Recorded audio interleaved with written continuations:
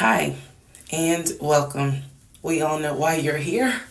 You're here for part of the new series that I'm calling Who the Fuck Did I Marry? I'm going to create this playlist series, and I'm going to tell the story of how I met, dated, married, and divorced a real pathological liar. This is my introduction slash disclaimer video. First and foremost, I'm going to be truthful, even if it makes me look bad. I'm going to be honest, but I'm also not going to be disrespectful to anyone that was involved. I'm not going to use people's real names because I don't have their permission to do so, and the sister does not want any sort of litigation. I will tell you off the top, I have a sense of humor and I have sarcasm. So things that you see me laughing at, none of this is funny. But in order to get through it, I have to laugh. If I cry, I cry. I'm human. I'm a woman. This was traumatic. I'm going to do the best I can to upload as much of the story as I can, because I know people get so annoyed with the follow for part 4, follow me for part 17. I'm just going to do the best I can to keep uploading the videos each at a time. I'm going to go in order from the time we met until the time I got our divorce decree in the mail. So that is a lot of time to cover. Please give me the grace to just get it out. It may not be all in one day. It may not be all in 2 days. But what I can tell you is, even if you don't necessarily see a video, I'm probably recording it and then I will upload it into the playlist titled, Who the Fuck Did I Marry? What else do I need to cover ahead of time? Because I feel like this video is important to give some sort of context, so that way when people jump into the series, they kind of can figure out, oh, let me start at the introduction video and then work my way through. A lot of the questions that you all have sent me will be answered when I start and tell the story in order. Everything I'm going to tell you can be verified. There are people in my life who can easily verify, yes, this did happen. Yes, he really did do that. Yes, he said that. Yes, she did go through that. I have no contact whatsoever with my ex-husband in any way, shape, or form. We do not communicate. We do not have mutual friends or anything where we communicate through those people. No contact. I cannot stress that enough, because I feel like somebody's going to ask me, do you still talk to him? No. I ain't seen him. I ain't heard from him. I don't want to hear from him. And I will tell the entire story up until the last time I did hear from him and what happened. Yeah, this is my story. So, I am just a regular woman who thought she met the one, and I didn't. Most people have never came in contact with a pathological liar. We typically come in contact with like a compulsive liar. It is not the same. A pathological liar has no reason for why they lie. And the lies that they make up, there's no limit to the lie. I was once a psychology major in undergrad. I didn't graduate with a psychology degree, but I'm very comfortable saying that he was a pathological liar. He was a narcissist. And yes, there was some in my opinion, mental health issues going on. Pathological lying part, absolutely. So I want to preface all this by saying, you're going to probably think, what in the world? There's no way this happened. Everything you're going to hear me say actually did happen. I never thought I was going to be in some sort of Lifetime movie, but I was. So I will read the comments as best I can. like I said, I think if you allow me to tell the whole story, things will be answered. And sorry, I do talk with my hands. It's a coping mechanism. So if you're like, why does she keep moving her hands? Other than that, let's all take a deep breath, buckle in, because this was a fucking crazy ride. And if you think it's crazy, imagine how I feel as the person who lived it and had no idea what I was dealing with. I thought I knew, but I truly had no idea who the fuck I married. You like how I twisted that? Anyway. All right, y'all. This is the introduction, so welcome. Part 1 will be up shortly. Please excuse the hair, but here is part 1 of Who the Fuck Did I Marry? So I met my ex-husband around March 4th of 2020. We met on Facebook dating site, and we also matched on Hinge. I did not realize that he was on both under 2 different names. So one was his actual name, and the other one was a variation, like a nickname that he called himself. Different pictures. So it was a running joke between us. Oh, you ain't even recognize that you had matched with me on Hinge. No, I didn't. And also that should have been a red flag. By the way, you will notice in this story, I called it the United Nations of red flags. It is so many red flags that, I mean, you would have thought I was colorblind because I ignored all of them. So anyway, back to the story. We met around March 4th. We exchanged phone numbers. He called me and we talked on the phone for the first time. In the first phone call, he told me that he had just moved to Georgia from California, from San Diego. His job had transferred him because he was being transferred in as the new regional manager for a major condiment company that is based here in Georgia. I'm not going to say the name. And so we also talked about his childhood. He told me he grew up in Philly. He's from Philly. Both of his parents were deceased. This is the first phone call. Both of his parents were deceased. His father was a Philadelphia police officer. His mom was a teacher. He also told me he briefly lived in Augusta with his family. He had 2 brothers and 2 sisters. He also had 2 half-brothers on his dad's side. First phone call. So I'm just giving you guys the backstory. This was the first phone call we had. So we talked about family.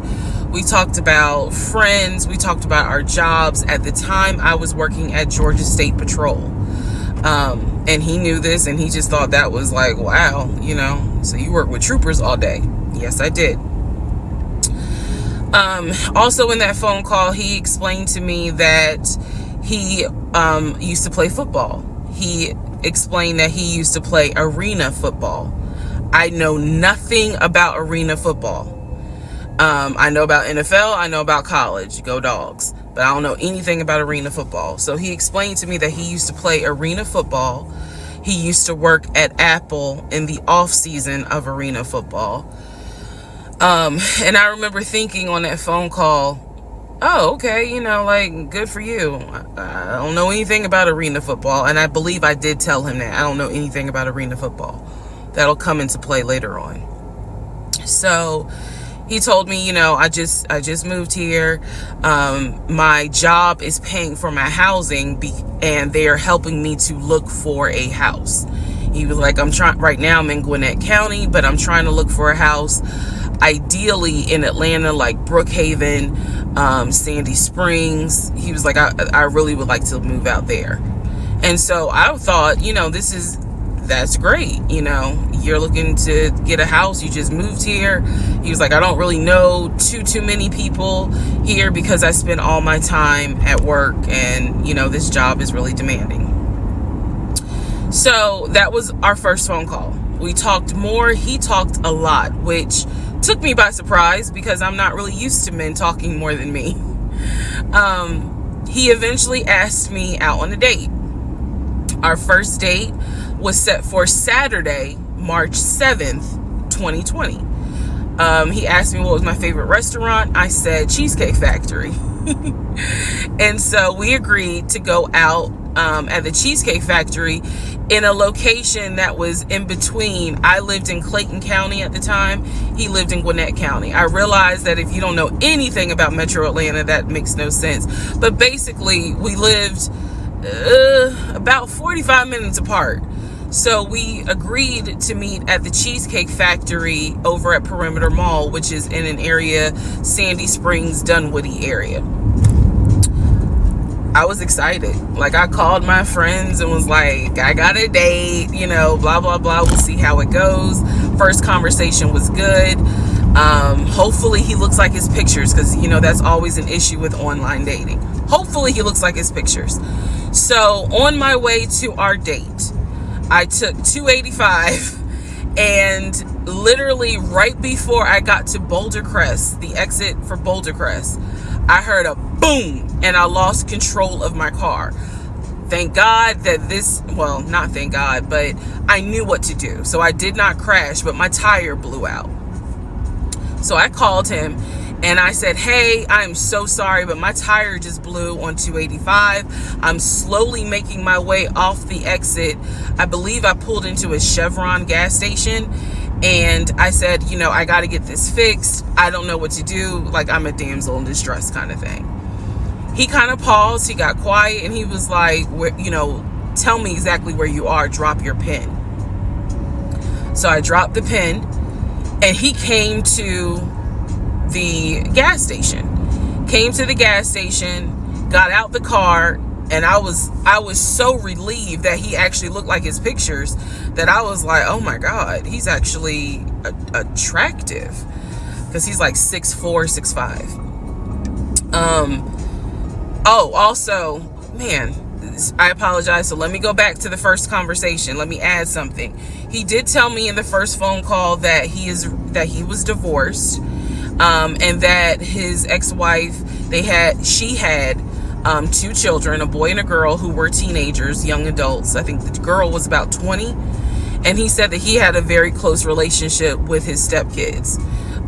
But that he and his ex-wife had divorced because she cheated on him out in California. And so coming to Georgia was a new beginning for him. She was still out in California. The kids were still out in California. And so, he was like, I can't stand her, but I still want to be in the kids' lives. I have to put that in there because that will come back later. So this is just setting the stage. Again, that first conversation we talked about family, job, friends, how he ended up in Georgia, me being in Georgia, the things that, I would think people talk about in the first conversation. All right, now back to the tire blew out. So he shows up to the gas station. He changes my tire, which I just thought was the sexiest thing in the world. And then he proceeds to say, hey, I found a tire place around the corner. You need to get another tire. Like, you can't drive on this donut. So he followed me to the tire place, and then helped me get a tire, paid for it. So I was definitely like, wow. And so the vibe was good.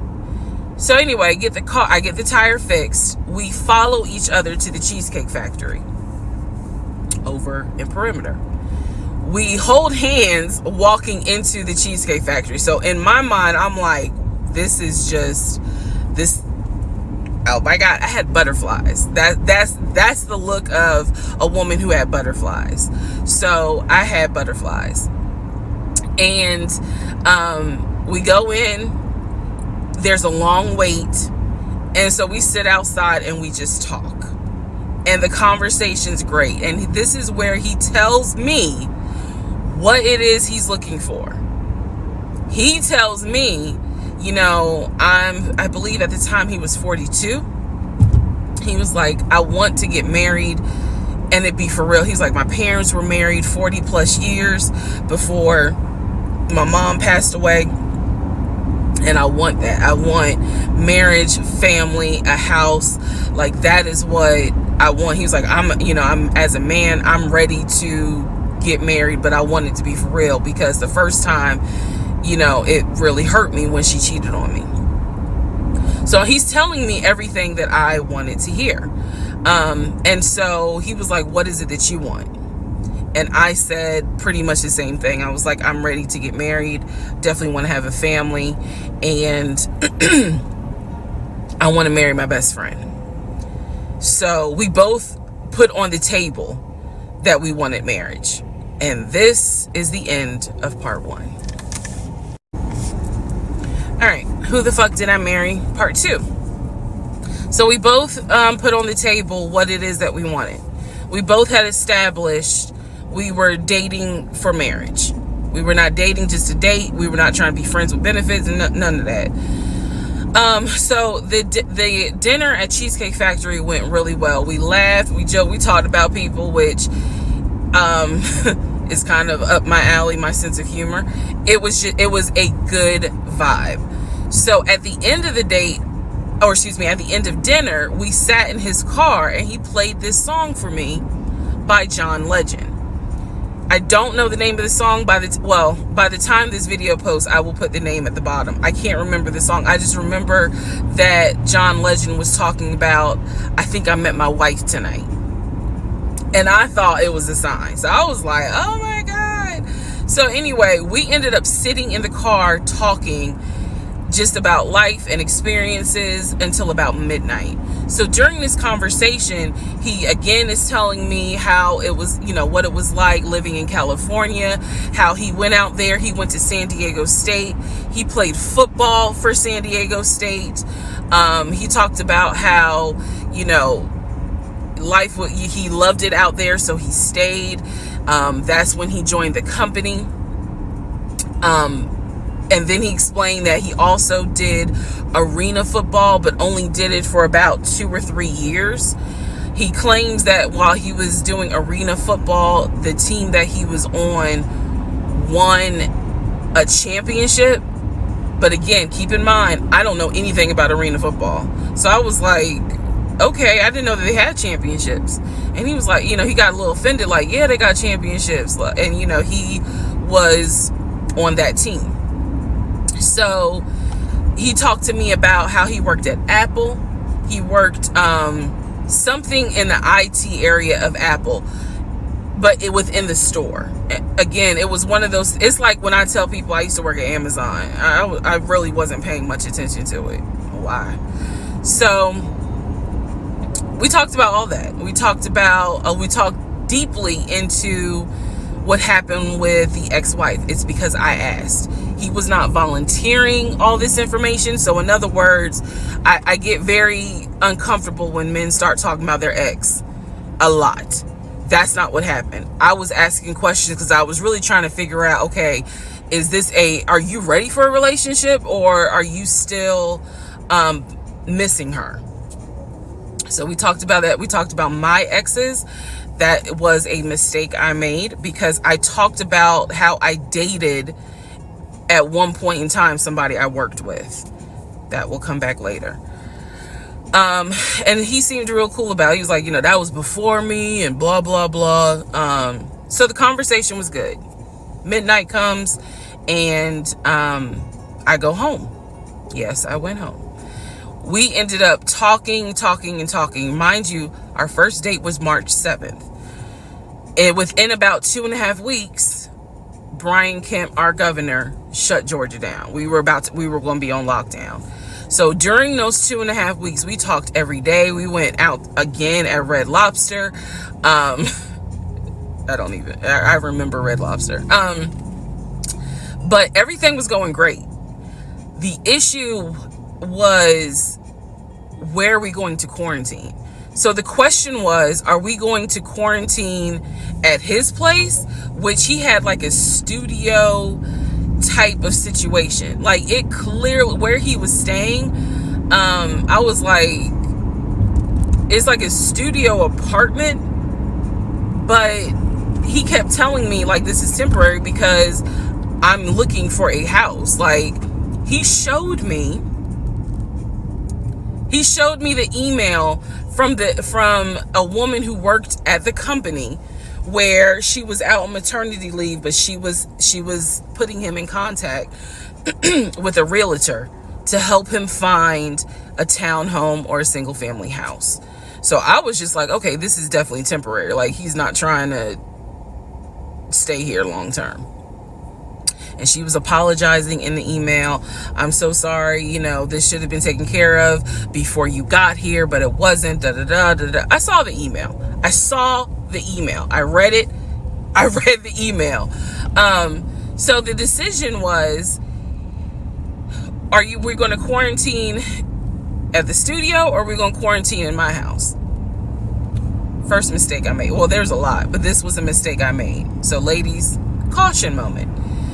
During one of our dates, because keep in mind, in those 2 weeks, we were seeing each other quite a bit. Nothing physical or anything like that. Just two people who I thought were really on some, all right, let's see if this is going to grow into something. He came to my house. When he came to my house, I had a 3-bedroom, 2.5 bath townhome. He was in a studio. Now, I'm telling you guys all of this in order of how it happened. So some things I'm probably going to insert what I was thinking and the mistake I made. Can I turn this off? No. Okay, I still need that.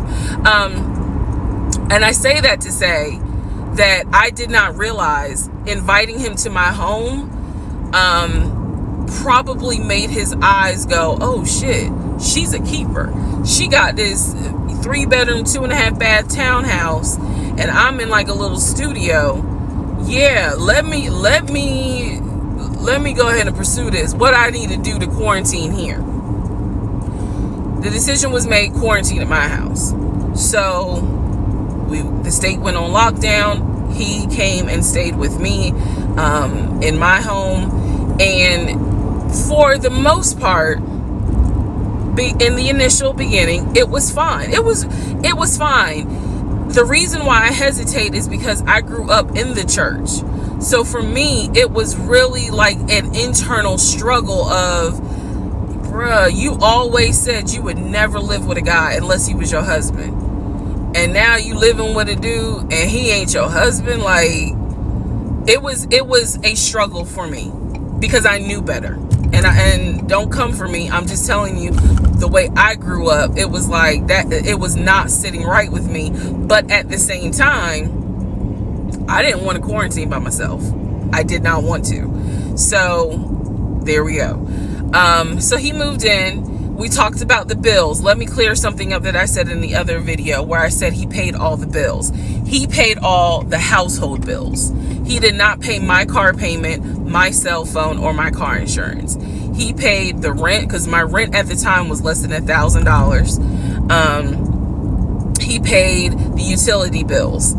And so when he's telling me that he's a regional manager, I was like, wow, okay, so you got money. And so he paid all the household bills. So my check really was just taking care of me, myself, and I. And I am not, this is where it's not gonna make me look good, but it's the truth. It was intoxicating to not have to worry financially about how to pay the bills. It was a wonderful feeling. And so I kind of pushed to the side the fact that, yeah, you shacking up, because it's like, but your paycheck, you don't have to worry right now. Like, he's taking care of all of April's bills before April even comes, because this was still March.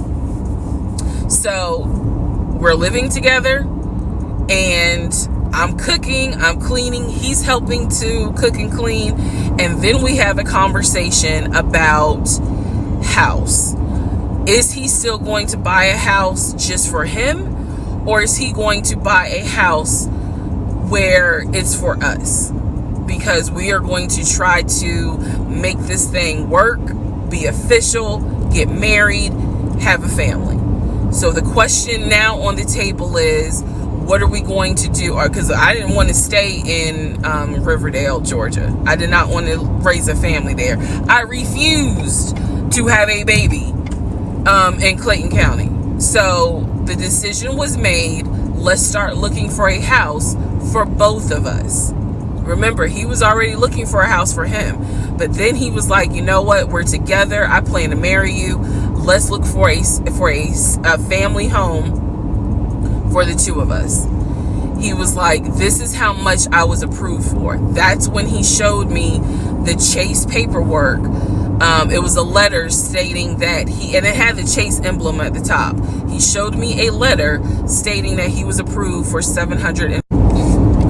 All right, part 3. Who the fuck did I marry? So this is when he showed me a letter from Chase with the Chase logo at the top, stating that he had been approved for a mortgage for a $750,000 mortgage, or a $750,000 house.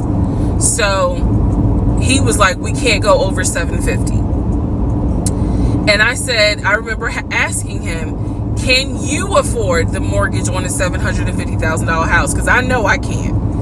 This is when he explains to me, I told you how I played arena football. I invested my money really well. So he said, I have money that will help pay for the mortgage. He was like, we're good. Like, I'm financially, I am okay. He was like, that's why I'm able to get approved for $750,000 mortgage. So he told me that his money was in different savings accounts. He said he had an account with Chase Bank, he had an account with US Bank, and he had an offshore account. This is what he told me. The offshore account, I was like, why? And he explained something about, the US, the US imposes taxes on money when you have a certain amount in US banks. He was like, so everybody knows that it's smart to have some money in an offshore account. Y'all, look, I live paycheck to paycheck. I was like, okay, that's whatever. I said, so you have the money to pay for a home. I'm also holding in my hand a letter from Chase saying that he was approved for $750,000. So I went off of what I saw. So we contacted a realtor. I won't say his name, but man, if he ever sees this TikTok, I owe this man such an apology. But we contacted a realtor who was based in Cobb County, because I was very adamant I wanted to move back to Marietta, Smyrna area in Cobb County, Georgia. He was fine with that. His whole attitude was, you're going to be my wife, happy life. So we met a realtor. I would find houses that I wanted to tour. Keep in mind that this was COVID. So at the time, we could not tour a home. It would have to be a virtual tour. So this particular realtor, we found a house in Douglasville, Georgia. Not Cobb County, but nevertheless, it's in Douglasville. I was fine with Douglasville. So we found a house in Douglasville, Georgia. The realtor did a FaceTime tour of the house. The house was a nice home. 5 bedrooms, 4 baths. So we did a FaceTime tour of the home, and the home was listed, I believe, roughly 400 and something thousand. I really liked the house. I could see myself living there. I could see us living there. Could see us with the kid there. This is now April, just for timeline purposes. This is April. So he really liked the house. He was like, you know what, we'll put an offer in on the house. He was like, if you like it, because again, it was COVID, we weren't going to be able to see the house in person because the family still lived there. So he said, I'll put an offer in. We'll see if it's accepted. I said, okay. So he puts an offer in. He's telling me he put an offer in. I need to clarify some things he told me and the things that I actually saw. So for this house in Douglasville, he told me he was putting an offer in. The realtor would call me because one thing that the realtor told us, he was like, if the woman likes the house, typically the house is going to get bought. So he kind of dealt with me a bit more than he did my ex-husband. And again, this is April 2020. This is before we got married. So at the time, he was my boyfriend. So the realtor was calling me and it was like, hey, you know, I put the offer in, and what they're asking for is proof of funds. And I did not know anything at this time about buying a house. So I was like, hey, you probably need to talk to him, because I'm not even listed on the mortgage. Like, from the paperwork I saw, it was only in his name. So he called him. I guess they talked. I was not there, but I'm assuming that they had talked. So the boyfriend is coming, my ex is coming home saying, yeah, I talked to so-and-so. I sent him over the paperwork. The offer was approved, and they are going to try to do a virtual closing. First, we got to do an inspection. If the inspection goes all well, then we have to do a virtual closing. He also told me that he put down earnest money on the home. He put down, I believe, $5,000. He said, I just transferred the money over to the realtor's account or whatever, so that it could be earnest money for the house. So I'm just like, okay, great. He was like, so realistically, this is April. We should be able to get in that house by June. Okay, no problem. So this is what he told me. About 3 or 4 days later, I get a phone call from the realtor, and the realtor is like, hey, I'm just checking to see what you guys want to do about that house. So I was confused. I'm at work, and I said, oh, I was told that he put an offer in. And the realtor was like, he did? I didn't know that he put an offer in. And I said, well, why wouldn't you know? Like, he told me he put the offer in, and he had paid earnest money, $5,000 earnest money. And so the realtor was like, well, let me call him and find out what's going on with that, because I didn't know anything about it. So red flag, of course. So I call him, and he, in true narcissistic nature, he flips the script, and he like goes off. He's like cussing, going off, like he shouldn't, excuse me, I have the hiccups. He shouldn't be calling you. If he has a question, he should call me, because I'm the one that's on a mortgage. He was like, and now it's going to be an issue. And I said, well, did you put the offer in with him or not? And he said, no, I did not put the offer in with him. I put the offer in with a friend of mine who is a realtor, so I can give him the business. So I did not hear from that realtor again. So I was just like, is the house under contract or is it not? He was like, yes, the house is under contract. This is how crazy things work out. About 3 days later, on realtor.com, I'm looking at the house because I was trying to figure out in my mind how I'm gonna decorate. It shows the house is under contract. So, showed my boyfriend. My boyfriend's like, I told you it was under contract. He was like, I did you not believe me? And I ain't had a heart to say, hell no, I didn't believe you. Like, it seemed too good to be true. But once I saw the house was under contract, I absolutely believe that, okay, it's under contract with him. Like, yeah, we're about to do inspection. We are about to move. And so we had driven by the house because, again, keep in mind, a family's still living there. So we had driven by the house. At this point, he was like, I want us to start looking for furniture so that way we can go ahead and order it. So when it's time to move, the furniture is ready, because it takes like 6 to 8 weeks sometimes for furniture to be delivered if they don't have it in stock.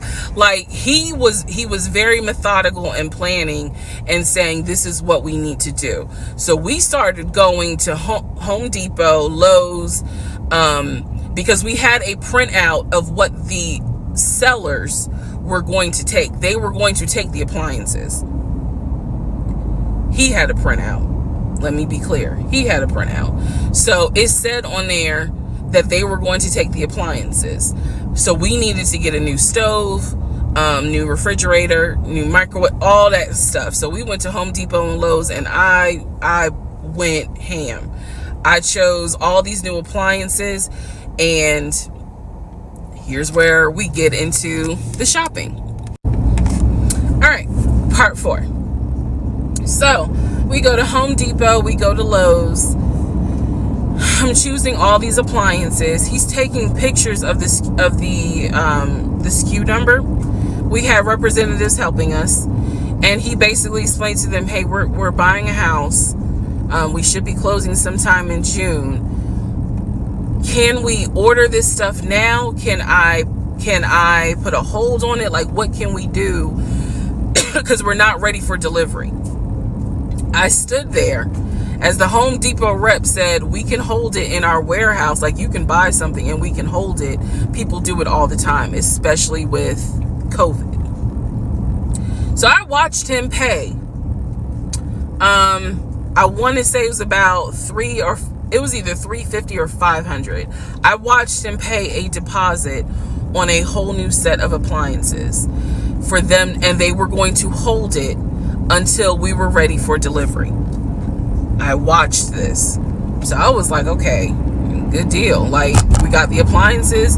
Next, let's go to Rooms to Go and Ashley Furniture and find actual furniture. So we went all around Rooms to Go. We went to Ashley Furniture. We went to American Signature. And I saw all these things that I wanted. Again, he's taking pictures of it. He was like, I can go online and order it. I didn't think anything of it because, again, I just saw that we held the appliances. So I was like, okay, that's fine. So April turns into May. May 2020 comes. This is where things start to get a little interesting. May comes, and obviously we had not done inspection.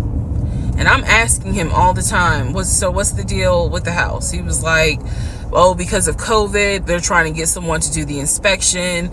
But the guy that they had, it was always something. The guy they had caught COVID, so they're going to have to get somebody else.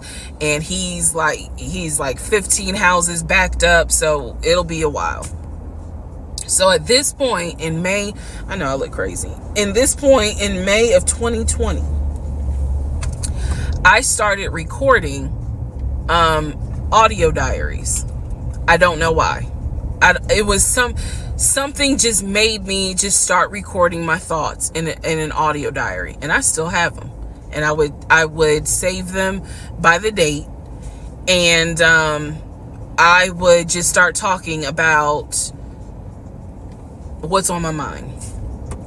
So I was like, I knew there was something was nagging me, like, but I kept pushing it out of my mind. I was like, you saw, this is what I reminded myself. You saw him pay for the appliances. You know the house is under contract. You know that he told you that he's the one who put the house under contract. Why would, I remember saying to myself, why would he lie about that? This is so easy to verify. Why would he lie about that? Have you caught him in any other lie? And at the time, the answer was no. So I really was like, maybe you just aren't used to a guy who actually does what he's supposed to do. Like, I was questioning myself and then answering my own questions. So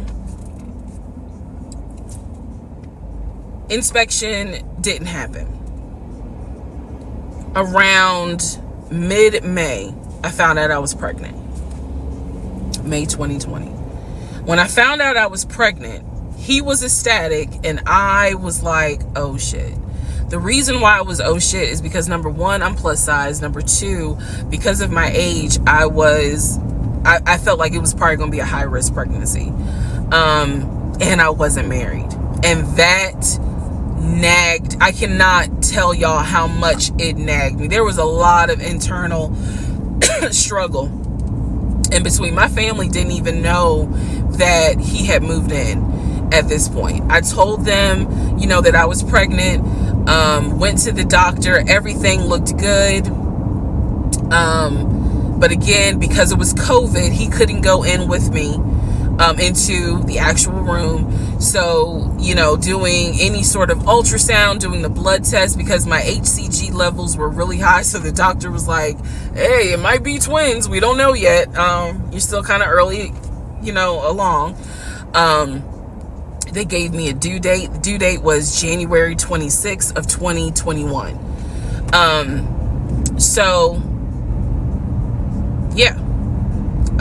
May, found out I was pregnant. So there was now more of a push into, we got to get a house. We got to get the fuck up out of here. I'm not having a baby in Riverdale.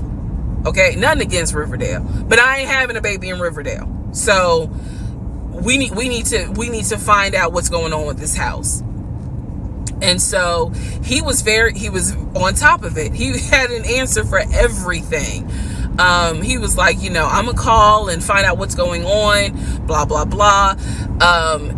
He then magically told me about a week later, oh, they're going to do inspection on the house, like in 2 days. So I was just like, okay, keep in mind, I'm taking his word for it. I'm taking his word for all this. So he's like, they're going to do an inspection. Once we get the inspection report back, then we will know what we're going to be responsible for. What are we getting ourselves into? So, I guess they did an inspection. He showed me an inspection report. Only thing that they said that the roof had just recently been replaced, which I remember he was very happy about. And the issues that there were for the house were minor. It was not a bad, because we did have a discussion about it. He was like, it's nothing that we can't handle.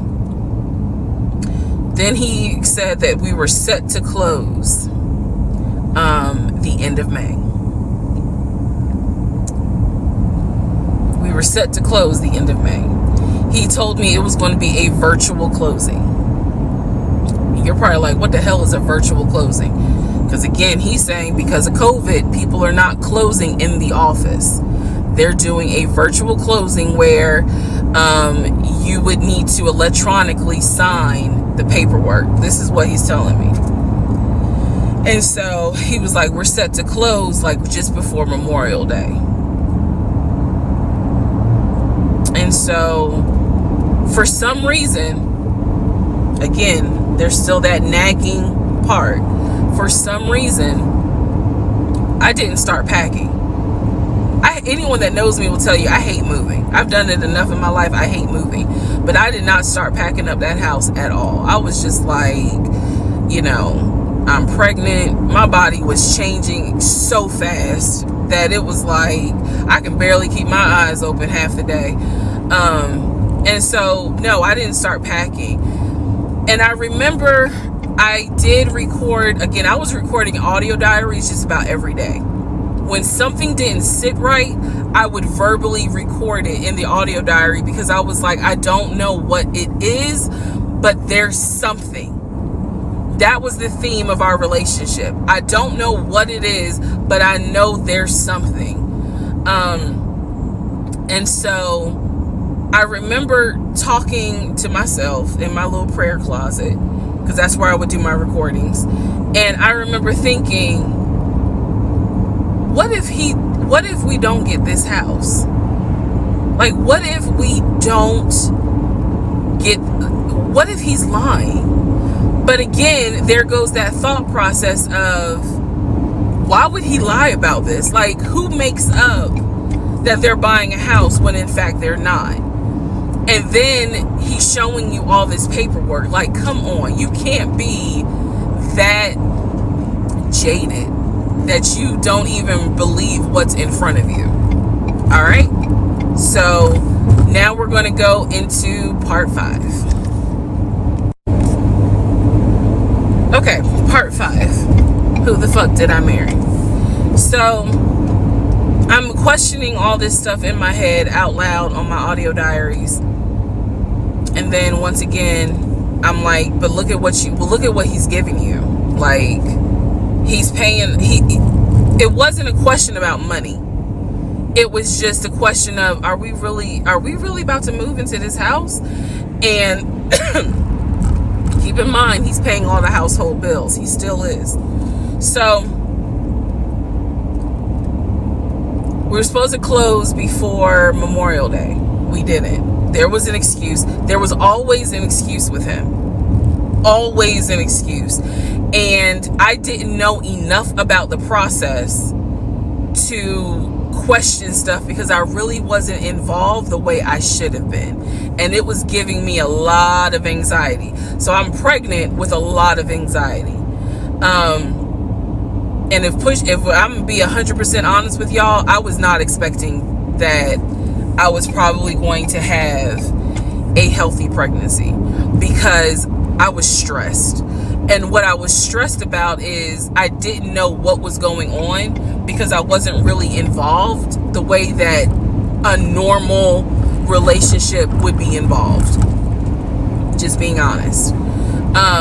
So we did not close.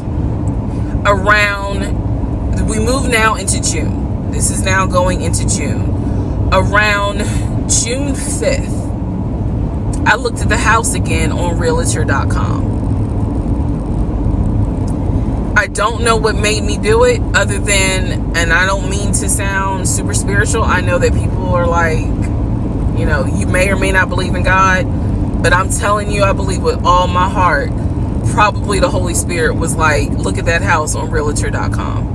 So I looked at the house on realtor.com. This was around June 5th. It showed that the house was off the market. And I remember being like, okay, wait, what does that mean? What does that mean? Because ex-husband is telling me we're about to close on the house. We're about to close. It's our house. We got furniture, he's also telling me that he's been in contact with the realtor, his friend, who was telling him, this is what was happening next. Here's what's going on. So the guy that we initially worked with apparently is completely out of the picture. But again, I was not heavily involved. So I'm just like, let me look at the house. I see it's off market. What the fuck does off market mean? Like, now I'm really freaking out. So it shows the name of the real estate agent for the seller. I don't remember her name. I called her and I said, I said, my husband and I, even though I wasn't married, my husband and I were looking at this house at 123 Main Street. And we really wanted to tour it, but now I'm showing it's off market. Is it not available? Or, I pulled that card and she was like, oh, no, ma'am. The home closed yesterday. It closed June 4th. Again, there are certain dates I just remember. And I said, oh, it closed June 4th? I was like, really? And she said, yes, ma'am. She was like, my sellers sold the house. And I was like, oh, man, okay. Well, I said, my husband and I really wanted, we love the pictures of it. And we're getting ready to start a family. So I would have loved to have been able to, have the opportunity to see it. I asked her something. I don't remember the specific question I asked her. And I know why I asked the question, because I was anticipating that my boyfriend at the time was going to have some sort of excuse. So I asked her something about the buyers. And I remember, and somehow, again, forgive me, I don't remember the question I asked her. But the answer was that it was an older white couple. Older white couple. So I get off the phone with her. I record an audio diary. And in the audio diary, I specifically say, okay, there is no house. He's going to have to get out of this lie somehow. Because now I realize, at the very least, he was lying about him being the one who was under contract. I knew enough about that. So I was like, what, how was he going to get out of this? Again, I've listened to the audio diary in 2024. I literally said in that audio diary, how is he going to get out of this lie? And I was trying to think of ways on how he's going to do it. And something said to me, because I say it on the audio diary, I said, he's going to say it's a bad deal. And he's going to say he wants to pull out. Y'all keep in mind, I am pregnant. So I had a decision to make. As ugly as this decision was, I made the decision, you're about to have a baby with this man. He's paying all the household bills. Let him get out of the lie. And that's what I did. I purposely made the decision that I knew he was going to come back, and I knew he was going to give me some bullshit on why he couldn't buy the house, because he didn't know that I knew that house is already sold. The house is already sold. And this is the part where I said, I'm gonna be honest, even though it's gonna make me look bad, because most women in their right mind would have been like, I'm out. And I didn't. So sure enough, he came home. He didn't really say anything that day. The next day I asked him about the house, and he said, my friend, the realtor, he was like, I'm talking to him because something's going on with the interest rate. And when he said that, I felt so much relief, because I knew that I had been prepared for, he's going to give you some bullshit. So when he said there's something with the interest rate, I said, you know what? If this is literally what I said, y'all.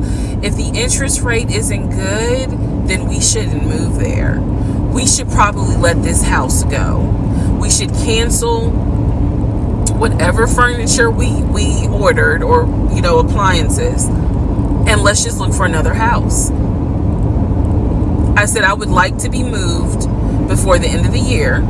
I said, I really don't want to be 9 months pregnant moving into a house. I would like to be done with this before then. And the way I said it was so calm. And he was like, okay. He was like, I'm going to call the friend, the realtor, and tell him I'm backing out of the house. And I'm going to see if I can get my earnest money back. And I remember looking at him. I was standing in the kitchen, and I cocked my head to the side, and I said, okay, get your earnest money back, and let's find another house. And so that's how that first house fell through. So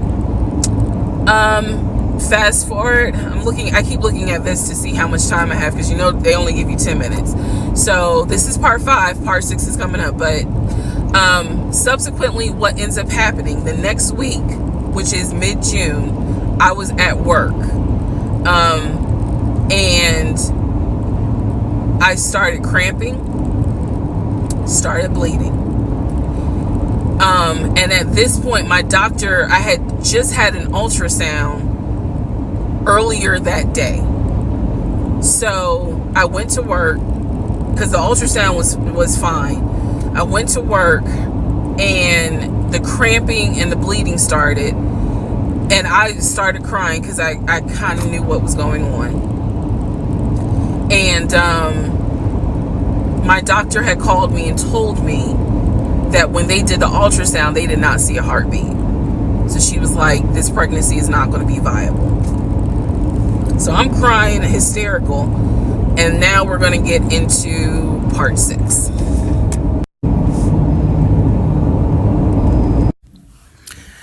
Okay, so this is part 6 of Who the Fuck Did I Marry? So where we left off.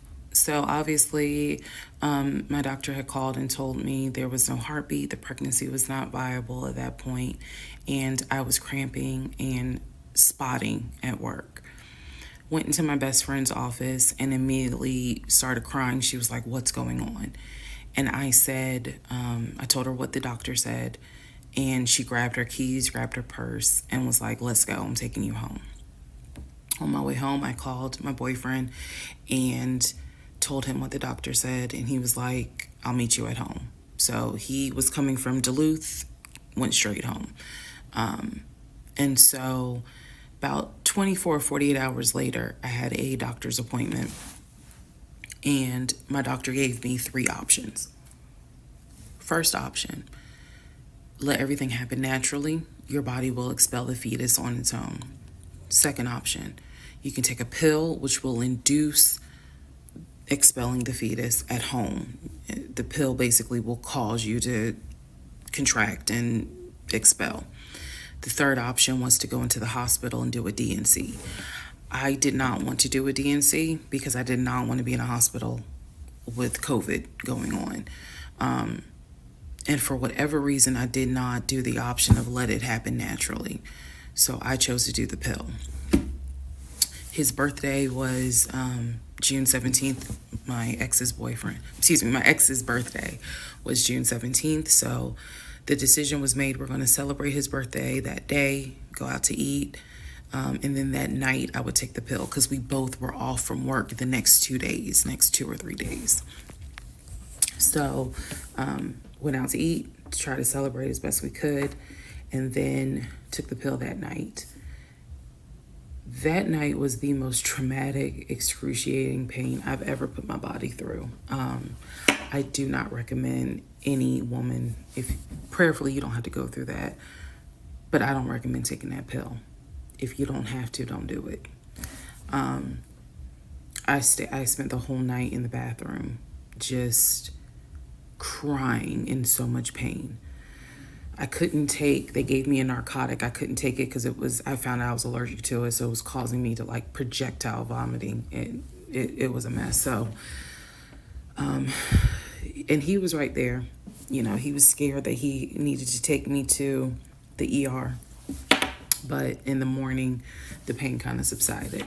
So about 72 hours later, I had another doctor's appointment where the purpose of this appointment was to do an ultrasound to see if everything had passed. Everything did not pass. So because of that, my doctor was like, we're going to have to do a D&C. My D&C was scheduled for the first week of July. My boyfriend, my ex, was going to take me. That was always the plan. 2 days before my procedure, he comes home and tells me that he is up for a promotion. He's up to be promoted to VP. Because of this, the president of the company, is coming in, and it was going to be this huge business meeting he had to go to. The business meeting was scheduled for the day of my surgery. And so I'm throwing a fit because I was like, you there's no way you can do that meeting. Like, I need you to take me to the hospital and all this other stuff. And so he offered to have his sister take me to the hospital. Apparently his sister lived in Douglasville. I was like, no, because I've never met her. Like, I'm not having a stranger take me to the hospital. No, this is a private situation. I don't want to do that, blah, blah, blah. So my aunt had offered to take me. And then my friend who took me home from work had offered to take me. So at that point, we get into an argument because he's like, my sister is, you about your family, so why can't she step in? And I was like, nah, because I don't know her. Period. I don't know her. So my friend offers to take me to the hospital because I was all distressed that he's saying he has a business meeting and he can't take me.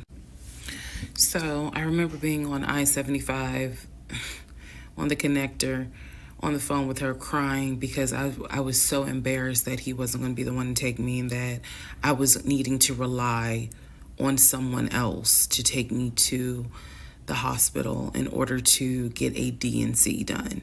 And she was really great. She was like, girl, this is why you have a village. Like, it's okay. Things happen. The world is crazy right now. I will take you. You're going to be okay. So he did not take me to the hospital for my D&C. My friend did. She could not stay because of COVID protocol. So when they wheeled me into pre-op after I got checked in, I texted him and was just letting him know, hey, here's the update. I'm about to, I'm in pre-op. They're going to get me prepared to go back to the surgical ward or whatever. And the response I got was from his new executive assistant named David. Now, when he told me he was up for the promotion, he did tell me that part of getting this new job would be that he would get an executive assistant named David. And he did tell me, I'm going to make sure that I inform David, if you get a text from this number, meaning from me, pull me out of the meeting because, my fiance's having a procedure done and I'm picking her up. So it's important that you come get me if it's something serious. So I text him. David responds. He said, yeah, Mr. Blah Blah told me that you are having a procedure done. If you need me to get him, I can go get him. He's in a meeting. Just let me know what you need. And I just said, no, don't bother him. I'm just giving an update that they're about to take me back. And David responds and says, I'm so sorry you're going through this. Please let me know if there's anything I can do. So I have the procedure. I wake up and I am now in recovery. I should be in recovery 45 minutes up to an hour and a half. I wake up, first thing I ask, and I remember asking, is where is so-and-so? The nurse who was so sweet, she was like, everything went well. You're doing great. She said, we spoke to your fiance. He's on his way. So I said, okay. I kind of dozed back out, but I could still hear everything that was going on. I just could not keep my eyes open to save my life. So I hear her talk to the other nurse. And that's when she said, Dr. So-and-so called her fiance and his executive assistant picked up. And the executive assistant said that he was in a business meeting and that, you could relay to him what you need to say and he'll tell the fiance. And my doctor was like, hell no, HIPAA, I need to speak to him. So apparently my fiance called the doctor back about 30 minutes later, and the doctor informed him she'll be ready to be discharged in about an hour. You can make your way and come pick her up. He said he was on his way. He was on his way from Duluth to Atlanta, which is not a huge distance, but the time of day, one thing about Atlanta, there's always traffic. So he should have been there within the hour. I should have only been in recovery an hour and a half. Let's go to the next part. Part 7, who the fuck did I marry? So I should have been in recovery at Northside Hospital for about at most an hour and a half. Subsequently, I ended up being in recovery between 3 to 3.5 hours. The nurses kept calling my ex, asking what's the status, because they were actually getting ready to do a shift change. So they kept calling, asking what's the status, like, where are you? I want to say that they called a total of 3 times and they spoke to him twice. So at this point, I knew that they were all like, where's her fiance? Like, what is going on? He said he was stuck in traffic, and so he was making his way there. He eventually did get to Northside Hospital, and they wheeled me down, because again, he couldn't come in, just because of the protocols. So when I got in the car, and I'm in pain, but yet drugged up, couldn't keep my eyes open, I was just out of it. But I remember him calling my aunt and my mother and letting them know, I picked her up, we're on the way home, let me get her settled, and then I'll give you guys an update. I remember that. What I did not know was that he had texted my aunt and my mom and asked them to not bother me for like a week. Like, just please don't reach out to her. Let her just rest. I am from New Jersey. I am from an African American family. You don't tell my black mama or my black aunt that, please don't bother her for a week. I didn't know this at the time, but I'm just interjecting that part. I'm trying to stay in the timeline, but he did apparently do that, and my aunt was like, "Boy, I will fuck you up." Anyway, so go home. He waits on me hand and foot. I recover. Just needed about 24 to 48 hours to just get my mind right. During this time, in between when the house in Douglasville fell through, we had not talked about a house. So I guess it was about a week later, after the DNC, he decides that, do you want to start looking for a house again? Excuse me, I have the hiccups, y'all. Do you want to start looking for a house again? Because of what happened with the house in Douglasville, I felt like I was smarter this time to say, I want to be involved in every aspect, because I don't know what the fuck happened with that house in Douglasville. But what I do know is that he lied to me. I didn't know then what I know now. I just knew he lied about I knew he lied about being under contract. So I told him, I said, I don't want to work with your friend who I've never met, never talked to. I know that he has talked to him because he's talked to him in front of me. And I'm going to demonstrate on one of the videos how he used to do his phone calls. Don't worry, it's coming. So we found a new real estate agent. Really nice guy. His name was Scott. I am using his real name. Really nice guy. And we told him what the budget was. And Scott was like, okay, when you guys are ready, we can start looking at houses.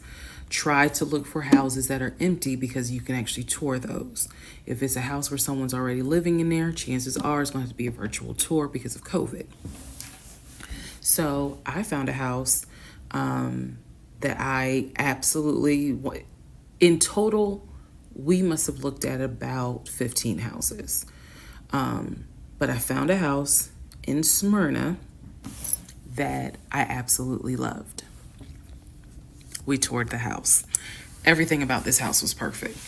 The house was listed for $699,000. It was a brand new construction build. The only issue was that the basement was not finished, and he wanted the basement to be his man cave. Again, I went with him to tour this house. So this was already feeling very different than the situation in Douglasville, because we did not actually tour the Douglasville house. We only did a FaceTime virtual tour. This house in Smyrna, we toured. We toured this house more than once. And it was gorgeous. Fucking gorgeous. So we talked about it. He said that he had the money. Again, the price was $699. He said he felt comfortable putting in an all-cash offer. If you remember on the videos before, he told me he had money in his savings from when he played football.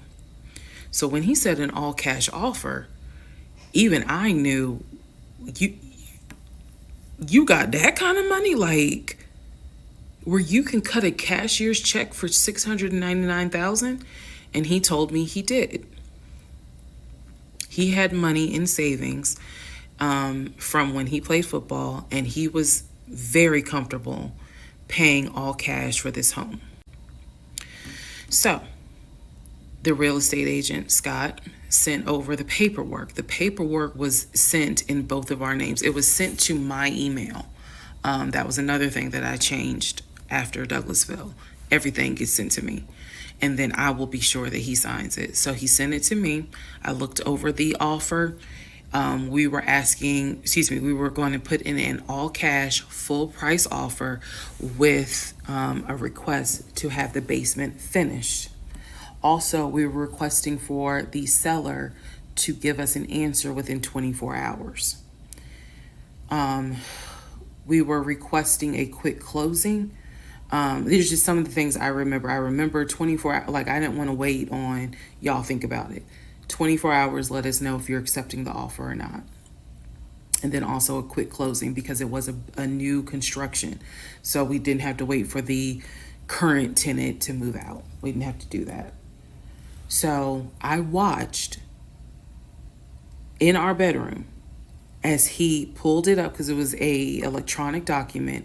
He signed his name to the offer for $699,000 cash. He requested again, the seller let us know in 24 hours if they were accepting the offer. So we submitted the offer at around 6 p.m. We were requesting that by 6 p.m. the next day, they let us know if the offer was accepted or not. I watched him sign the offer. I sent the offer back to Scott from my email. All parties had signed. Scott texted us and said, I got it. I'm submitting it. I will let you know what they say. Let's go into part 7. Sorry.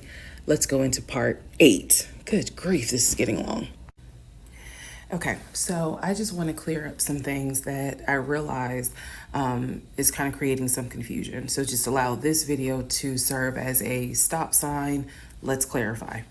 First of all, the story, background. He was born in Philly, raised in Philly, and moved to Augusta. Story is that he moved to Augusta for high school. After high school, he went to college at San Diego State. Enjoyed San Diego State, stayed in San Diego for quite a while. Got married out in California, had a house in California, played arena football out in California, but his family was back here in Augusta, Georgia. He still had a lot of family up in Philly, but for the most part, he had a sister in Augusta. He had a sister in Douglasville. He had a brother in Baltimore. He had another brother in Philly, and he had a brother in Nashville. So I just want to clarify that in terms of not the demographics, but the geography. Born in Philly, came to Augusta for high school, went to San Diego State for college, played football, stayed at San Diego, got married out there, but still had quite a bit of family here in here in Georgia. He also had a sister, I think I said, who lived in Douglasville. I have physically met his aunt who lived in Augusta. I've met his brother who lives in Augusta.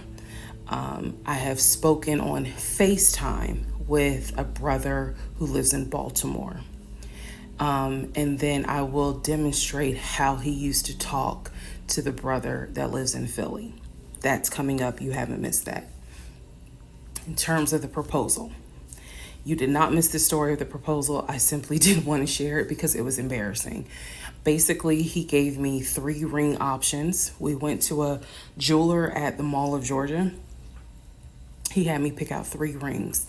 I told him which one I liked the most because I knew it wasn't a romantic proposal at all. I knew which ring I liked the most. I told him which one. He basically said, when I'm ready, I'll give you the ring and I'll propose.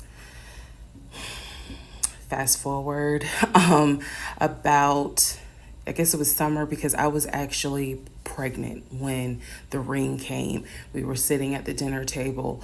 He took the ring box out of his pocket, slammed it on the dinner table, and I was like, what is this? He was like, open it. I opened it. Inside was the ring that I had wanted, that I had chosen at the jeweler. And he was like, all right, so this means that you're going to be my wife. I was pregnant. So, again, when I asked y'all to give me grace, it's because there are certain things that's just like, girl, what was you thinking? Trust me. There's no excuse. So there was never a, will you marry me? It was more of a, we're living together, we're having a baby together, we need to get married, because the backstory also was that his dad was a retired police officer, but at one point his father was a pastor. So he could quote the Bible like nobody's business, as we all know. So can Lucifer. But anyway, he could quote the Bible like no one's business. And so that's how we ended up engaged. And I was wearing a ring. I will find a picture and I will try to post it. But I was wearing the ring. Don't worry, there's more to that story as well. So just wanted to clarify some things for the people who were like, wasn't it weird that he had a sister who lived close, but he's from Philly? So I just wanted to definitely bring clarity to what he told me was the backstory. Born in Philly, came to Augusta for high school, went to California for college, played football at San Diego State, played football and arena football, worked at Apple, and then joined the condiment company in California, who then transferred him back to Georgia. He was married in California, and he told me he got divorced in California. That is important as well. That will come up again later. And so the ex-wife, at this point in time, at the time that I'm telling you, part 7, which is the last video I just posted, the ex-wife lived in California with her 2 kids, his 2 stepkids. The 2 stepkids were 17 and 20 or 21, but they were that age group. And he was saying that he was very close with them, so he wanted to keep a tight relationship with them. And he talked to them, if not every day, every other day. When I say, and when I say this, I need y'all to understand. When I say that he talked to someone, it means that he was on the phone in front of me talking to the person. I hope that, because I will touch back on this. He was on the phone in front of me talking to the person. So he talked to his siblings every day. He talked to his aunt almost every day. He talked to his family the way I talk to my family almost every day. And again, I will demonstrate how he used to do the phone calls. I will also demonstrate how he used to do the work phone calls, because he called me every single day from work. And he would talk to people while he was on the phone with me.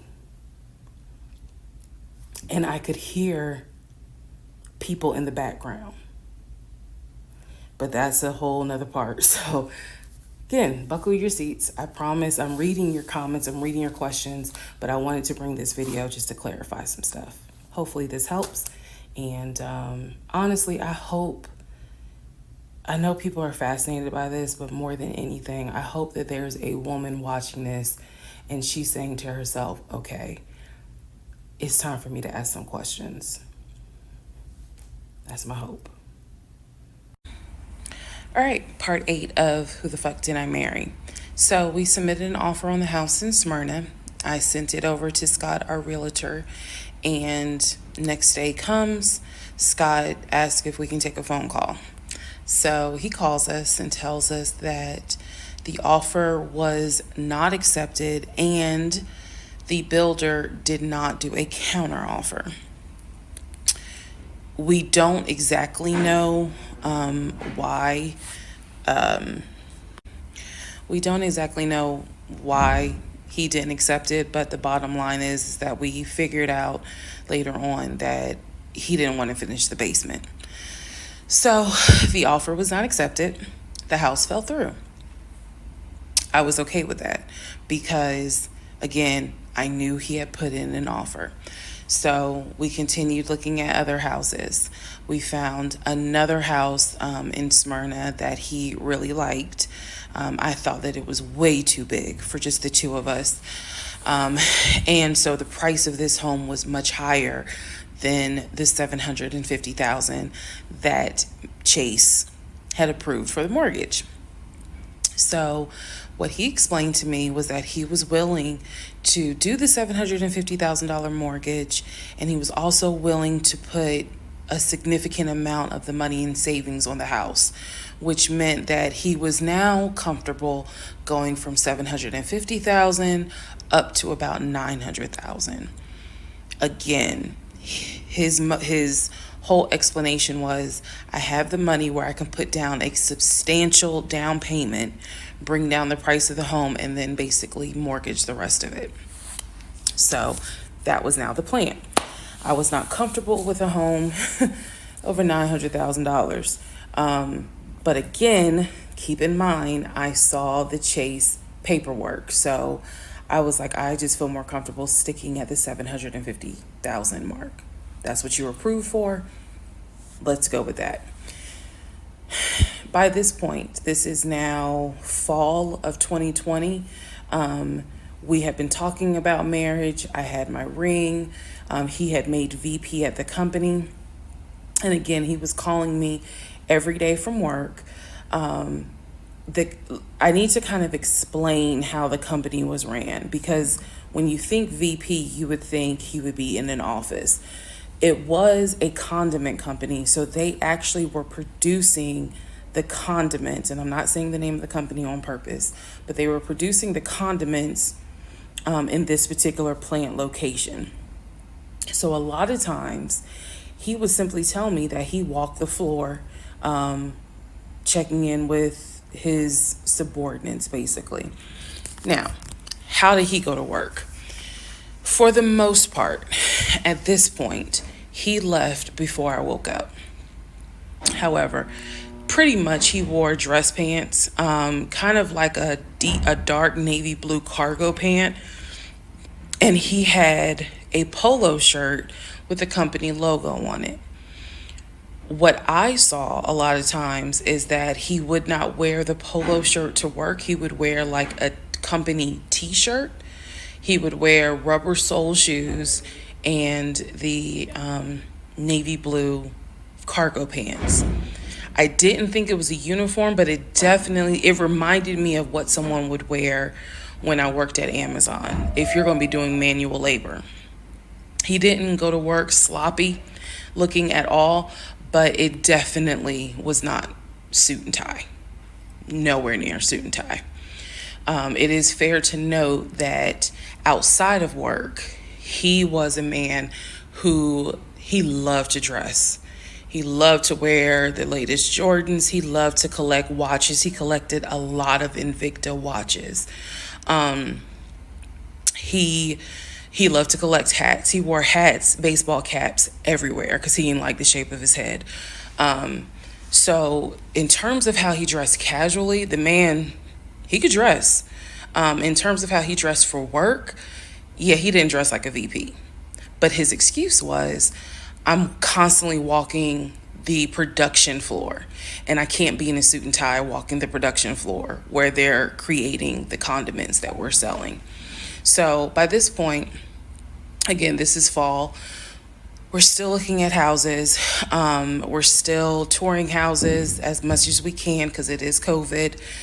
We had found another house that we really liked and a house that I really truly wanted to put an offer in on. This was now going to be the second house that we put an offer on. He put in the asking price, I believe, was about $700,000.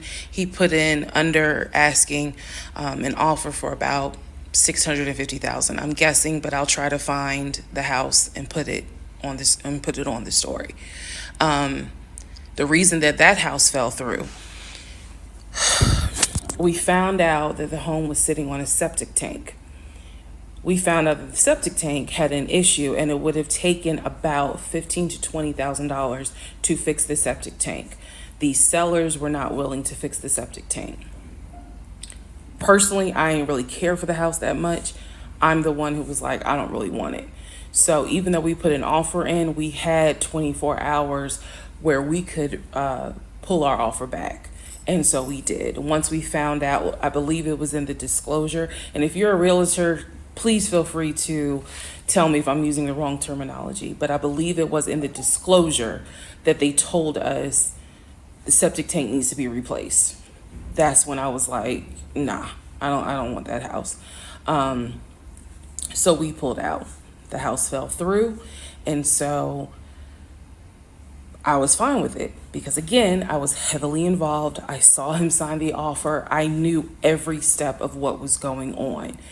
Our real estate agent, Scott, was amazing, but you will see when I get to it where he made a mistake as a real estate agent.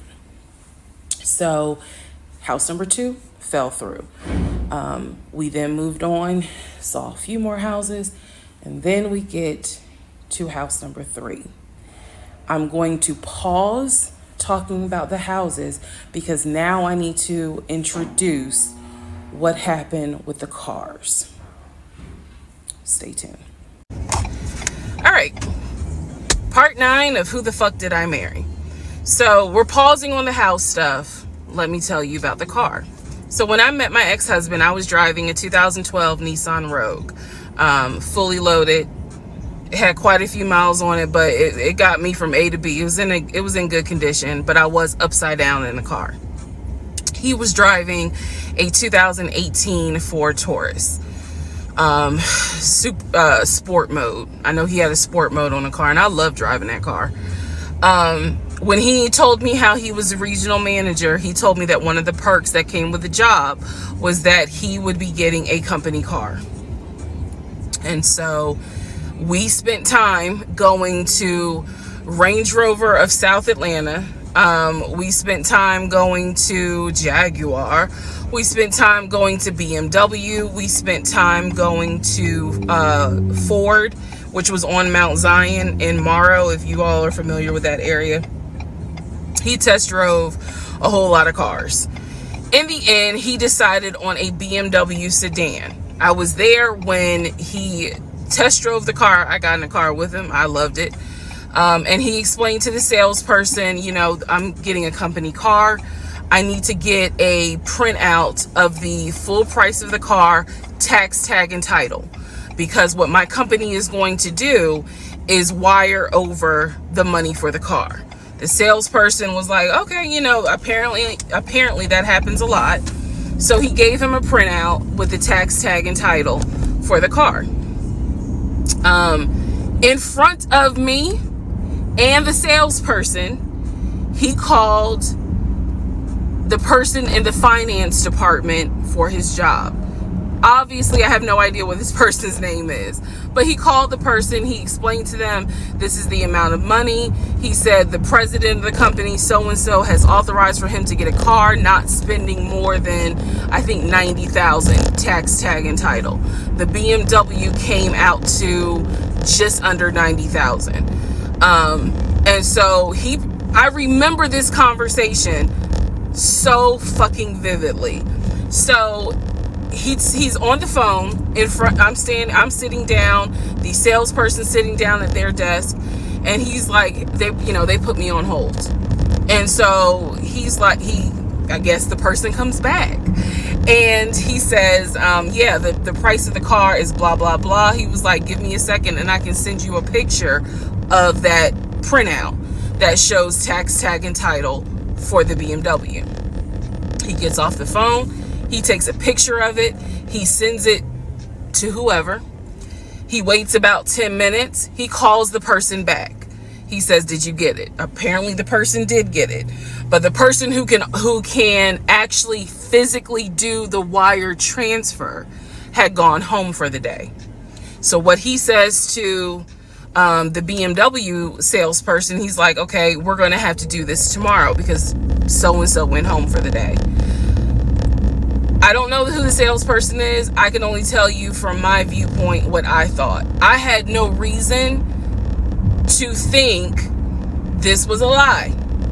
I really didn't. Because again, you got to please keep in mind the circumstances that all of this is happening. We're inside the dealership. We're sitting at the desk of this person. He gave us the printout.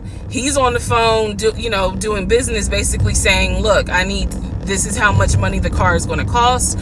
He's taking a picture of it. He seemingly is texting someone saying this is how much, this is proof of how much it is. Then he asked the BMW salesperson, I need your wire transfer information. The guy got up, rushed over to, I guess, their finance area to get the bank wire information, because obviously you have to wire it a certain kind of way. Rushes back over, gives it to my ex-husband. My ex-husband's like, okay, first thing in the morning, we will get this wired over, and then, I'll come and pick up the car.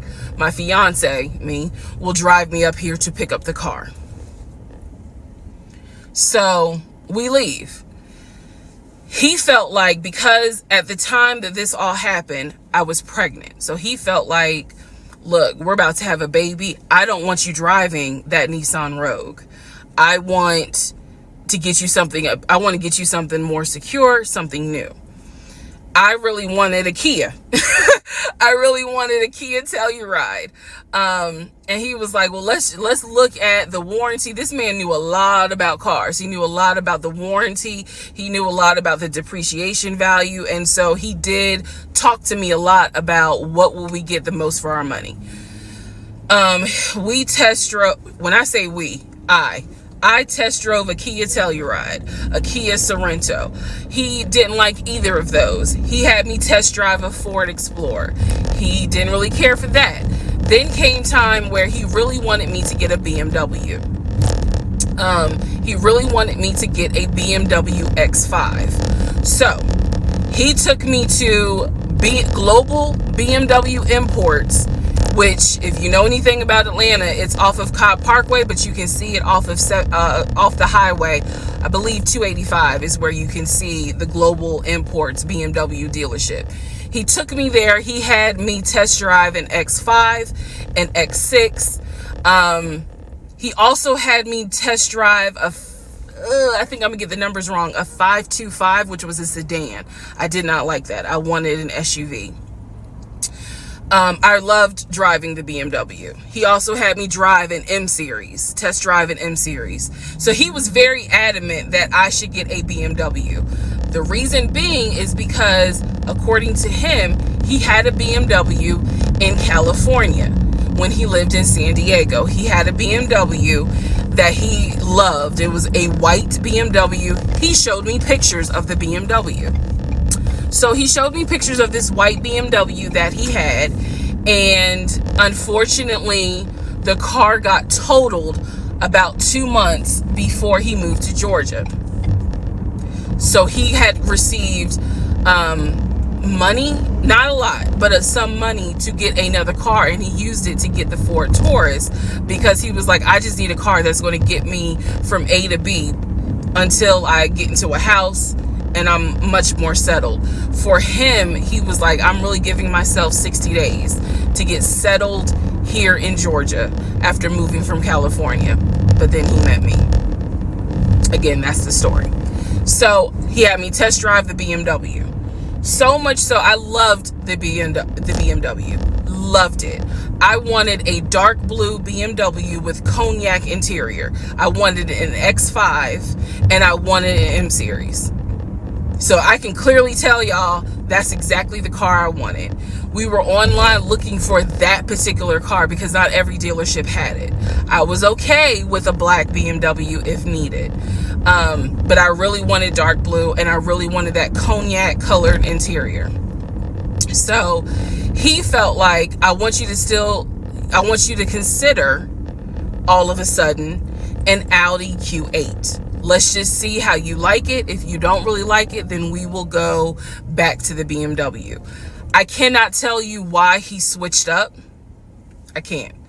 But I can tell you he took me to an Audi dealership on Peachtree Industrial. He test drove an Audi and I test drove an Audi Q8. I loved the Q8. Loved it. But I was tired of test driving cars. By this point, I had test driven so many cars. Our weekends were spent either looking at a house or test driving cars. And I was picky, I will admit that. So he had me test drive the Q8. I really liked it. I finally just told him, look, I'm good with either the BMW or the Audi, because I'm tired of test driving cars. He told my family he was buying me a new car because, keep in mind, let me let y'all know. He had met my family initially on Zoom because, again, we were locked down. He had met my family. He also had met my family in person because at this point, it was like, look, if you're not showing any symptoms, maybe we can do family dinner. And so we had. So he had met my family in person. And now we will go ahead and move towards part 10 of this series. Okay, part 10. Who the fuck did I marry? Okay, had to sneeze. All right, so at this point, I had test driven all these cars. Kias. Hell, he even had me test drive a Nissan Murano. But the main two were BMW and an Audi. He had told my grandfather he was getting me a car. He had told my aunt he was getting me a car.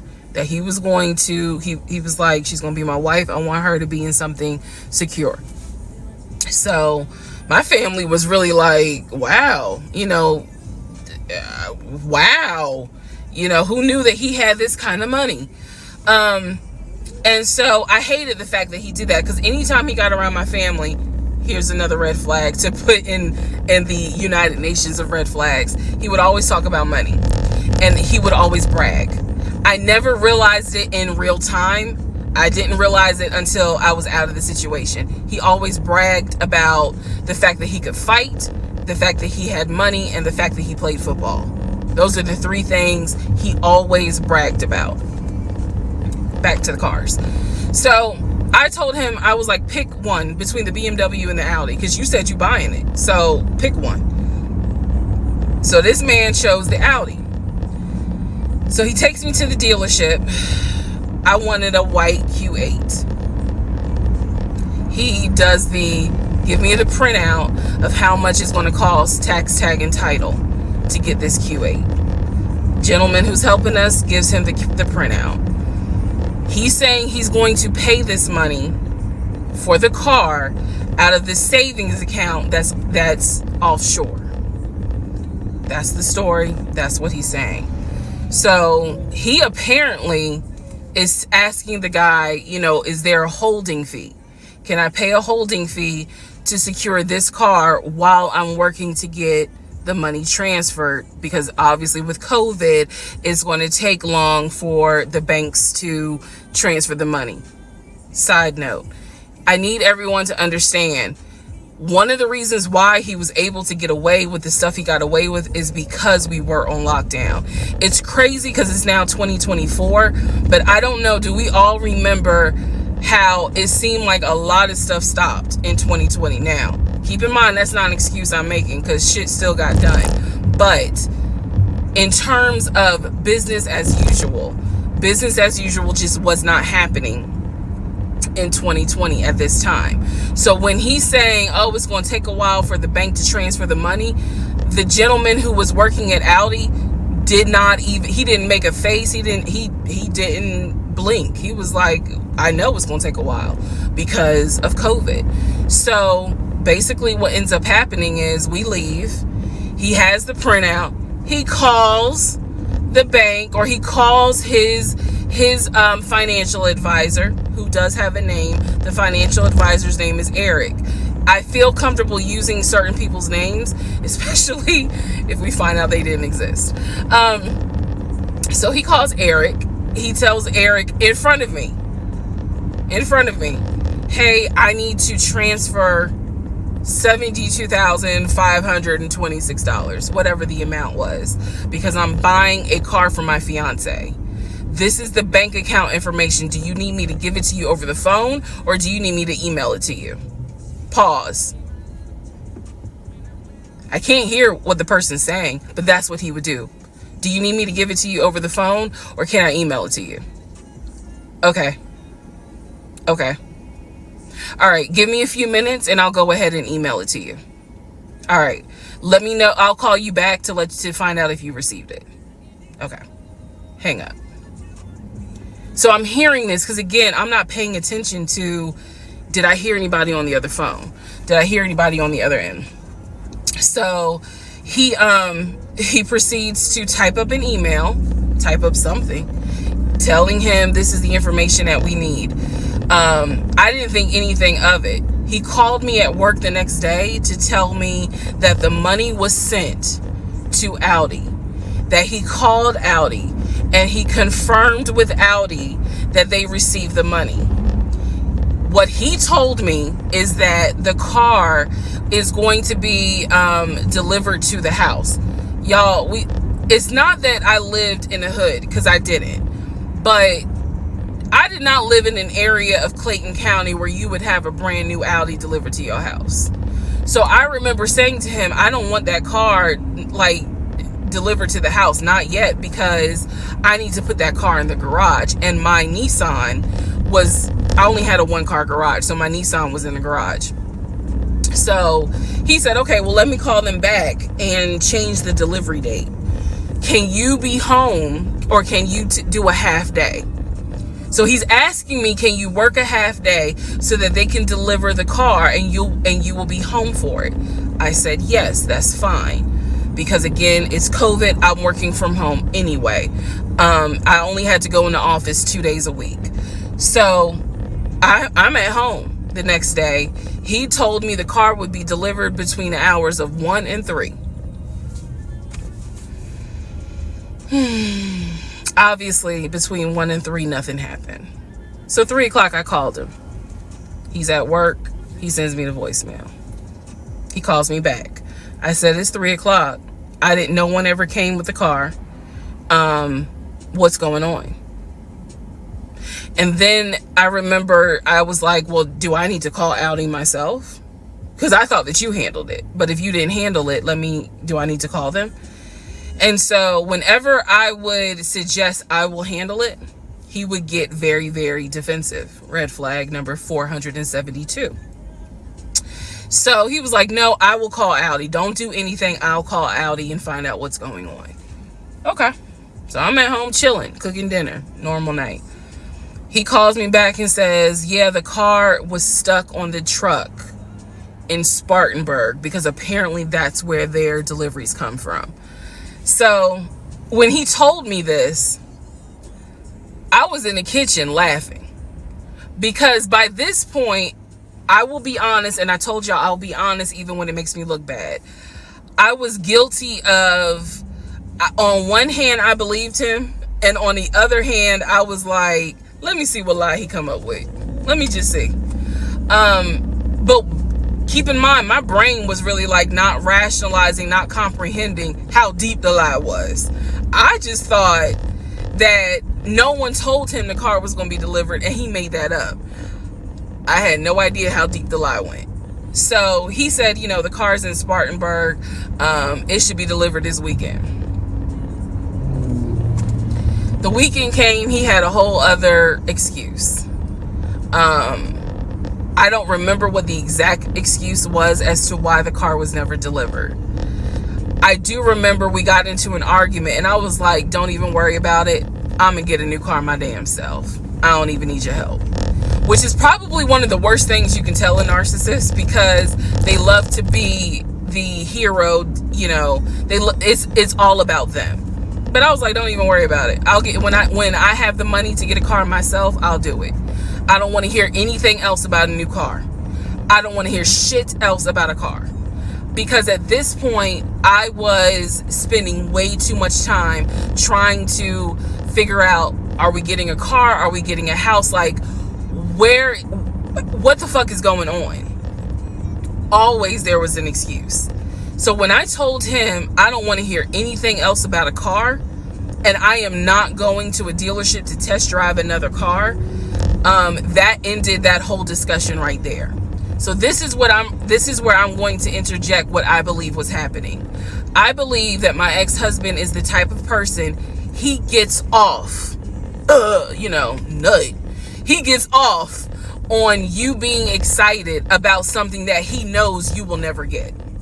So I believe that he enjoyed going to car dealerships. He enjoyed watching me test drive a car and get excited about it, knowing I was not going to get it. It is the level of cruelty. And again, I'm telling y'all stuff that I found out way later on. It is the level of cruelty that I still cannot comprehend. So the whole issue about the BMW and the Audi, I think he just enjoyed seeing me get excited and then pull it away. Part 11 coming up. All right, part 11. So for this part, I'm just going to give you some backstory on the family. Pause all the stuff about the house. Pause the stuff about the car. This is backstory on his family, my ex-husband's family. All right, follow me. My ex-husband's parents, mom and dad, are both deceased. Mom passed away from cancer. Dad passed away shortly after her. I'm not sure what he passed away from. So he has a number of siblings. He has two, with his parents, he has two brothers. One is older, lives in Philly. One is younger by 2 years, lives in Nashville. He has two sisters. One, Shantae, is older, lives in Douglasville with her husband and two kids, a boy and a girl. Younger sister, Kim, is the baby, lives in Augusta with her husband, worked at, I think he told me, Procter & Gamble. That was the story. He had two half brothers that were through his dad. One brother lived in Baltimore. The other brother lived in Augusta. The brother that lived in Augusta, I have physically met in person, shook hands, hugged, all that. The brother that lived in Baltimore, I have FaceTimed with, talked to him. The brother that lived in Philly, the older brother that he looked up to, I have never talked to him on the phone. I would always talk to him through my ex-husband. So the conversation would be like, hey babe, brother so-and-so said hey. He didn't call him brother so-and-so. We'll call him John. John said hey John. I would be in the bathroom doing my hair, brushing my teeth. Hey John. And he would be like, did you hear? He said, how you doing? I was like, I'm good. How's he doing? Because that's just me. And so he would relay back and forth. He talked to John every day from starting around July after the grandmother passed away. He would talk to John every morning. We both would be getting ready for work, and he would be on the phone with John. They would be talking for 30, 40 minutes, talking about football, talking about other siblings. They would be talking about cars. It was really like not a big deal. They would talk about the brother in Baltimore. They would talk about the brother in Augusta. And then they would reminisce. This is the conversations I could hear. Let me explain. When I say I can hear a conversation, what that means is I am physically standing near him or next to him where I could hear him with the phone up to his ear talking to someone, because it wasn't me. Okay? I may not hear the other person because the phone call may not be on speakerphone. But what I hear is, for example, I hear, "Hey man, what y'all doing? Oh, for real? Y'all barbecuing this weekend? What y'all making? Oh, that's what's up. Nah, I think me and her gonna stay in this weekend because, these numbers is looking crazy with COVID. Yeah, she over here. She's sitting right here. She watched the TV. Okay, hold on. John said, hey. Hey, John.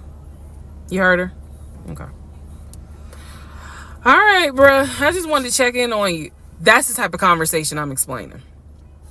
Okay, so I hope that gives a little more clarity about the type of conversations I'm hearing. So, I don't know why this light keeps going out. Okay, so that's how he would talk to his siblings.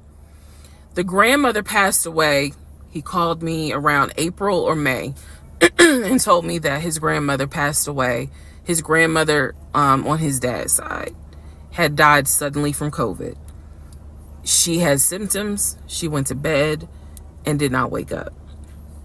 He was distraught. He was crying. He wasn't eating. He was just sitting there, listening to music, not watching TV, just sad, because he was like, my grandmother was always my support system. So from what I saw, it really bothered him. I did not think anything of it. I'm one of those people, if you tell me somebody in your family passed away, I'm gonna believe you, because I don't play about death.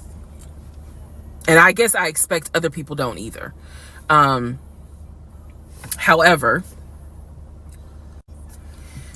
that is not the same for everyone else, but we'll get there.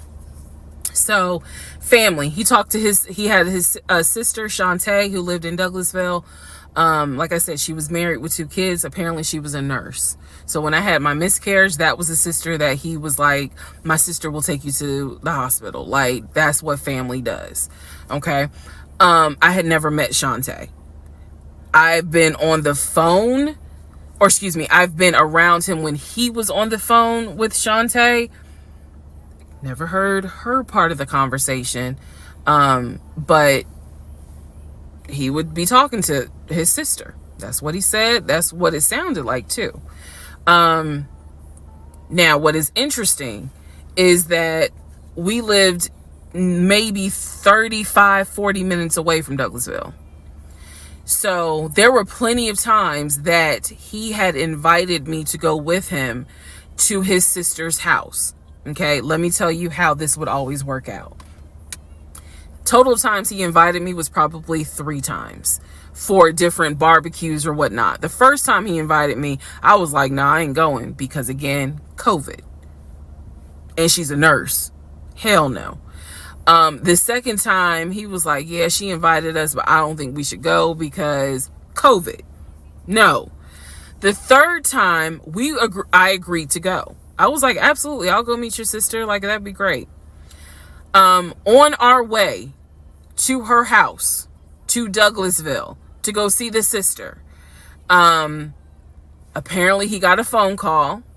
The phone was always like on vibrate, but he got a phone call and he told me that something came up, and so she had to cancel the barbecue, the get together, whatever.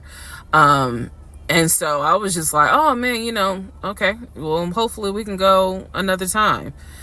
It didn't happen close enough for me to have red flags, if that makes sense. But at this point, as y'all probably like, girl, you so blind. But again, I didn't think anything of it because it's like, okay, it fell through. We'll see. We'll reschedule. And so we just went out to eat, and then he talked to another brother, the brother from Augusta that he would have on speakerphone. So it was like, I didn't think anything of it. I really didn't. Man,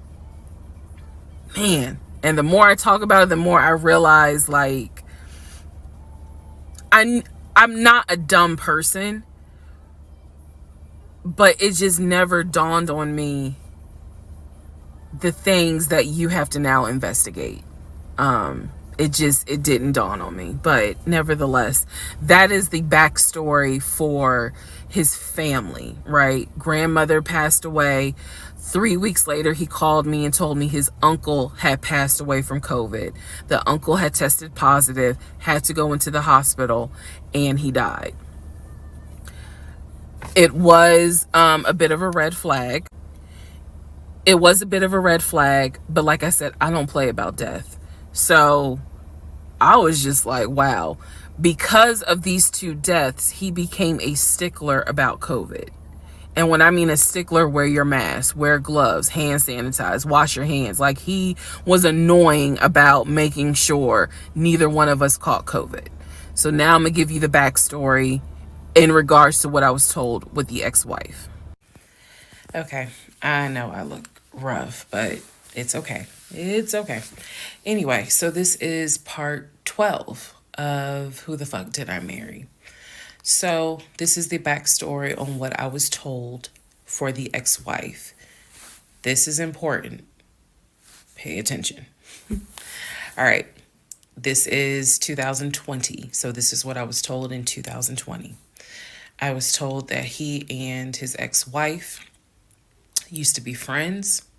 Then they started dating and subsequently got married. They got married in California. He had bought a house with the money that he made from arena football. They had apparently gotten married on the downward of the arena football career. Had a nice house. He showed me a picture of the house, showed me pictures inside the house. Remember that? Showed me pictures inside the house. It was a really nice home in San Diego. And basically what happened was that he came home from work early one day and I have the hiccup, sorry. Came home early from work one day and his wife was sleeping with another man. The man was in the house. He and the man get into it. Her son, who is about 17 years old in 2020, she had two kids, a daughter and a son. The son apparently was on his way home from school when my ex-husband found his previous wife in bed with another man. So the story goes that he and the guy fought. He kicked the guy out. He kicked his ex-wife out, but told her the kids could stay. The kids are not biologically his. Those are his stepkids. She was like, you must be kidding. Like, I'm not leaving my kids here. The kids are old enough to where they were like, we don't want to go because you fucked up. We don't want to leave. So apparently she leaves. The kids stay with him for a few weeks. And then she gets her own place. The kids move in with their mom. He files for divorce in California. He files for divorce in California, and it was an ugly divorce. She was asking for spousal support, all kinds of stuff. And then it turned into, I'll help you with the kids, not child support, but just I will give you some money for the kids, because apparently he was very close to the kids and he wanted to keep a relationship with the kids. Their biological fathers, apparently there were two fathers, their biological fathers were not in the picture. So the divorce starts out contested and ugly, eventually becomes amicable.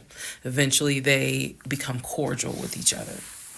So my ex-husband moved. This is all all before he ever met me. So I'm telling you the story of what I was told in 2020. So eventually, about 2 years later, is when his job approached him about an opportunity to transfer to Georgia. And so he took it. New beginning, fresh start. He has family in Georgia. He took it. He told me this story pretty much the second or third conversation we had. So it was always from the beginning that she had cheated. He caught her, and he had filed for divorce, but he was still close to the kids. They still had a great relationship. I've heard him on the phone with the kids, just encouraging them, helping the 17-year-old like with homework. The kids really apparently wanted to meet me, and I was fine with that.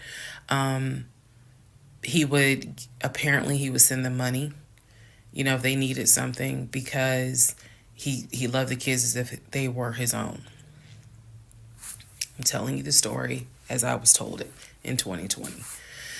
So let's see, around April or May of 2020, he informs me that his ex-wife has moved to Georgia. Apparently, she's staying with her sister in Gwinnett County. So she has moved to Georgia. The 2 kids are now in Georgia. And so when he tells me all this, I'm like, so what's that supposed to mean? Now, I will say this. He never made it seem as if she wants him back. He never presented that. It was always, no, we're cool for the kids. We're cool for the kids. But he's never presented that she was trying to get him back. I feel like it's fair to her for me to say that. And again, stay with me. It all comes out. But that was the backstory in regards to the ex-wife, that they got married in California, they divorced in California, and then she eventually moved to Georgia, to Gwinnett County, after he had transferred to Georgia for his job. He did tell me that, every now and then he'll get a text message from her. He told me that he, told her when I was pregnant. He felt like she needed to hear that from him instead of hearing it from the kids. And we got into a bit of an argument about that. But, honey, in the big scheme of things, anyway. So we got into an argument about that. I felt like that's none of her business. But that's the overall backstory of her. So remember, because there will be a quiz, but just remember, he met her in California, married her in California, divorced her in California. She moved to Georgia, to Gwinnett County, after he moved to Georgia. Are we clear? Okay. Part 13 of Who the Fuck Did I Marry? So I've kind of given you guys all the backstory. Let's just kind of recap real quick. So I told you how we met in March of 2020. Basically, Georgia got shut down. I keep saying shut down, got locked down. We decided to quarantine together. I know it was crazy. It was crazy. I really liked him and thought he liked me. So, I told you guys how we met. Things moved at a rapid pace. Met in March. Moved in together pretty much end of March, beginning of April. Found out I was pregnant in May.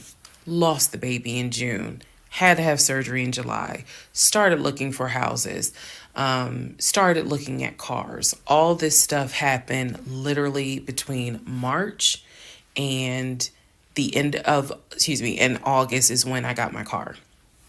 So, got a car in August. He paid the down payment for that car, which I was shocked by. And no, it was not a BMW or an Audi. It was a Nissan Altima, but I loved that car at the time. So he paid the down payment for that car. He told me he would help me with the car payment. The biggest mistake that I made, and I'll explain why I say this. The biggest mistake I made was that I signed myself up for a car note, where I knew I needed his help to pay the car note. I knew better. My mom has always taught me, do not ever put yourself in a position where you are financially dependent on a man. And all of that went out the window. And the reason why I say that was the biggest mistake is because when I have pulled back the layers of this whole monstrosity of life that I lived for 2020 and 2021, it really does boil down to the fact that I truly ended up marrying him more out of fear than anything else. And I'll expound upon that later. But I got the car in August, and by this point I was exhausted of looking at cars. I was mad that I didn't get a BMW X5 dark blue with cognac interior. And I was tired of looking at houses, getting my hopes up, looking at a house and picturing myself in the master bedroom, the kitchen, the island, all that stuff. I'm a visual person, and I was tired of getting my hopes up. So now we're going to segue into fall, going into the holidays.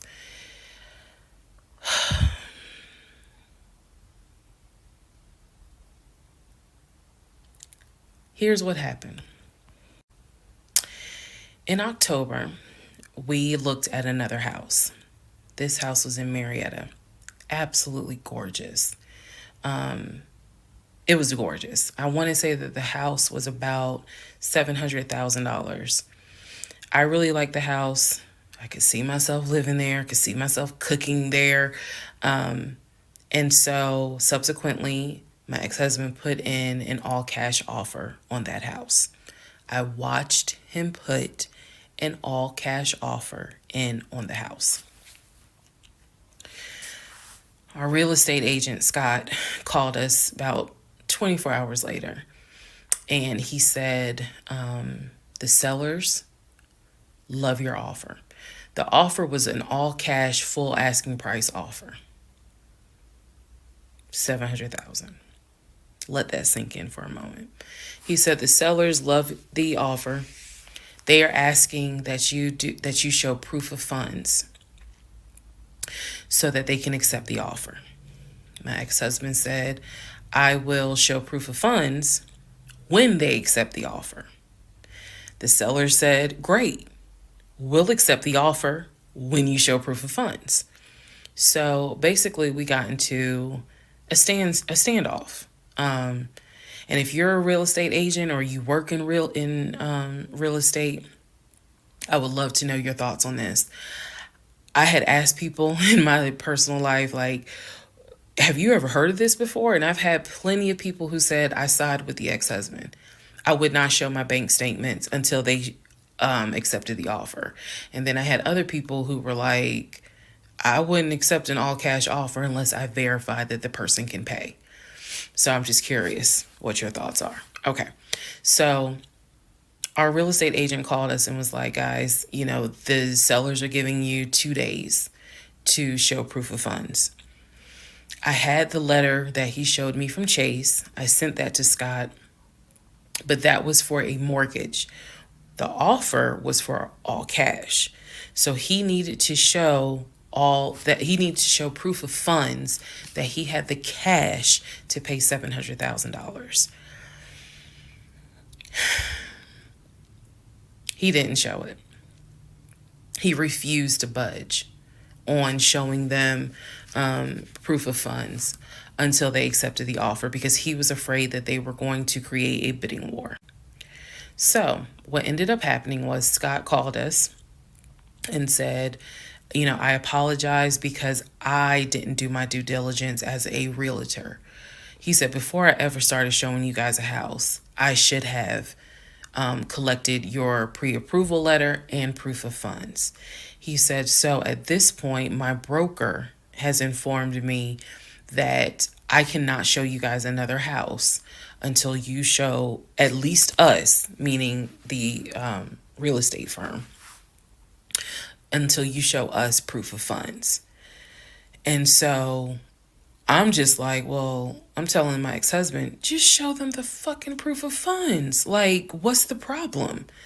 And so it was a lot of, I find that this is really unprofessional because it's not our fault that you didn't do your job correctly.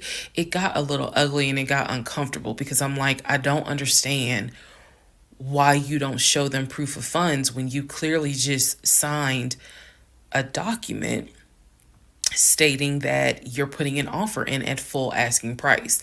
This was the same thing that the realtor was saying. He was like, but you just signed an offer. So what's the problem? Like, you want them to accept the offer and then you'll show everyone the proof of funds? And my ex-husband, without missing a beat, said yes. So Scott did his best to work with the seller and say, look, accept the offer. He'll show you, he'll open the books. He'll show you the proof of funds. These sellers were like, no, that's not. And it wasn't so much the sellers. It was the seller's agent. Big respect to the seller's agent. But the seller's agent was like, no, that's not how we're doing business. He needs to show those proof of funds before I advise my clients to accept his offer. Period. If he's not willing to do it, we'll go on to the next offer, because they did have another offer on the table for it was less than asking price, but they were willing to accept that offer over the all cash offer because those people had basically shown proof. So subsequently, the house fell through. We passed the 2-day deadline. They went with the other offer. Also, at this point, our real estate agent, Scott, and I do not blame him for this, pretty much cut all ties. Because what he, I believe, felt like was, I don't know what's going on, but something's going on. And this is not how I do business. So until you guys are ready to show the proof of funds needed to buy a house, you need to get yourself another agent.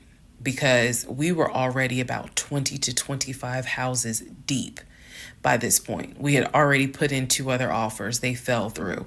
And now here we are with this house. And once again, it fell through. Okay, so good news and bad news. Number 1, this is part 14 of Who the Fuck Did I Marry? Bad news, this is going to be the last post for the night. And the reason why, good news, tomorrow's my birthday. So I'm just going to make this video, post it, and then I will pick back up probably Friday. Because honestly, I truly want to enjoy my birthday tomorrow. I just want to enjoy my birthday. All right, so y'all don't be upset. Just, if anything, watch parts 1 through 14, then we'll be ready for part 15. So the house fell through in October 2020. And what I told him was, I said, I don't want to look at another house. I don't want to talk about cars. I want to get through the holidays. Because it was going to be a holiday season where I could not celebrate with my family because of COVID. So I said, I just want to get through the holidays. I want to get through the end of the year. And we'll revisit stuff in January. I was very calm when I said it. No argument, nothing like that. And he said he understood. A lot of what fueled me staying in this situation really was the fact that, number 1, I didn't want to be alone. Number 2, I didn't want to look stupid by having the relationship end so quickly for everyone to be like, we told you something was up. And number 3, I was ready to get married. And that, ready to get married, fueled a lot of stuff. And again, I was still making my audio diaries. So listening back to it, I knew something was wrong. I admit that. I knew something was wrong. But what I thought it was, truthfully, was like, why does it seem like there's always something? Like, why can't we just go ahead and get the house? Why is it always something? Why can't I just get the BMW? It still didn't dawn on me how deep the something went. And for the people who keep asking, I'm going in order of events. So yes, there will be a video where I explain how everything came out and what came out, what was true, what was not true. It's coming. I'm just getting all of this out in order. So I told him I didn't want to look at a house no more. I don't want to talk about houses. Do not mention the word Zillow. Do not mention the word realtor. Nothing. Let me just get through the holidays. And for myself, the question was, what do you want to do? You want to stay with him? Or do you want to cut your losses? And the part that kept me constantly second guessing myself was, what if he's not lying? What if he's not lying? Literally the conversation I had with myself was, there's no way he is lying about having money. You saw the paper from Chase.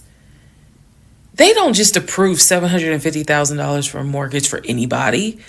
I've seen his checking account. You see how much money's in his available checking. Like I don't think he's lying. I don't think he's lying about that. But what is it? Is it that he doesn't trust me? Like, I second guess myself so much. Is it that he doesn't trust me? Is it that maybe he doesn't really want to get married? Like, what is it? Because I know what I saw. I know what I heard. I know that he's having conversations about move the money from this account to that account. I know he's paying my car note and all these bills. Like, clearly this man is making money.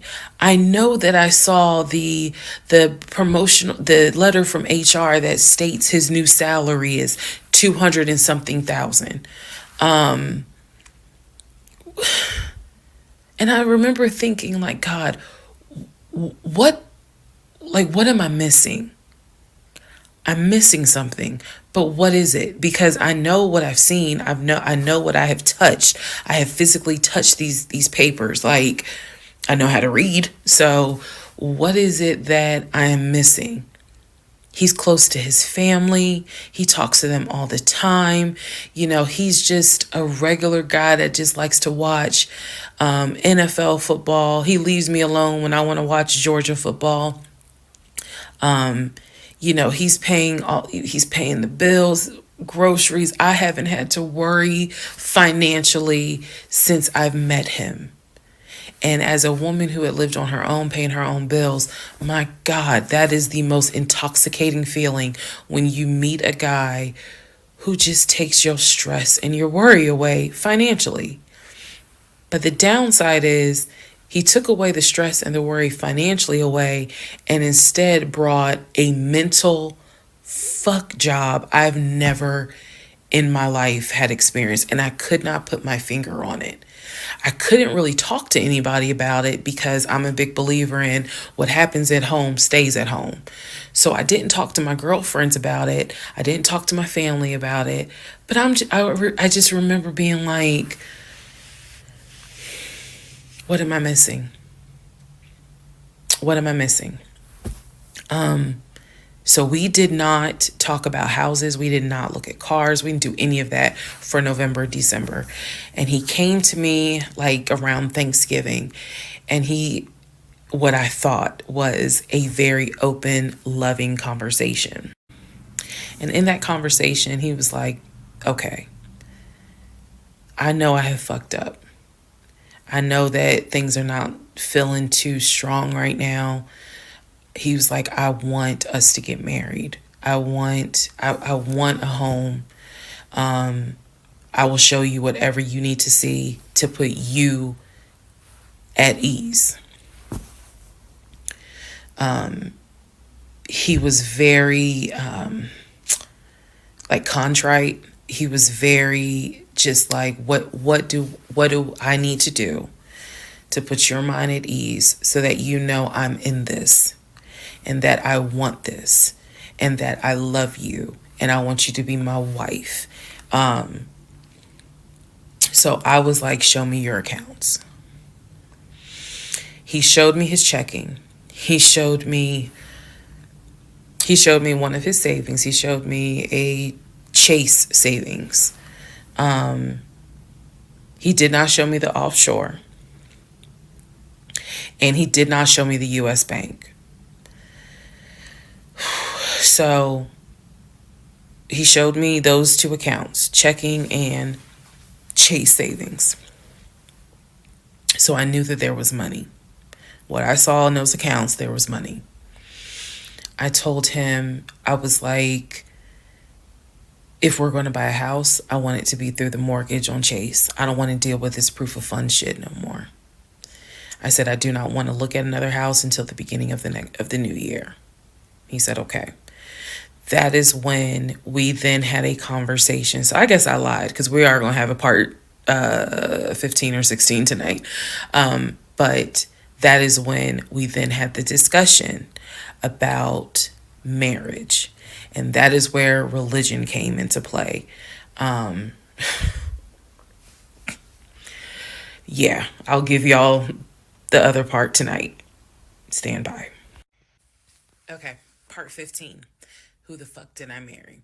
So in December of 2020, around beginning of December, we had a conversation, kind of a come to Jesus heart to heart conversation. And both of us had grown up in the church, and the fact that we were not married but living together, the fact that almost had a baby together, bothered both of us. Both of our families, my family and his family, were very adamant. Like, okay, y'all either need to get married or y'all need to separate.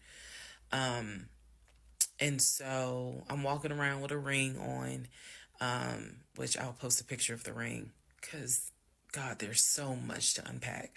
But anyway, walking around with the ring. And so he said to me,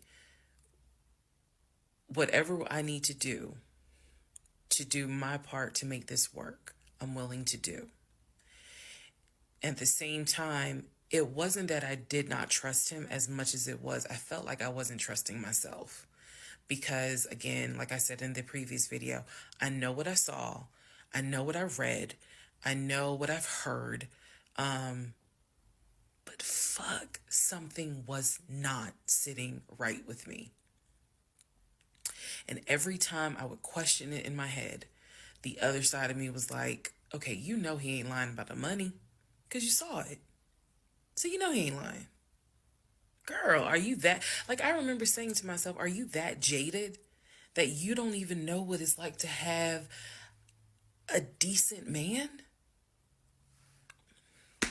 Yes, I really had the audacity to have that thought.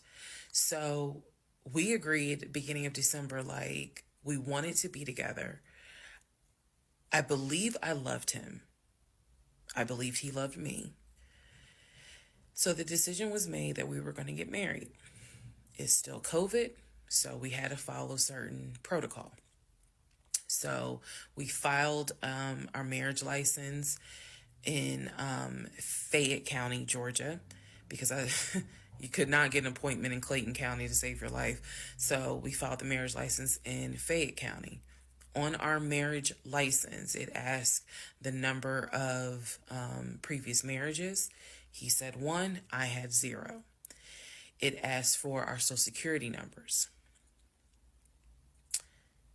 He put his social security number down. I put my social security number down.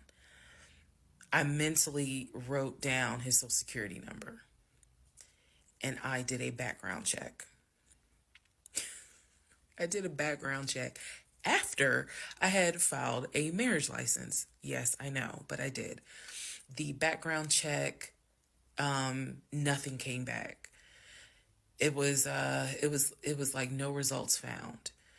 I did a criminal background check, nothing came back. So I thought one of two things. Either I had the wrong social, meaning I wrote down the wrong social, or my paranoia was unfounded. There's nothing wrong with him because he has been always throughout the relationship a big stickler about law enforcement, following the law, because his dad was a retired police officer. So this is someone who has been this is a guy who would check to make sure my tail lights were working, make sure my signals were working, make sure my oil was good, make sure I had enough gas in the car. So when the criminal history came back with no results, I was like, well, of course there isn't, because the man probably hasn't had so much as a speeding ticket. So we filed the marriage license, and then we made an appointment to get married, and waiting for the judge to come out of chambers so that she could marry us. And the reason why I'm pausing is because, my God, if I could go back and see that young woman sitting in that lobby.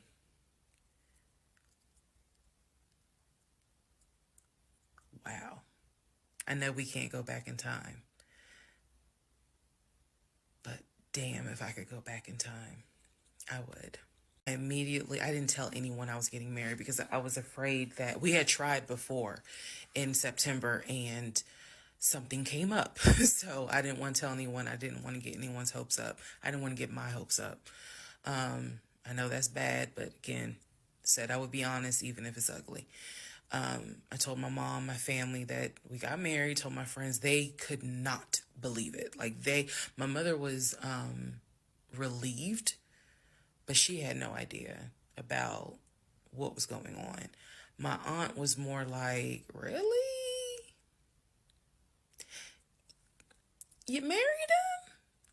My friend, the one who took me to the hospital for the miscarriage, was like, I wish you would have told me, like, you deserve to have people there, take pictures and celebrate and all this other stuff. And she was like, she's the type of friend, if you like it, I love it. You rock with him, I rock with him. The moment you don't, I don't either.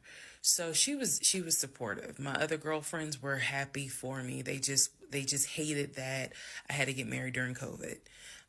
Because they were like, we would have loved to have, thrown you a bridal shower and a bachelorette party and all of that. It just sucks that you couldn't experience that. So we got married on a Tuesday. On the way home, stopped and got some wings, went home, and I had to get ready to go to work the next day. And life. I got married January 5th. By January 31st, I knew I was in trouble. I still didn't know how deep, but I knew I was in trouble. So, to give you all a very, very, very candid idea, got married January 5th.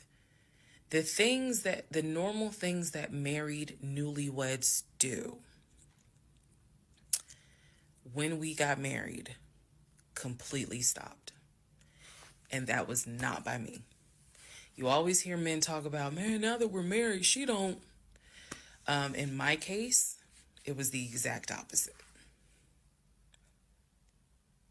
It was the exact opposite. So, anyway, because this is not a forum to be all R-rated or whatnot, but y'all get what I'm saying. So, we got married January 5th. January 6th, I went to work. It was, a lot of people congratulated me because word got out that I had gotten married. January 7th, I filed the paperwork to change my last name. And if you were following me, you can go back like 15, 16 videos, and I talk about how I had to change my name back to my maiden name. But I changed my name within about 3 days of getting married. my attitude was, this is the bed that I made. I'm going to do right by him. I'm going to do right by my marriage. I took marriage seriously. And when I married him, I absolutely married him thinking, I'm going to be with you for the next 40, 50 years. So we're going to have to figure this shit out.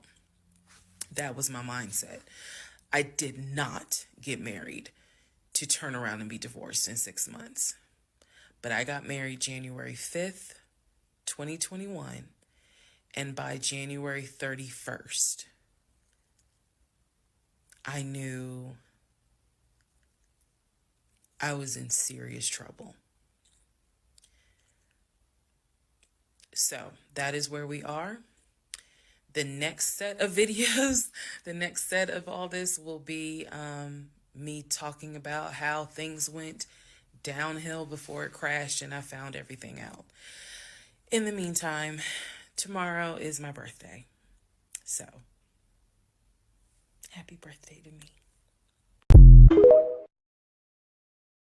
The fuck did I marry? This is the interlude, basically. I'm not recapping on this video. I'm just kind of answering some stuff that has been written to me. Someone was like, why are you airing your business out on social media? It's a valid question. For me personally, I feel like this was traumatic to experience, to live through. And I'll expound on that on another video, the aftermath of the toll that this took. Honestly, and I know some people are going to be like, that sounds crazy. It is kind of cathartic to get this out because I cannot tell you how much of this has been internalized since 2020. Also, I don't want to seem like a cautionary tale to other women or to men for that matter.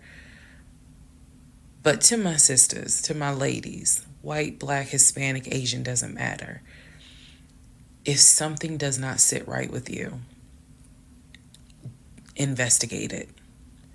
I cannot stress that enough. If just one woman watches these videos and she's like, you know what? Something don't sit right with me. Let me look into this. Then it was worth it. Yes, it is a Lifetime movie. Yes, it is Netflix. Yes, it is crazy. Yes, it is hilarious also. And I understand all of those reactions. As someone who lived it,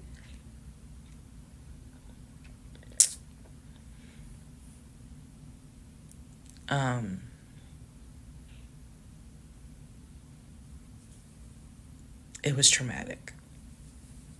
But I feel like, God, it feels good to finally admit what the fuck I went through.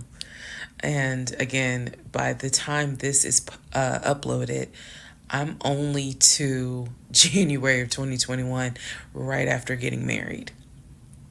So when I think back on it, there's things that I'm very, very grateful for.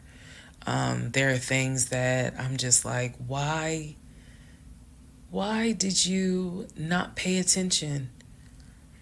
Why did you not question? And the sad part is, I can't even begin to tell you. I don't remember the woman I was before I met that man. I don't remember.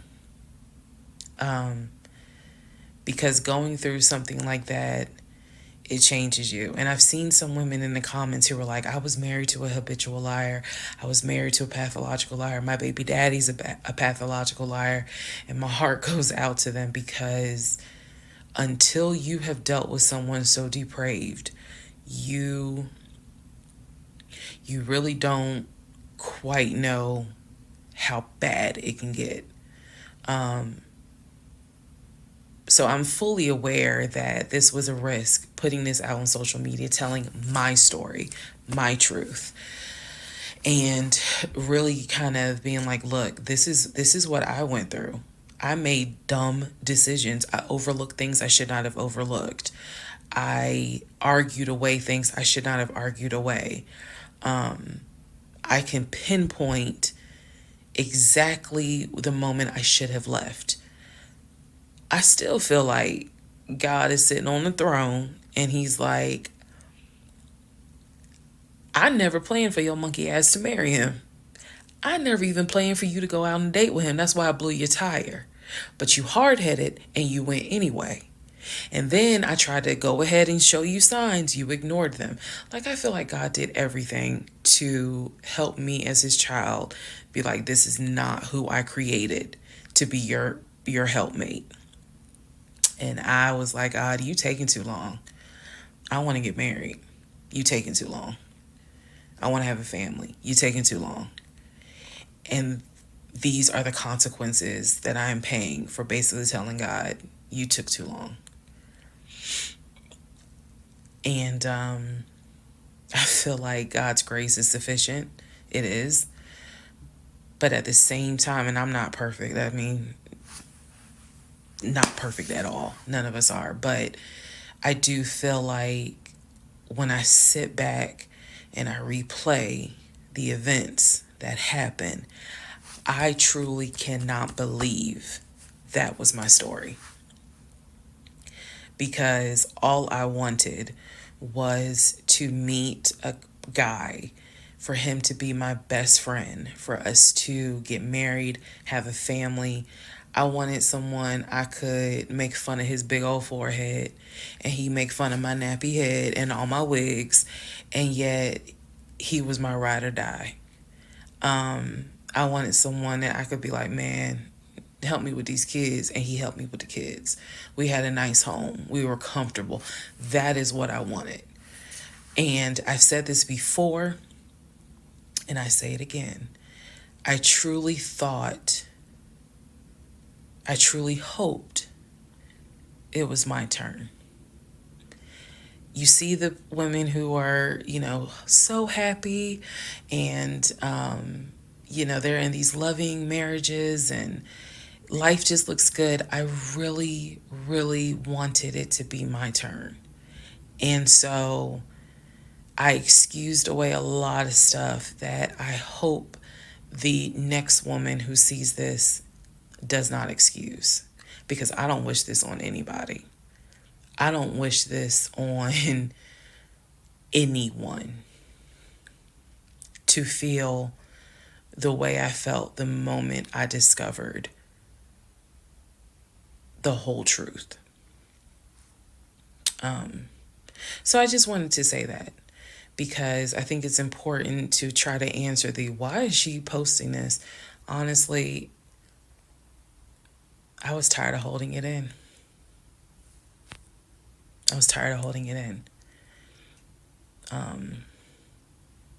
And I hope it helps somebody.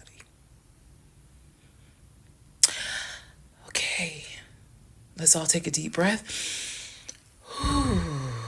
Let's all get some sleep.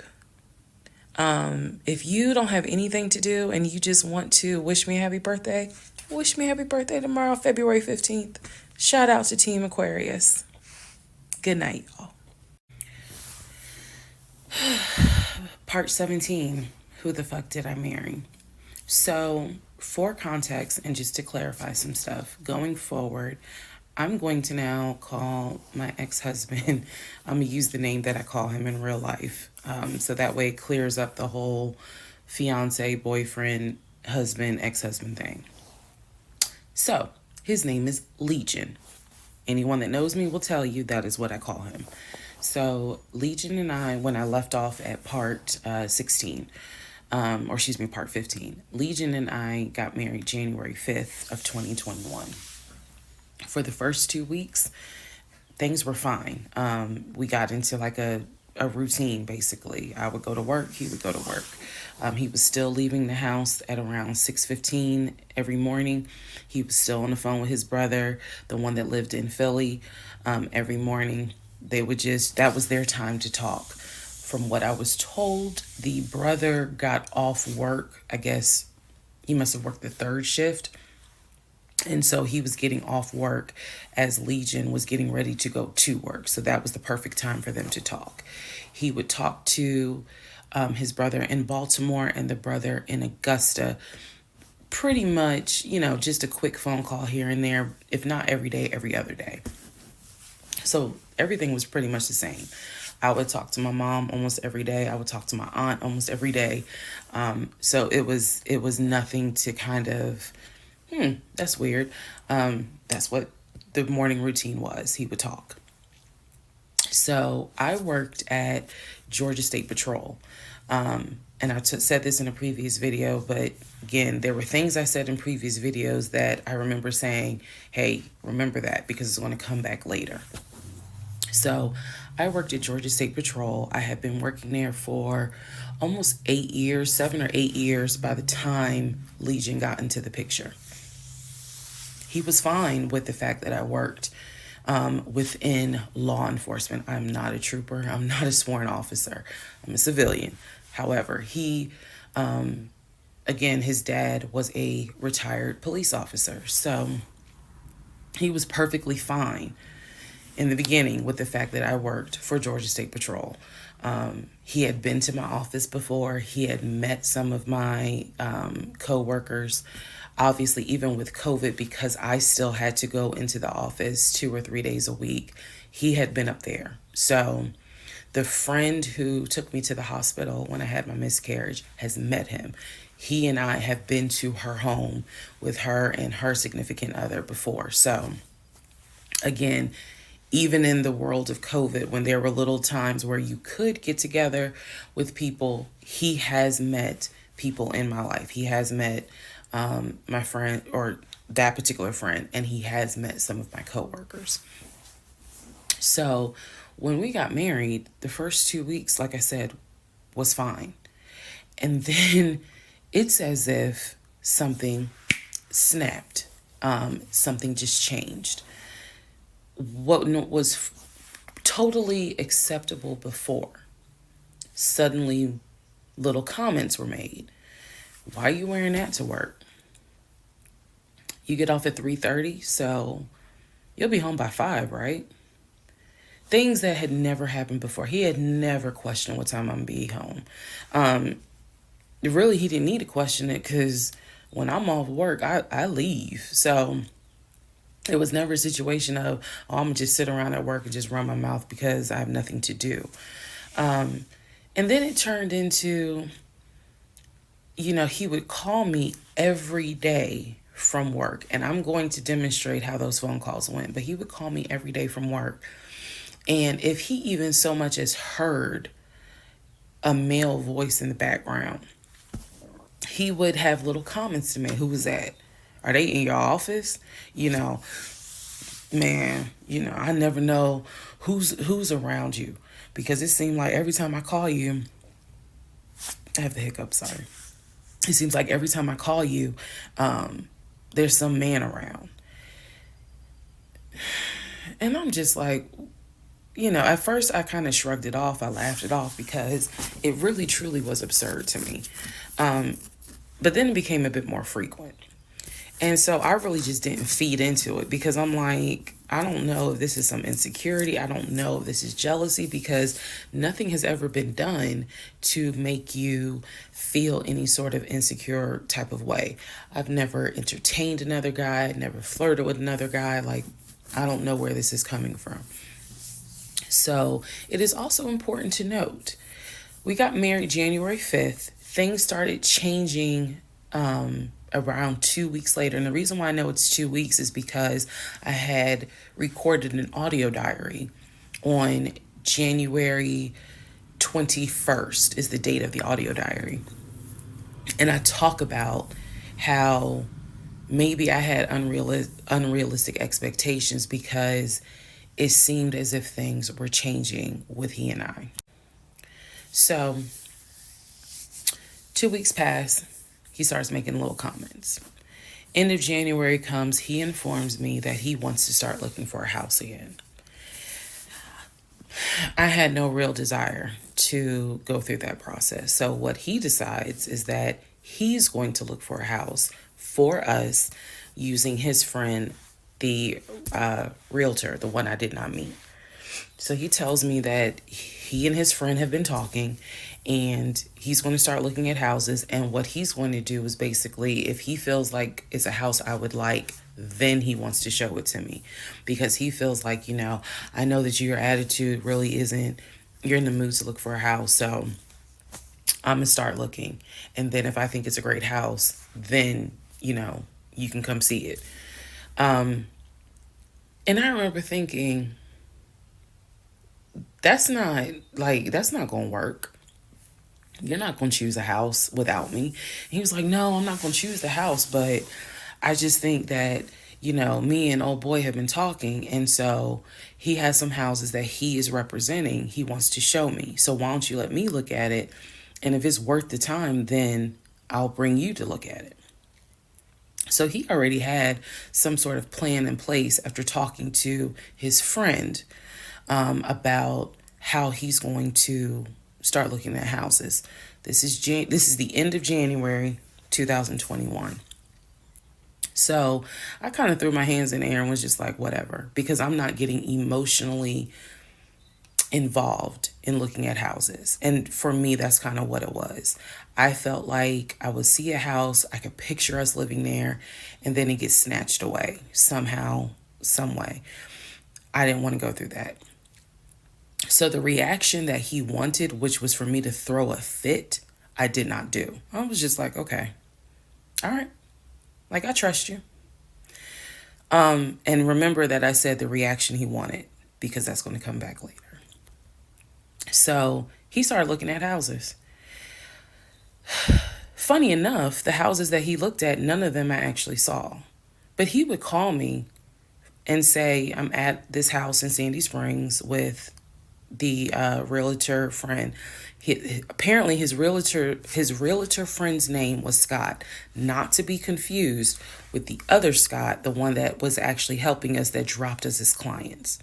I want to make that clear. There were two Scotts. One is the realtor who was representing us, who said, hey, I need proof of funds. If you don't have those proof of funds, I cannot show you any more houses.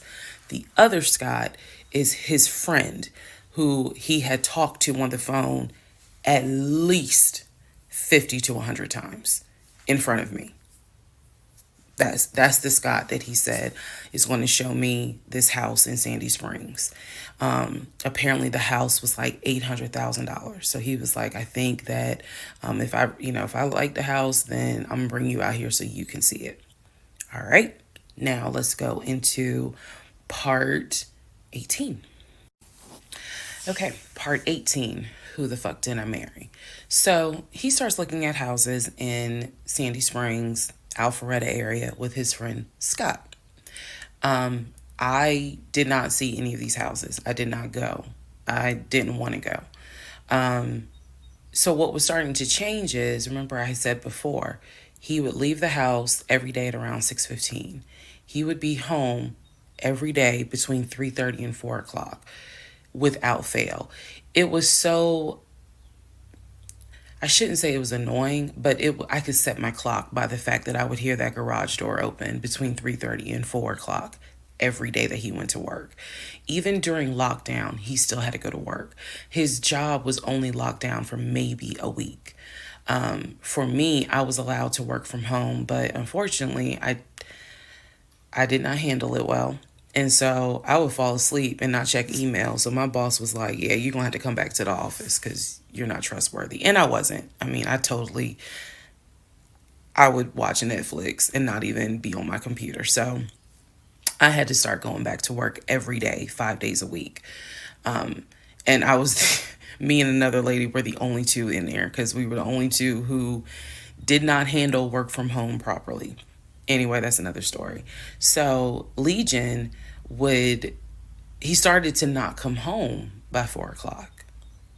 He started to come home 5, 5:30, 6, 6:30, sometimes 7 o'clock. Because he was saying that he was looking at houses after work with his friend Scott.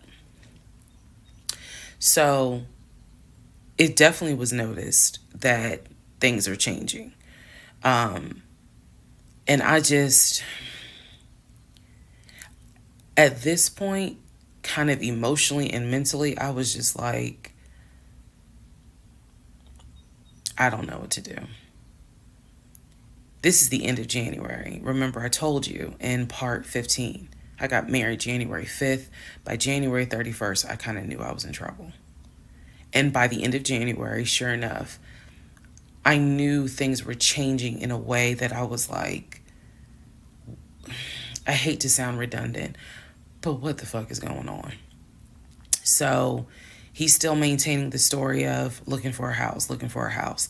I had already let him know my lease is up in August. When my lease is up in August, I am moving to Cobb County.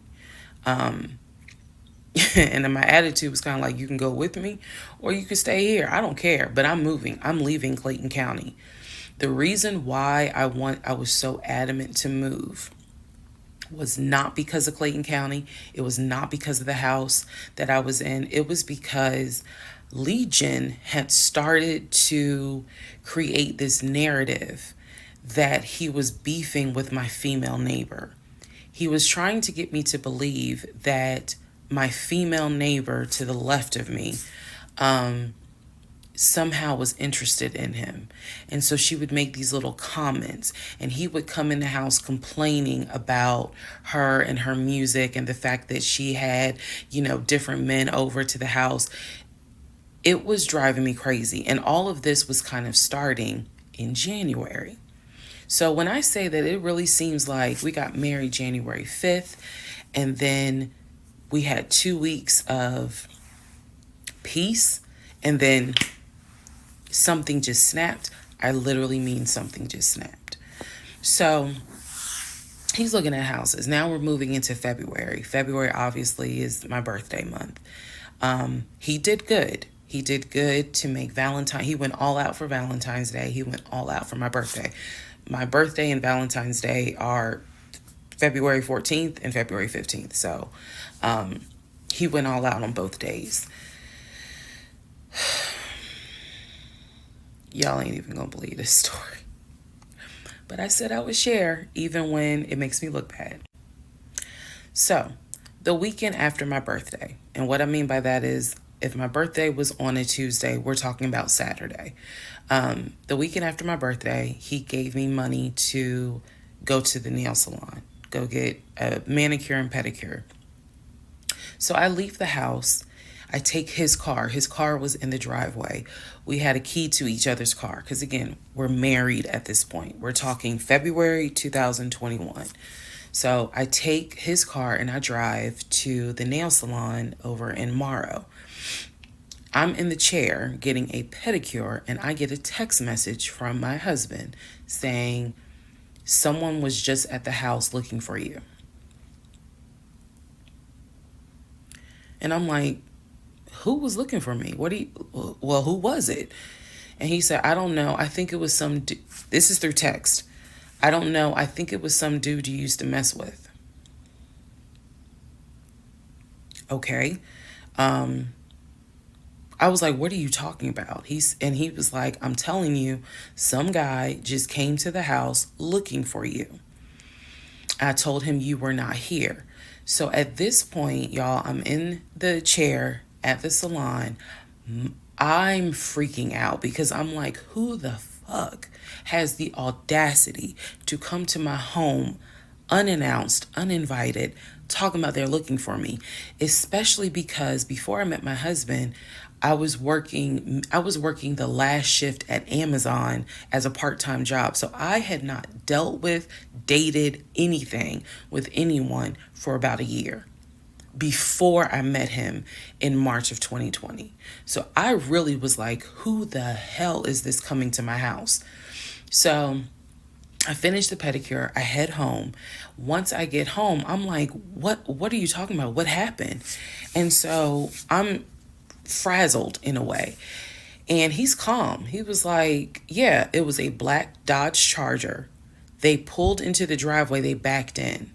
They backed in as if they had been here before. So clearly this was someone who's been to your house. He got out the car. He said, I opened the door and I went out there and I said, is there something I can help you with? And he said, the guy said, I'm looking for, and gave him my name. And he said, I'm sorry, she's not here. And he said, he was like, oh, okay. All right then. And just got in the car and drove off. And I was like, my brain stopped working. Because I'm thinking, who the heck could this be? A Dodge Charger? I was like, are you sure that it wasn't law enforcement? Like, was it the sheriff's office trying to serve me with a lawsuit for a credit card I didn't pay? He was like, no, he was in regular clothes. He was like, and it was not a police car. It was on a marked unit, basically. And so I'm just like, who the heck could this be? And he was like, I know who it was. And I said, who? He was like, I think it was your ex. I said, what ex? He was like, the one that you had dated for 2 years. Remember back in like part 3, part 4, I told y'all, he told me about his ex. I told him about mine. I thought we were being honest with each other.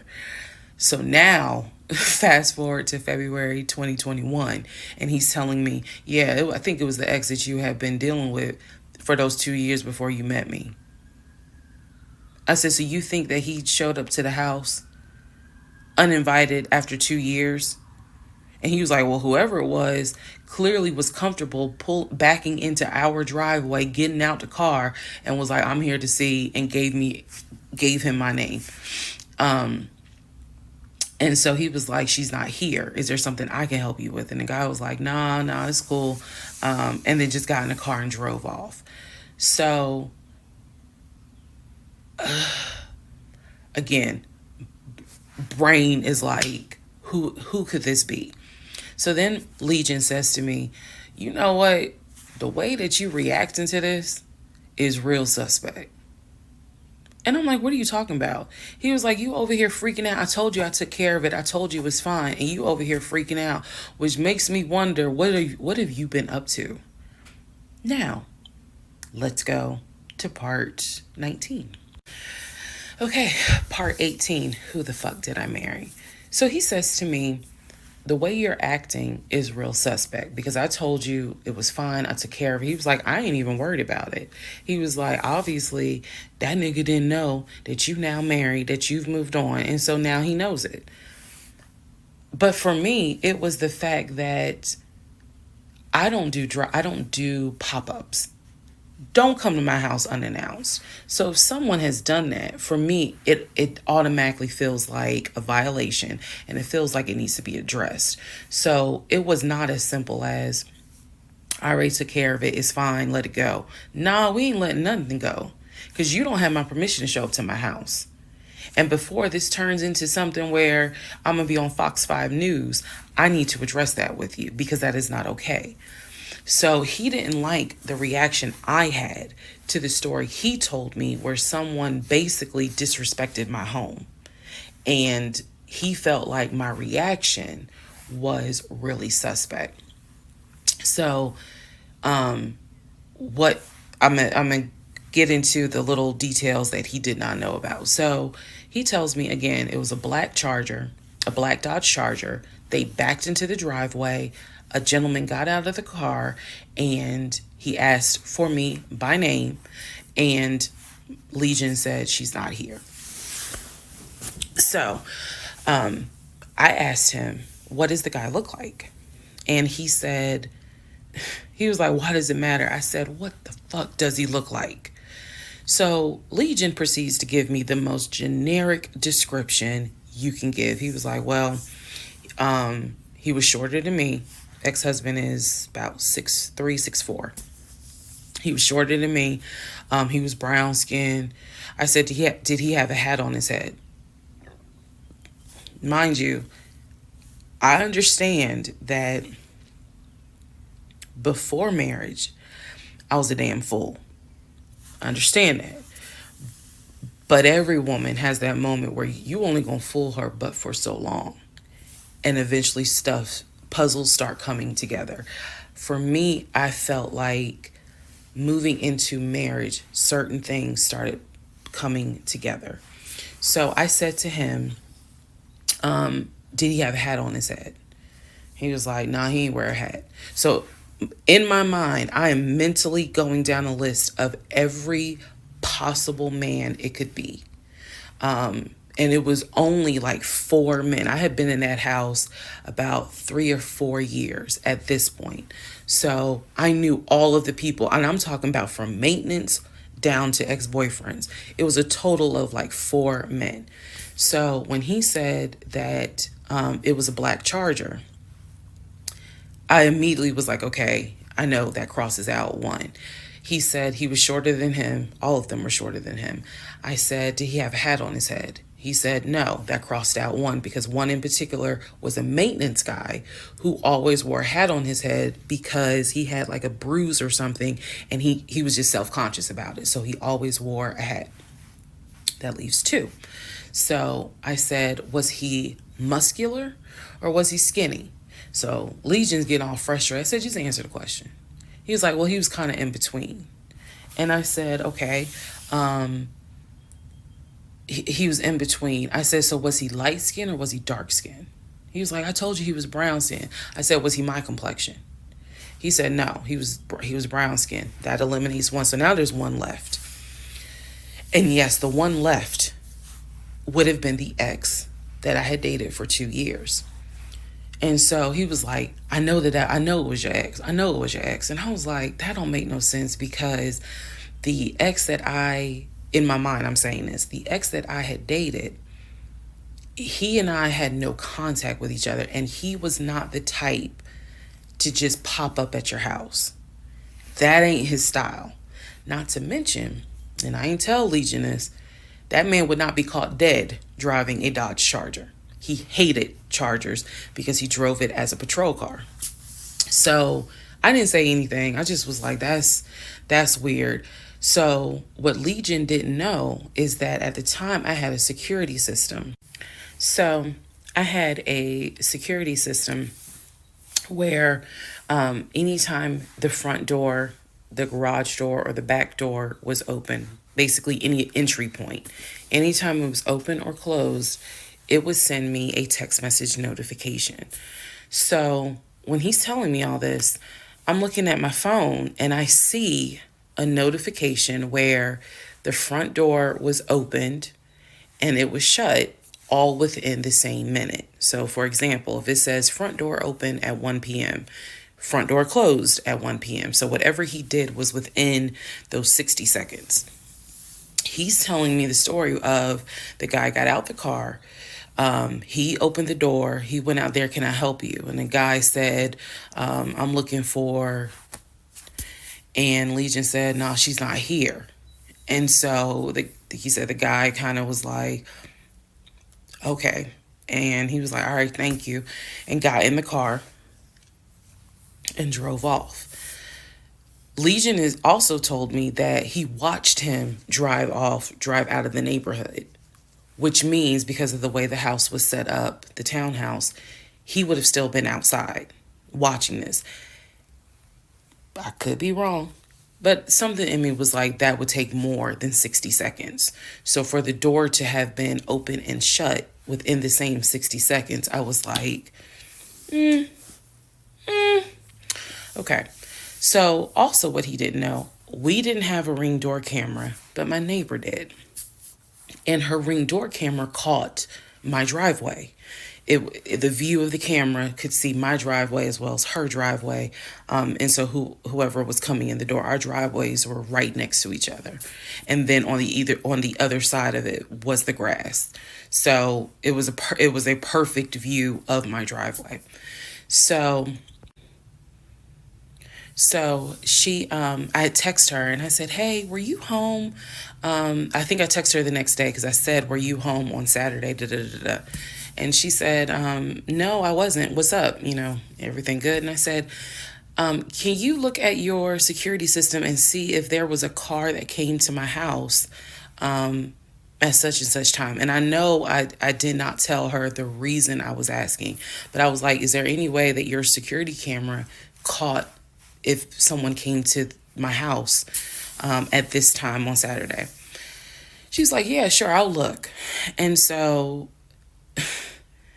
maybe about a couple of hours later, she texted me back and said, hey, I looked at the camera, but I didn't see anything.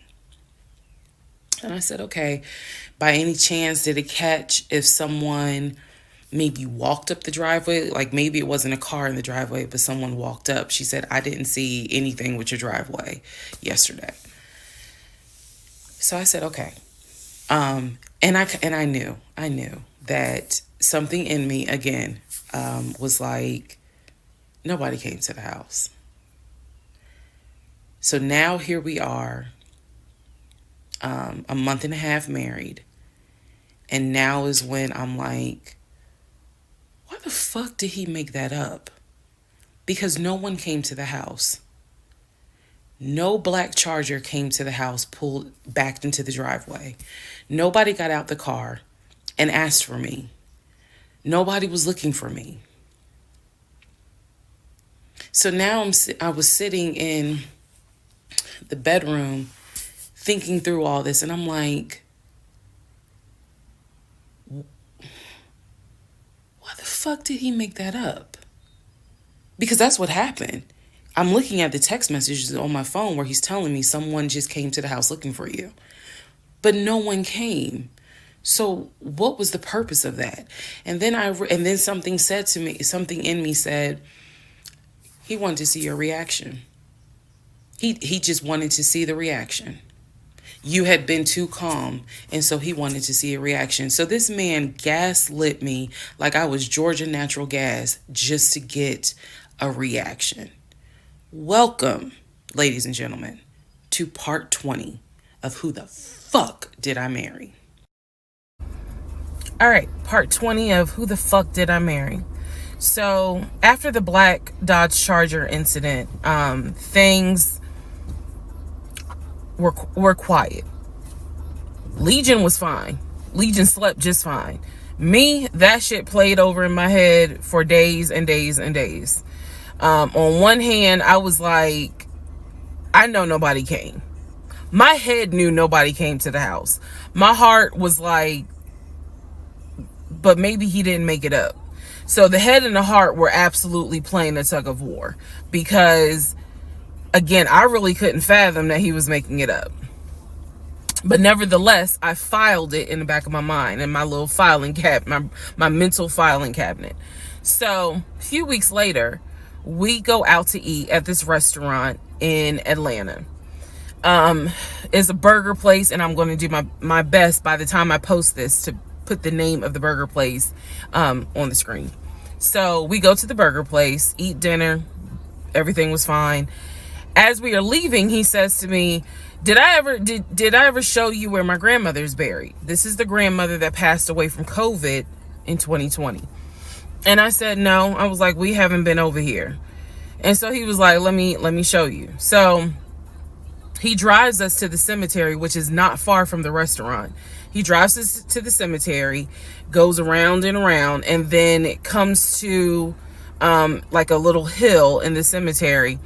And he was like, you see the headstone. The headstone had like the family name on it. And it did not have, for example, John David Doe. It just had Doe. Okay. So there were no dates on it. So it reminded me of just a headstone where it was probably multiple family members buried underneath it. That's what it reminded me of. And so he was like, my grandfather and my grandmother are buried there. I do recall him telling me when the grandmother died in 2020 that she wanted to be buried next to his grandfather. And so we're sitting in the car because we can see the headstone like on top of the hill from the car. And he tells me that is where his grandmother and grandfather are buried. That the family was able to get her, her wishes were to be buried next to the grandfather. Okay. So as we are leaving, we take a different route home. So we get on the highway. If you're from Atlanta, you'll know what I'm talking about. We get on I-75 North. and we're kind of we're just driving around, to be honest with you. But we're taking the scenic route. We get on I-75 North, because the reason why I remember is because when you're on I-75 North going towards Atlantic Station, on the right hand side you will see the Varsity. You'll see all these tall skyscraper buildings. One of the buildings has the letters NCR on the building. As we're coming up towards the building, he says to me, "Do you see the NCR building?" I said, "Yeah." He said, "The building behind it, my job bought that building. That's where we're going to have, we're setting up operations." And I was like, why the hell would y'all buy a condiment company in downtown Atlanta? He was like, "No, we're not doing production there. It's just going to be offices, and that's where we're going to handle like the business portion. The production is still being done in Gwinnett County out in Duluth." And so I was like, "Oh, okay." He was like, "That's where I keep the company car." So I was like, "The company car?" I said, "Aren't you supposed to be bringing the company car home?" And he was like, "I don't want to bring the company car home because it's Clayton County and it's a $90,000 car. And I don't want no problems." So he's telling me that he keeps the company car at the building downtown Atlanta that's behind the NCR building. I barely could see what building he's talking about, but he was like, "It's the building right behind it." And so he's telling me that that's where his office is. So I said to him, "Take me to your office. I know it's a Saturday, but shit, you one of the VPs, right?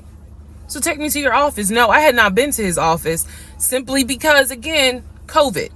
So I was like, "Take me to your office." And he was like, "I can." He was like, "That's no problem." So do I have the other phone? I do. So y'all are in luck. So I can maybe reenact how this goes. So he gets off the exit and starts driving towards the NCR building. While he's driving towards the NCR building, he always has kept his phone in his left pocket. This is my left hand. So he pulls his phone out and he starts calling. He tells me he's calling Willie. Willie is supposed to be the head of security. So he's saying, let me call Willie real quick to make sure that the building's open.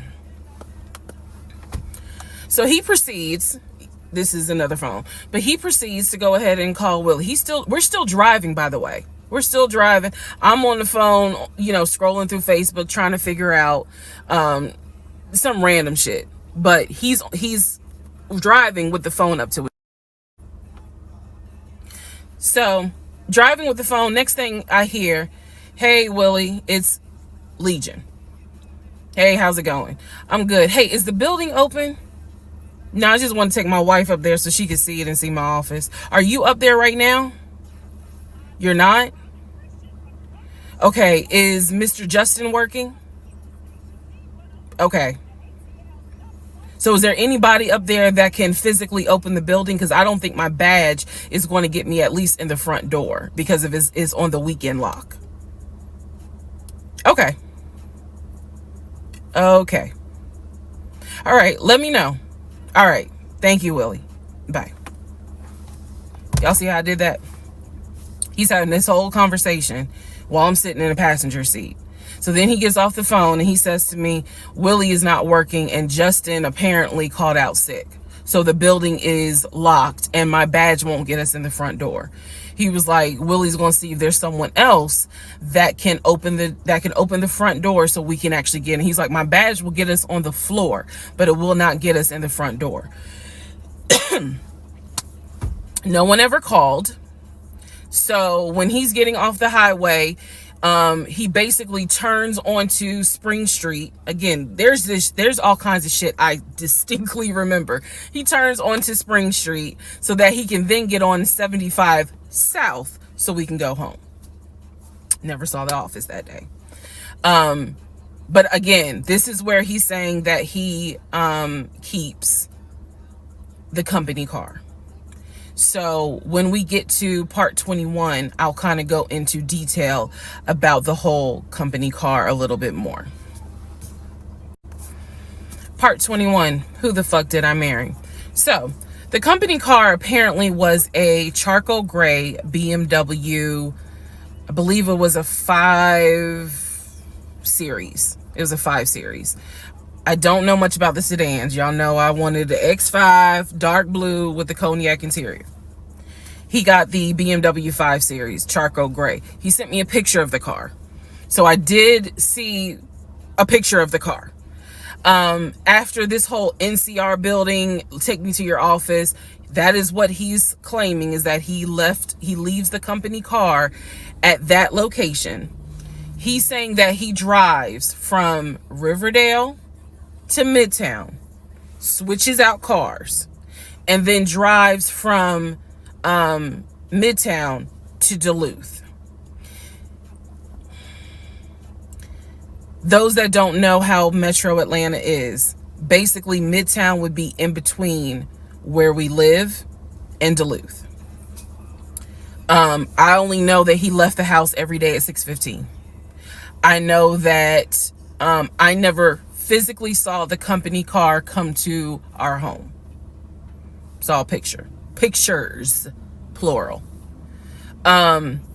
So when he told me that he got a BMW 5 Series, keep in mind this is after I had been promised a dark blue X5.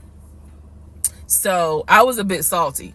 I don't care if it is a company car. I was a bit salty. I will admit that. Because I felt like you get to drive the car that you know I really want, which is a BMW. And so he would call me from the car. He would tell me, yeah, I may just drive home in this car and not switch back to his personal car.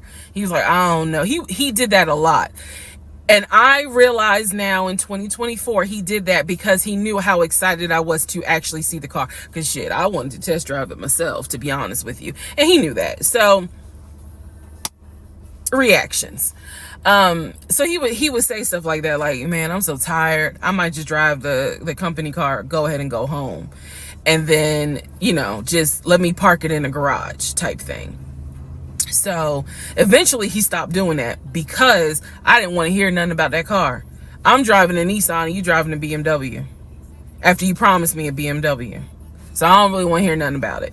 So in terms of the company car, I did see that it was according to the pictures, a charcoal gray BMW 5 Series. If you're asking me the exact model, I don't know. But I know it was a 5 Series because I know the 7 Series is slightly longer. So it's a 5 Series sedan. So after the whole situation with the cemetery to see his grandmother and grandfather's headstone, then there was the NCR, the office is open. Oh, it's not open. Justin ain't working. Willie ain't working. Willie's supposed to be head of security, but he ain't working. Okay. So at this point, I'm already numb. It is important for me to point out how numb I became dealing with him. Mind numbing, because I just got to a point where it was like, there's always something. There's always something. So, of course, we're not going to go to the office because there's going to be something. So this is the end of February. My birthday had already passed. There clearly was tension on my end, not so much tension on his end. So I get home a couple of weeks later. We are now in the beginning of March. This is something personal about me. The only way you would know this is if you know me. I have been dying to go to London and Paris. I had a layover in London when I did a study abroad, but it's not the same. I want to go to London and be a whole tourist. I don't care. I want to see Buckingham Palace. I want to see the Tower of London. I want to see Paris. I want to see the Palace of Versailles. This is something, if you know me, you know she wants to see Paris. She wants to see London. So I get home from work. This is the beginning of March. I get home from work, and on the counter is a folder with like a little bow on it. And I'm like, oh, what is this? Is this like mail? Like, was this something that you got at work? He's like, nah, it's a surprise for you. I open up the folder. Inside the folder is like a trip itinerary. It is not an actual booked trip. It's like an itinerary. A trip for two to go from Atlanta to London. The trip should have happened, and it was the the month on there was like July, so it was a summer trip. So he tells me, I'm gonna take you to London. He was like, I wanted to take you for your birthday, but certain things fell through. He was like, so this summer in July, we're going to go to London. He was like, I've already made a reservation for us to stay at the Savoy. Again, there are certain things that my brain just was like, remember that. He said, I've already made a reservation for us to stay at the Savoy. I didn't know, as much as I want to go to London, y'all, I didn't know anything about the Savoy. And so I remember going to look it up because I was like, what is the Savoy? Well, apparently the Savoy is bougie, very bougie. So I was so excited. I cannot tell y'all how fucking excited I was when I saw that he had printed out British Airways. Like, he was speaking my language. I am one of those people, I'm a planner. So when he's saying, I'm gonna take you to London, and he took the time to research flights and print it out, and research the Savoy and print it out, and there were different not excursions, but there were different things that you could do. You could go see the Tower of London, you could go see Buckingham Palace, changing of the guard, we could go have high tea at certain places. He was like, I don't really want to go, but I know you're dying to go. So he was like, you know I love you, and I would do anything for you, blah blah, black sheep, have you any wool? And so he was like, I'm going to take you to London in July. The trip did not include Paris, that's fine, but I was so excited, and so this is the beginning of March. I was like, this is great, hopefully this happens. I knew I needed to renew my passport, and he was saying that he had to renew his passport as well because his passport had expired. So both of us were like, okay, we need to get on this if we're going to try to make it to London in July, and it's now March. Me being the planner I am, I think I went to work the next day and printed out the passport applications so that we could fill it out and go ahead and get that process going. So, needless to say, something must have happened, and I don't remember what it was. We just simply didn't fill out the application for the passport.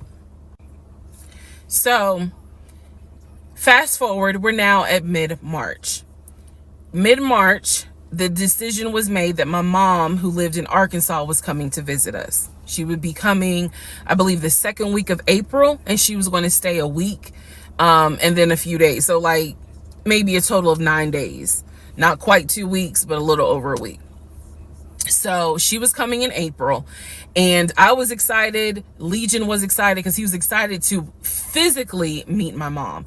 He had talked to her on Zoom, he had talked to her on the phone, but he was excited to physically meet my mom. And my mom was excited to physically meet her son-in-law. So this is mid-March. I'm going to go into part 22 where I explain what happened with Facebook Messenger. Part 22, who the fuck did I marry? So now we are in March. This is right after he had surprised me with the announcement of we're going to go to London for a trip in July. Because we definitely didn't do a honeymoon. We definitely didn't do any sort of trips together. So the idea was we're going to do a trip in July together. One thing about Legion was that he was the guy who was like, I have nothing to hide. I don't lie. I don't like liars. If we're in a relationship, then everything should be out in the open. So I've always had his cell phone passcode. Never felt the need to look through his cell phone. And funny enough, I can tell y'all right now, disclaimer, I will never go through a cell phone again. You cheating piece. So anyway, So one day, this is mid-March, going like around March 20th. So we're heading towards the end of the month. He was in the shower. Keep in mind, my mom is coming for a visit in April. So he was in the shower and he received a text message on his phone from a woman. The text message, because it was a preview, so the text message was something where if you didn't know the context of the text thread, you could either go left or you could go right with it. So me being just curious, I opened up the phone, put the passcode in, read the text, then read the thread. Come to find out, it was a text from his aunt. His aunt and his ex share the same name. That's why I say it could go left or it could go right. Text was from the aunt. So I looked at the text, went through the thread, nothing in there. So I went ahead, X out of the messages. I see that he has Facebook Messenger downloaded, and obviously it shows you the number of unread messages in the icon. So it showed that he had like 5 unread messages. So I clicked on it, just being nosy. And what do my wondering astigmatism eyes see? So in his Facebook Messenger is about 7 women. I can see their profile picture and I see their names. Some of them had a preview. The ones that he had not read, I could see the preview of the message. One in particular said, "When are you gonna come get this?" Y'all know what I'm talking about. So I clicked on that one first. And I'm reading through the thread. And so she's saying, "When are you going to come get this?" But earlier in the thread, or further back in the thread, he had asked her, "When are you going to give me?" And she said, "When lockdown is over." So from what I could piece together, he had not yet physically gotten with her. But had there been no COVID, he would have smashed all day, every day. The other messages were innuendos, meaning the other messages from the other women were innuendos. They were not as graphic as the one between him and her. So I'm reading these messages, and what is interesting is that the person I am married to is not the person in these messages. Like, this man was on some nasty shit. And I say nasty not in a judgmental way, but with me, he seemed to act as if I was damn near virginal white. And I clearly see evidence that you into some shit that with me, you acting like, nah, I ain't really into that.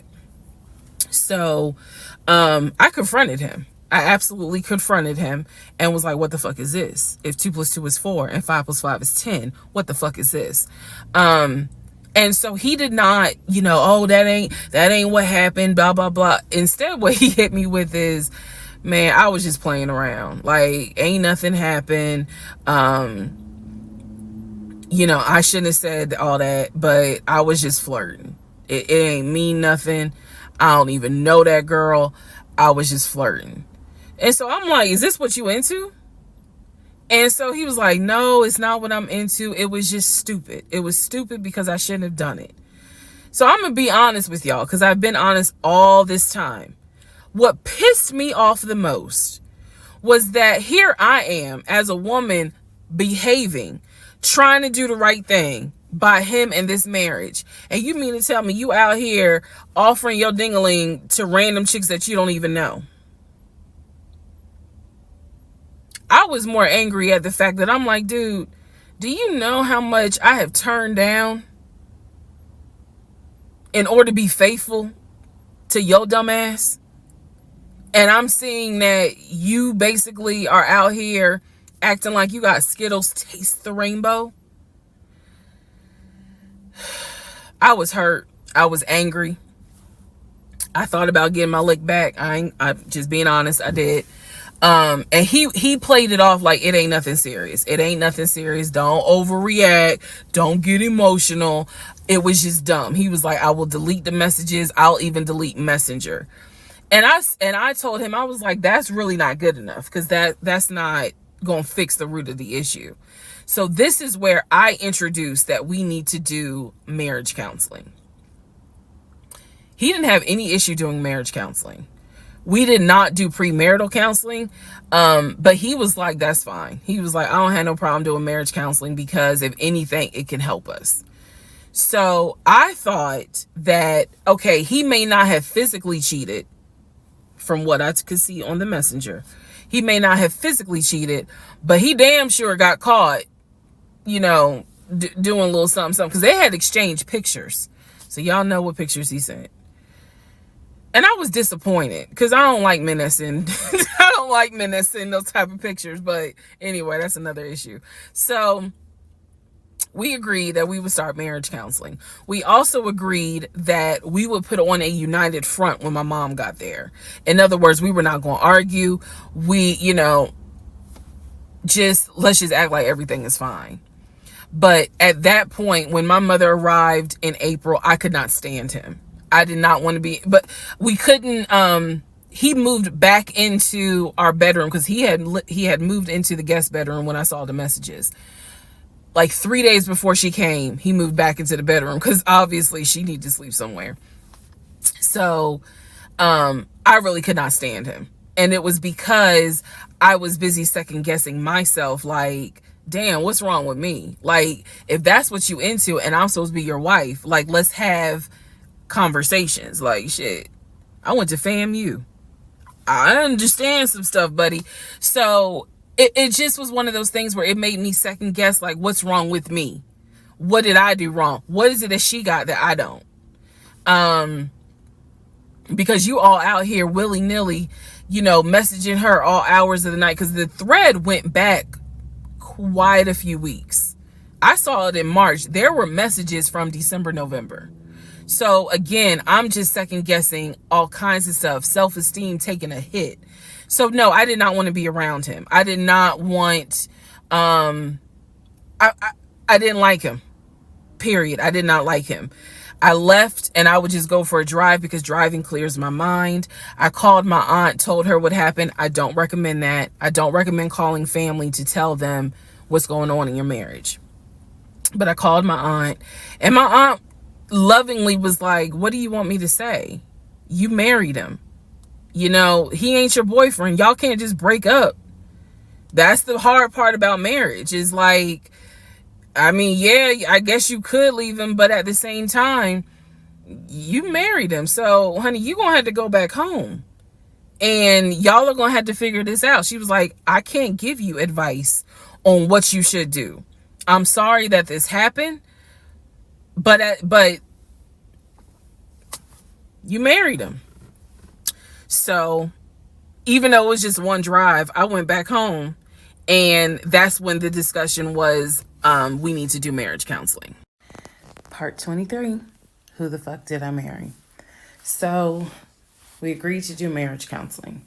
I had found a pastor and his wife who agreed to do our counseling, basically. Our counseling was going to be on Zoom, and it was going to be every other week, every other Tuesday. Initially, Legion was participating in it. His body language seemed to be that he was open and receptive to the marriage counseling.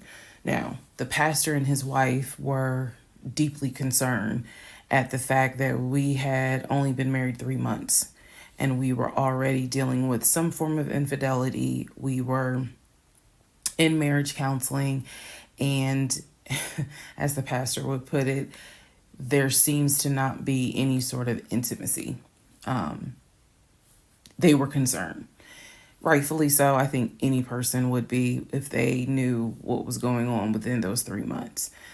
So the pastor and his wife, it is fair to note, we started counseling with them in the spring.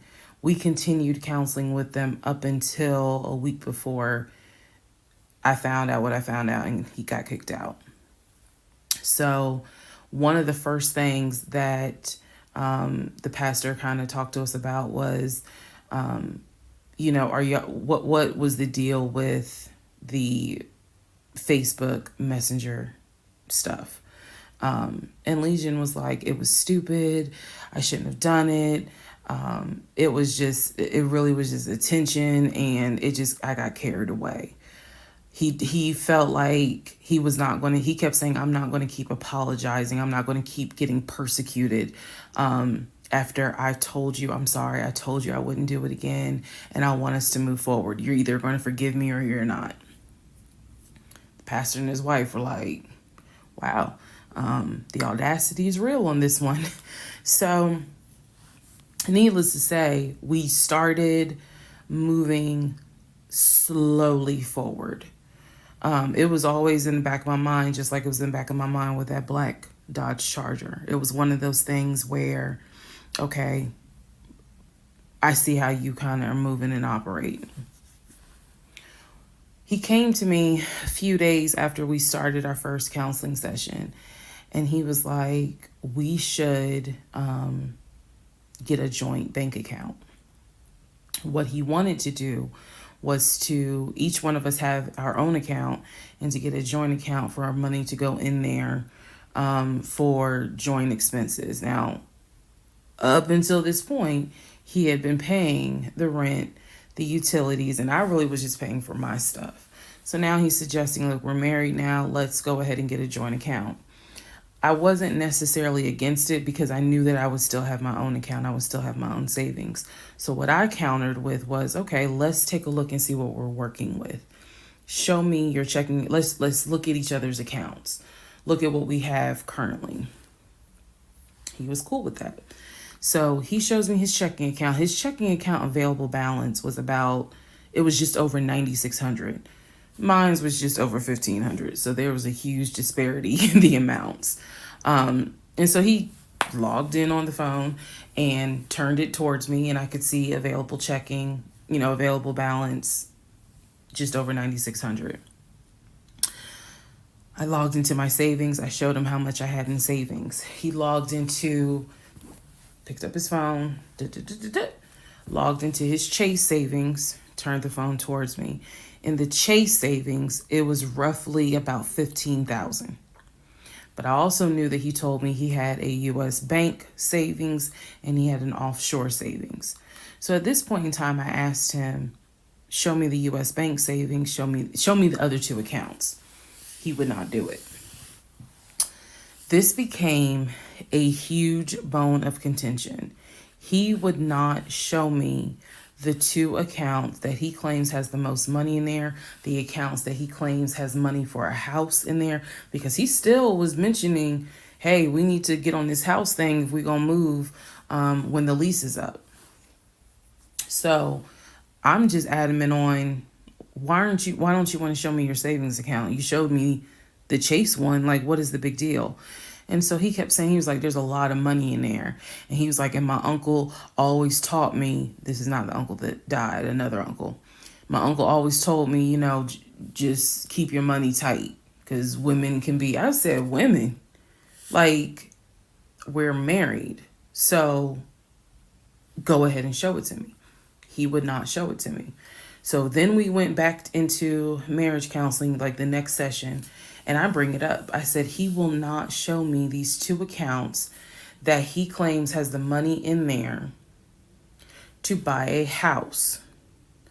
I told our pastor and his wife, I said, I saw the pre-approval letter, so I don't understand why he's not going to show me, to just put me at ease that he has the money in there. I had never questioned it before because, again, you tell me who in their right mind signs their name to a legally binding offer, an all-cash offer on a house, and they just do it willy-nilly. I don't know anyone that does that. So I actually never questioned what was in the savings because I clearly saw him sign his name to a $699,000 all-cash offer on a house. If you don't know what I'm talking about, please go back to the parts in this playlist where I talk about what he did when we were looking for a house.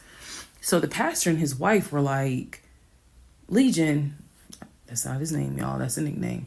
Legion, why would you not show your wife your savings account? Like, what's going on here? And so he made up some bullshit. And I remember the pastor's wife was like, something ain't right. And so at this point, Legion kind of shuts down. He's just like, look, y'all are not going to tell me when and where I open up my accounts to show anybody the money I earned. I earned that money. I earned that money by playing football, blood, sweat, and tears. He went to this whole Denzel Washington monologue about how he earned that money, and no one, no woman, no one is going to come in and tell him that he needs to open up the account. So then he starts talking about the ex-wife and how she tried to get money from him in the divorce back when they were in California.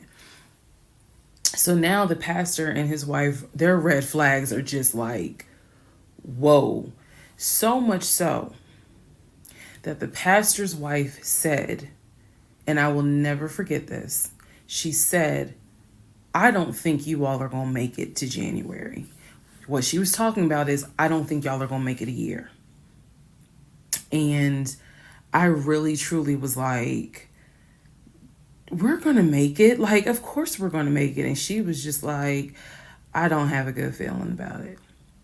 And so Legion's all defensive. He at this point he's folding his arms and because remember we're on Zoom. He's folding his arms and he's just like, I'm done with this. Like, I'm not gonna get attacked because I'm not comfortable showing you the amount of money that I have.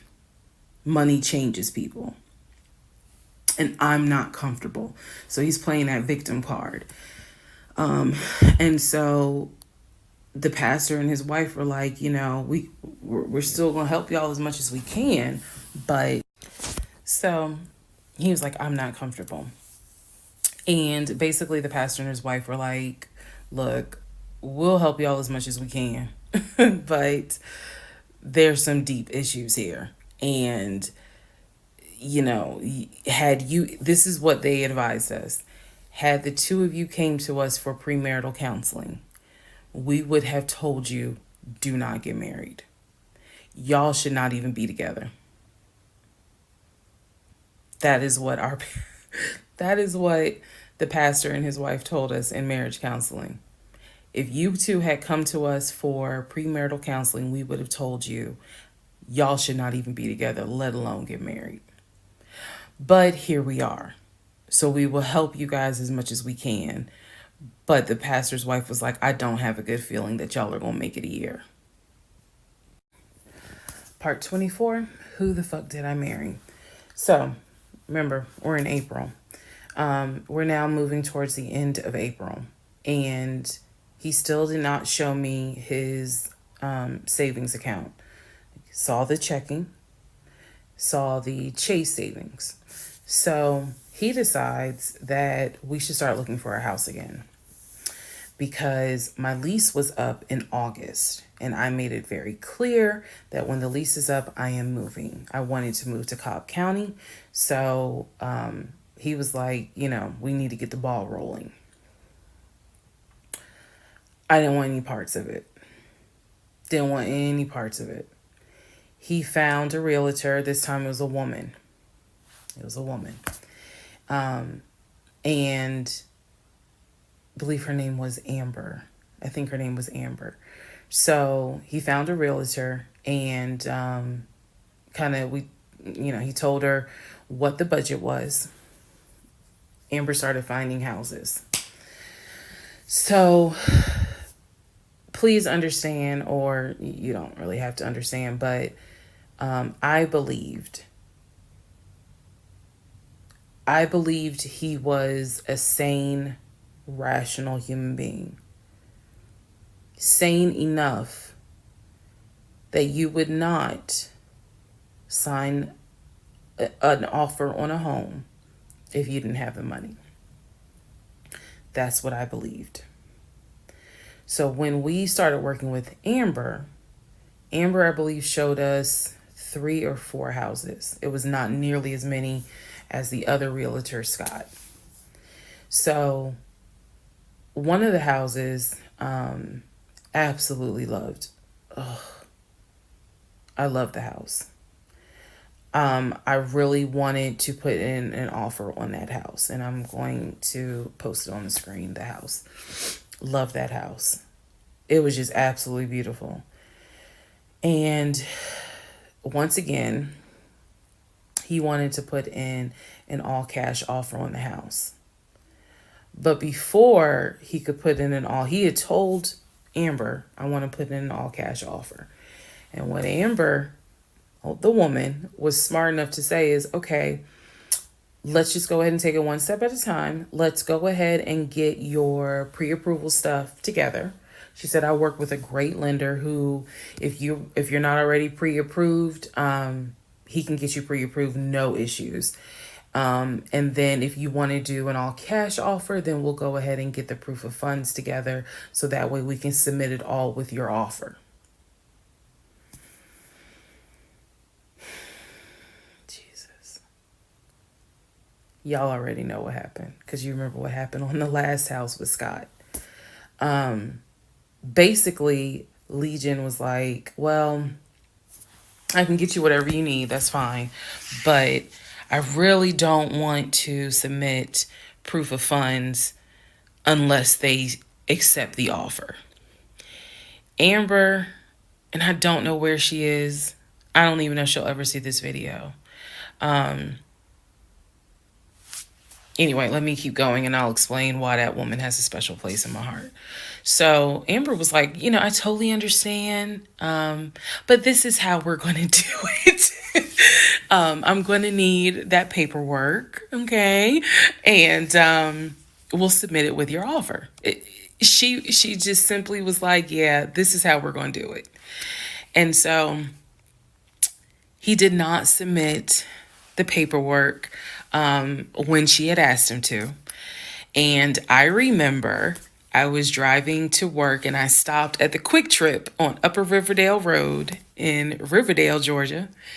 And Amber had called me. It was in the morning. She had called me. And I believe with all my heart that Amber knew something was up, but she also knew I did not know what was up. So she called me and she was like, I just don't understand. Like, if he has the paperwork, like, you can submit the paperwork. But the issue was the Chase paperwork that I had was from a year prior. So my understanding was that it pretty much was no good at this point. So she said all he has to do is just email it to me or take a picture of. She was like, I just need to know that he's able to back up his offer. And I said, I totally get it. And she was explaining some stuff to me. She was like, he needs to do X, Y, and Z. And so I said to her, I remember I said, I don't know what's going on. I said, I'm going to get down to the bottom of it, but I don't know what's going on. And so let's put a pause on this whole thing. Let's put a pause on looking at houses. Let's put a pause on getting his pre-approval letter because I'm not sure what's going on. And she got quiet. And she said, okay. I said, and I know this sounds weird. And she said, no. She said, that is actually very smart. She said, do your research. And if I can be of assistance, call me. She said, whether you buy a house with him or you buy a house on your own, I will be more than happy to represent you. I don't know where Amber is today. But that one sentence, I felt like just woman to woman, she was basically telling me something ain't right. Baby, something ain't right. And now you need to open your eyes. I'll be more than happy to work with you. If y'all get your shit together, I'll work with both of you. But whether you buy a house or not, do your research and then let me know what I can do. That was our conversation at the Quick Trip on Upper Riverdale Road. So I got off the phone. That was the last time that we worked with any sort of realtor. That was the last time that we looked at any sort of house. And I don't remember exactly what happened after that meeting that day. I do know that when I went home, I simply told him, I don't want to look at a house right now. I said, I think it's okay if we rent. We'll just find a house in Cobb County and just rent for a year. And let's build, save some more money. Let's not worry about buying a house right now. And basically what I was trying to do was save face, because that was the first time with Amber that I actually was embarrassed at the fact that he and I, because I felt like I was complicit in the fact that I'm going to look at houses with him. I felt like we are wasting these people's time. I did not mean to waste your time. I clearly see my time as being wasted, but that doesn't mean I need to waste your time. And I felt embarrassed at the fact that we wasted her time coming across as serious buyers. When time came to put up or shut up, nothing was put up. And I knew nothing. I had nothing to add to add to this, because we're talking about a $650,000 house, and I don't make that. I don't make anywhere near that. So it just became one of those situations where I was trying to save face. I was trying to save face with my husband, and I was trying to save face with Amber. And so I did say to him, let's just rent for another year, and then let's see at that time where we are, if we should go ahead and buy. So now is when shit is about to get real. Part 25, who the fuck did I marry? So we weren't looking at houses anymore. We were not working with a realtor anymore. The end of April, I had decided that I wanted to look for another job. I did. The reason I wanted to look for another job is petty. It is. I wanted to look for another job because I was pissed off at the fact that I had basically was dependent on him to help with the car note. So I wanted to look for another job where I could afford life all by myself, including that car note, basically where I would make more money. I told him that I was going to start looking for another job. He laughed. And his exact words were, "You're not going to leave Georgia State Patrol." He was like, "I swear you love them niggas more than you love me." He laughed. So that fueled me even more. So I was hitting the pavement hard trying to find another job. I was applying to all kinds of places. Got a phone call from my current job. So this is how I ended up in my current job. Got a phone call. They had sent me an email with a background packet. The background packet was long and extensive, but in the background packet, it asked for my spouse's full name, my spouse's date of birth, and my spouse's social security number. So I showed it to Legion, and I was like, I need your social because, I'm applying for this job. It's a great job. It's way more money. And, we're talking about moving anyway to Cobb County. So this is a God thing. He did not want to give me his social. I showed him the paperwork where I was like, look, because we are married, I can't lie on here. So help me. So he writes down his social security number on the background packet. And I eventually turned it in. I had scanned it, saved it in my email, and sent it in. And I looked at it one day, just going through it, just making sure I didn't really miss anything. All T's were crossed, all I's were dotted. And I looked at his social, and something about the social seemed different than the social security number that I remember seeing when we did our marriage license. And so, for those who you remember in the previous part, I said I had ran his social security number from the marriage license. Nothing came back. So I thought that I had written it down wrong. Basically, what it is that the first three numbers were different on the background packet than what was on the marriage license. If you don't know this, here's a little trivia. Your social security number, the first three numbers, pretty much are dictated by the state you were born in the state that issued your birth certificate. So he was born in Pennsylvania. So the first three numbers of his social security number should be attributed to Pennsylvania. Pennsylvania, shit, they probably got like 5-6 different numbers, 3-digit numbers that your social security number can start with. So the social that was on the marriage license, for example, was probably 123. What was on the background was 456. Both of those social security 3-digit prefixes are issued through the state of Pennsylvania. Again, this is an example so I can make it clear. So when I saw his social on my background, I immediately knew that was a different social than what I saw on the marriage license.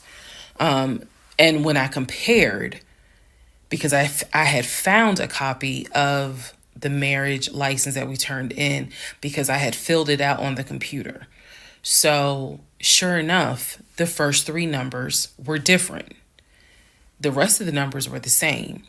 So one of two things: either when I ran his background, I did in fact put in the wrong number, or the number on the marriage certificate or the background packet is wrong. So I decided that I was going to roll the dice and take the social from the background packet. Again, this is the background packet that I had to fill out to get my current job. I was trying to get a new job. Okay, so I took that social and I ran a background check on it. What came back on this particular background was all the addresses that the social security number, I guess, had been attached to. So all of the addresses, the states were Georgia, Rhode Island, Pennsylvania. What I did not see was California. So I thought that was weird. I thought, okay, maybe this is not a complete background because clearly he went to San Diego State. It's on his resume. It's on quite a few things. Social media. He didn't have a LinkedIn, but it was on his social media. So clearly he had been to California. So maybe I just need to do a different background check. Also to note, during this time, I think I told you guys he had hit his leg at work. So what was happening was it was getting more and more difficult for him to walk, like put pressure on that leg, on that knee. He was still able to go to work. He was still leaving at 6:15 in the morning. He was still coming back between 3:30 and 4 o'clock.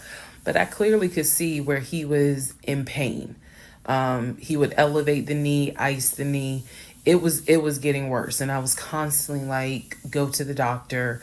Let me take you to urgent care so that they can look at this knee, because you shouldn't still be limping and having a hard time putting weight on that knee.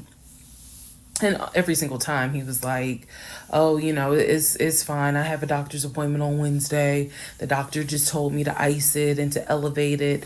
This is an old football injury. It happens all the time. It used to happen a lot when I was out in California. So I'm mentioning this knee issue for a reason. But back to the background. So once again, when I ran the background the second time with his second social, it showed me states of Georgia, Pennsylvania, and Rhode Island. And that's all that I saw in terms of addresses. I didn't see anything for California. So by this point, we're moving into May of 2021. Things are starting to reopen. One of the things that reopened was San Diego State. So I called San Diego State. I called the registrar's office. Someone did answer, and there was instructions on how to request a transcript. I was able to try to request it online. You needed the student's name, and I believe you also need their social. And when I typed it in, it said no results found. I believe that I sent an email asking, this person is saying that they were a student there. Can you verify it? The response I got was there were no records found with that social security number. So I'm like, okay. I asked him about it. And in part 26, I'll tell you exactly what his response was. Part 26, who the fuck did I marry? So I asked Legion, what's the deal about San Diego State? He was like, what are you talking about? And I said, why is there no records of you there? Just came right out and said it. Without missing a beat, this man said, well, I was a private citizen. What the fuck does that mean? And what he said is that when he started at San Diego State, his father paid money so that, okay, it's important I say this with a straight face. His father paid money so that his name and social would not be publicized and he would be considered a private citizen. He said that he had a card where all he had to do was show the card. He does not have to give his name. He does not have to give any information because he had that card. He said so San Diego State would not have any record of him, but he was in fact a student there. I said, and you claim that you played football. He was like, I did play football. I said, so you're saying that the school did not publish your name anywhere and they were in violation of NCAA rules? And he was like, why are you asking all these questions? And I said, I'm just curious. I'm just curious. You're saying that you were a private citizen, but yet how were you in compliance with NCAA if you were a private citizen and they did not publish your name on any roster? So that was his excuse. He was like, all I can tell you is that I was a private citizen. My dad paid for it.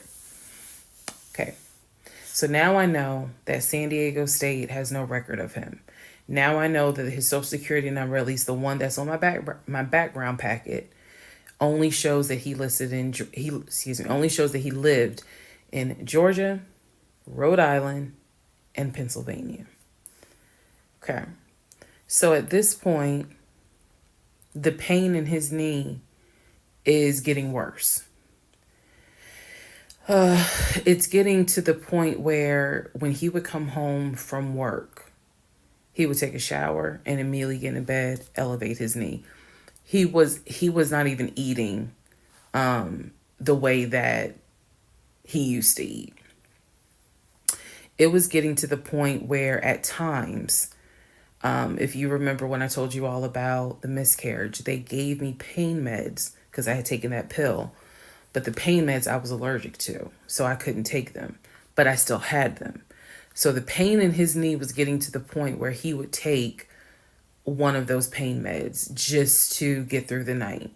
He was constantly in agony, constantly kind of tossing and turning, so much so that in May he moved into the guest bedroom because I couldn't deal with the tossing and turning thing. And he just said he was more comfortable there. So what at first was I hit my knee at work turned into, no, it was an old football injury. This has happened before. Turned into, it's painful for me to walk on it. turned into it's actually hard for me to work on it. But he was still going to work at 6:15 every morning and coming home between 3:30 and 4. So it is, again, I'm just giving you guys the chronological order of how all this happened. So at this point, we're not looking for a house. I still have not seen the two savings account. I'm pretty sure there's no money in those savings accounts. But again, he was going to put in an all cash offer with Amber, the realtor. So I really didn't know what to believe, but I believed what I saw, which is I saw that that background is not showing where he went to California. So at one point in May, it was close to mid-May, he calls me from work. He calls me from work, calls me while I'm at work, and tells me that he got a phone call from his stepson. The phone call from his stepson, the stepson was crying and was just absolutely distraught. And I'm at work in my office like, what's going on? And he says to me that the stepson informed him that his stepdaughter passed away, that she died from COVID. The stepson, this is the story. The stepson found her in her apartment because they had not heard from her for a couple of days. And she was unresponsive. He called the ambulance. They pronounced her dead when she got to the hospital. So he was calling to tell me that she had died. And he was also calling to ask me if I would object to him giving his ex-wife $2,000 towards the funeral. As I've stated before, and I still am this way to this day. I don't play about death. So when he told me that she died, I immediately went into the, all right, I'm sorry to hear that. Whatever we can do to help, let's help. Because surely nobody would make that up.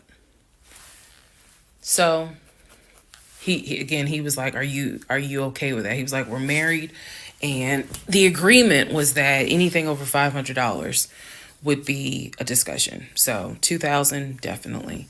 And I said, yeah. I said, that's totally fine. I'm fine with that. He was upset because, again, he was close with the kids.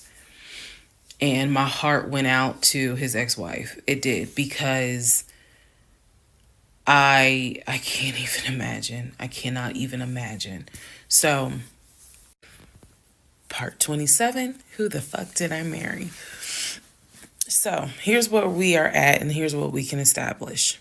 Number one, I ran an initial background check on the Social Security number that was on our marriage license. Nothing came back. I subsequently applied for another job. In that job, I had to fill out a background packet. The background packet asked for my spouse's name, date of birth, and his Social Security number. The Social Security number on the background packet for the new job did not match the Social Security number that he gave me for our marriage license. If you are confused, I believe it's in part 25 or part 26 that I explain that. So we can establish that I then ran a background check on the new Social Security number that was on my background packet. It came back with states that the Social Security number apparently had lived in. Those states were Georgia, Pennsylvania, Rhode Island. Okay. I decided, this is now around May 20th, I decided to do another background check. And I paid to do another background check. This time, I did it with a different company, and not only did it give me the not only did it give me the states, it gave me addresses, and it also gave me names of people who were like associated with Legion and that address. One of those names was his ex-wife. I've always known he's always told me the name of the ex-wife, but now I see it when I ran his background. I did a search for her on social media. She was not there. So the address that it showed that she was associated with him, because remember his story is we got married in San Diego, we lived in San Diego, we divorced in San Diego. Men lie, women lie. The U.S. federal government, which your social security number does not. So he's saying he was always in California. His social security number never showed that he was in California, according to the background check. It did show that he had lived in Georgia at an address associated with the ex-wife. So tried to find the ex-wife, could not find her on social media. So I looked in the metro counties to protect her identity. This, I am going to not divulge a lot on this part. I looked in the metro counties in the open record courts. So typically, you can look in like Superior Court or Magistrate Court or Probate Court. So I looked in open records for the different counties, metro Atlanta counties. Let me be clear, metro Atlanta counties. And I looked under her name. And I found where they had filed for divorce in a metro Atlanta county.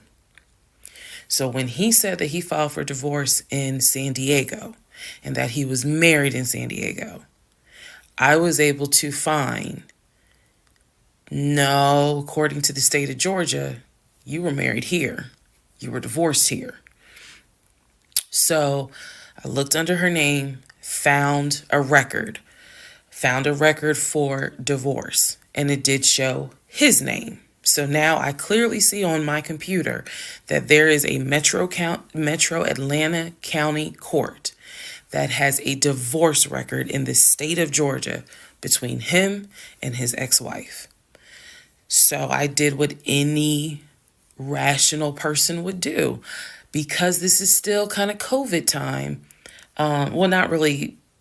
It had nothing to do with COVID. Let me take that back. Because of the parameters of the court, you can only do the open records request in person. I did what anybody would do. I told my boss I had to go. I grabbed my purse, grabbed my keys, and I drove to the court to do the open records request in person. The open records request was for the divorce documents. Go back in the series, and remember I did a background on the ex-wife. I told you all exactly what was told to me. He met her in California. He married her in California. He divorced her in California because she cheated on him. He filed for divorce. She tried to get spousal support. It was going to be a little ugly. He was helping her with the kids. That was the story that was told to me. So went to the court, filled out the paperwork, got the open records request for the divorce decree, for the divorce records. First thing I see, he didn't file, she did. Second thing I see, they didn't make it more than 6 months. I see the date of marriage. I see the date of dissolution, 6 months. Third thing I see, he was served in Metro Atlanta, which means that at the time of the divorce, he was living in Metro Atlanta. California was never mentioned. Fourth thing I see, he filed what is called a pauper affidavit. If you don't know what that is, I'm going to do my best to explain it real quick. Basically, he filed an affidavit with the court saying that he is so poor, he could not afford the fees to pay for a divorce. He couldn't afford a filing fee. He couldn't afford a service fee. That is what a pauper affidavit is for. All of this is in the divorce documents. She had filed. She said it was irreconcilable differences. She was not requesting any money whatsoever. And both of them had signed a pauper affidavit. He was served in Georgia at his previous employment. According to the divorce documents, he was served at like a grocery store. That is what was listed as his employer. And it had a date of when he was served. So I see all of this in one day. I also see where on the divorce documents, she listed her name, her address, and her phone number. So I did what any rational person would do. I wrote down the phone number. There was a 50-50 chance that the number was already disconnected. She could be like me. I'm one of those people. Honey, you can sneeze at a 27-degree angle. I will change my number so quick, you ain't even know what hit you. You can talk to me at 5 o'clock, and at 5:05, my number has been changed. So she could have been like me, and the number is not even active. Or she could be like some people I know who have kept their numbers since kindergarten. Either way, I wrote the number down. I left the court, and I immediately went back to work. And the same friend who helped me when I had my miscarriage, I told her, I was like, I got this phone number. This is the ex-wife. She was like, girl, you better call. You better call and find out from her. Because I think she said to me, can't nobody tell you what is going on quite like the ex-wife. So, part 28 is the phone call that I had with the ex-wife. Part 28 of Who the Fuck Did I Marry? So, I had the phone number, went back to work. My really good friend was like, you better call her. You can use my phone, but call her. So I called her. She answered. I'm going to use aliases. And the conversation went like this. May I please speak with Barbara? This is Barbara. Barbara, this is Shirley. Shirley who? This is Shirley Jones. I am the wife of Legion. Silence. Then she starts laughing. And she said to me, and I quote, if you were calling me, then I know it's bad. I chuckle and I said to her, I'm not trying to bother you. I'm not trying to disrupt your life. I said, I am literally coming to you on some woman-to-woman shit. I said, because you are probably the only person who can help. She listened. She was gracious. And she said, what is it that you need to know? Or what is it that you want to know? And I said, I understand that you and my husband talk and communicate. And she immediately said, what? No, we don't. And I said, okay. She said, one thing you need to know about Legion. She said, whatever he tells you, it is a lie. And she said, again, let's go back to part 1. I told you guys that when he introduced himself or when we met, we actually had matched on 2 different sites. And he was under 2 different names. One was like the actual birth name. The other one was a nickname variation of that name. That's the name I know him by. So for example, if his name was Matthew, he had a profile under Matthew, and then he had a profile under Matt. I would have known him as Matt. So she said to me, she was like, I don't even know who Matt is. She was like, that's not even his name.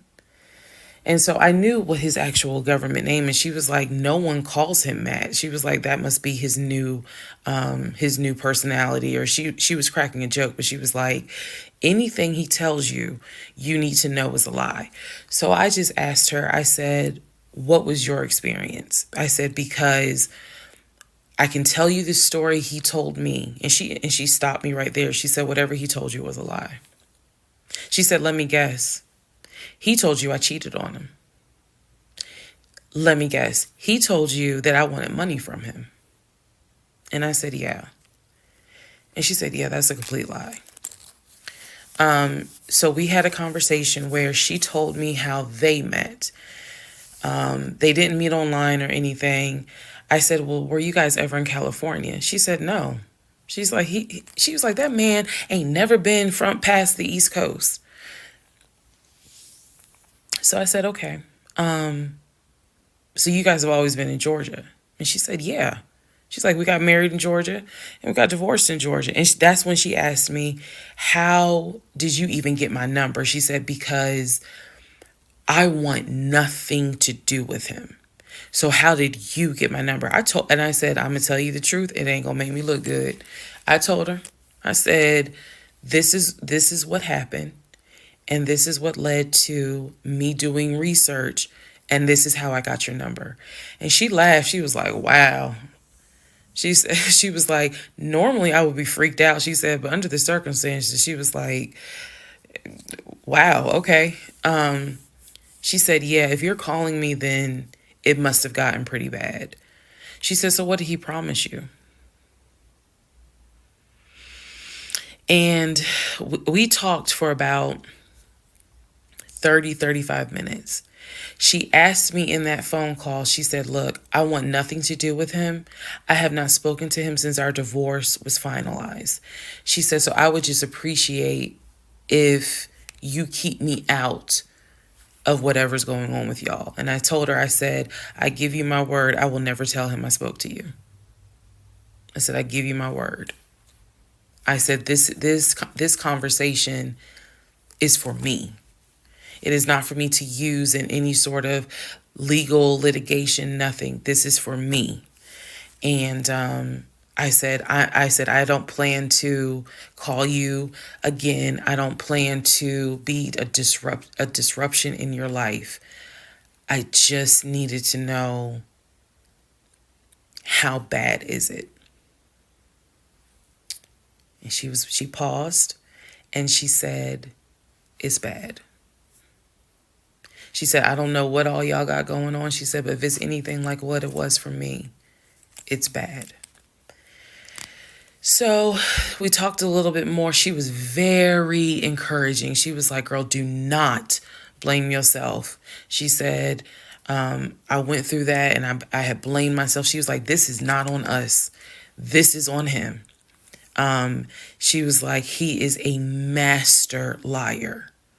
A master manipulator. She said, I ignored the red flags. So she was like, do not feel as though this is on you. We talked about there's an ex-girlfriend that shares the same name as his aunt.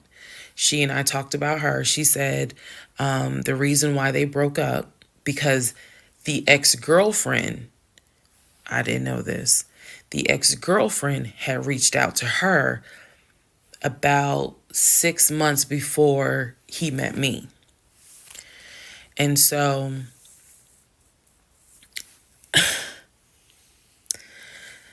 the ex-girlfriend lived in Douglasville. On Legion's driver's license, he had a Georgia driver's license with the Douglasville address. What he told me was that it was the address that his sister, because remember I told y'all his sister Shantae lives in Douglasville. She's a nurse, married with 2 kids. So he told me that the address on his license, it was his driver's license, was to Shantae's house. The ex-wife is telling me, no, that's the address for the ex-girlfriend.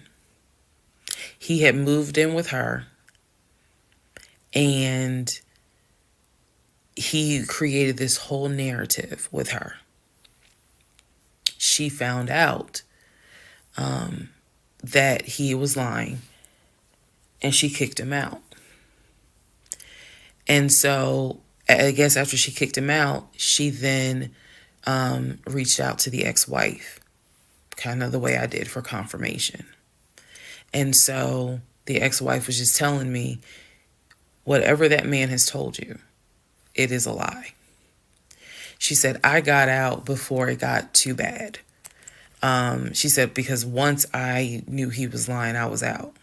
She was like, because he's never going to change. And so, again, conversation went on and on. And so finally, we were getting ready to get off the phone. And before we got off the phone, I said to her, I said, if everything is a lie, I said, I have one question for you. And she said, sure. I said, how is your daughter?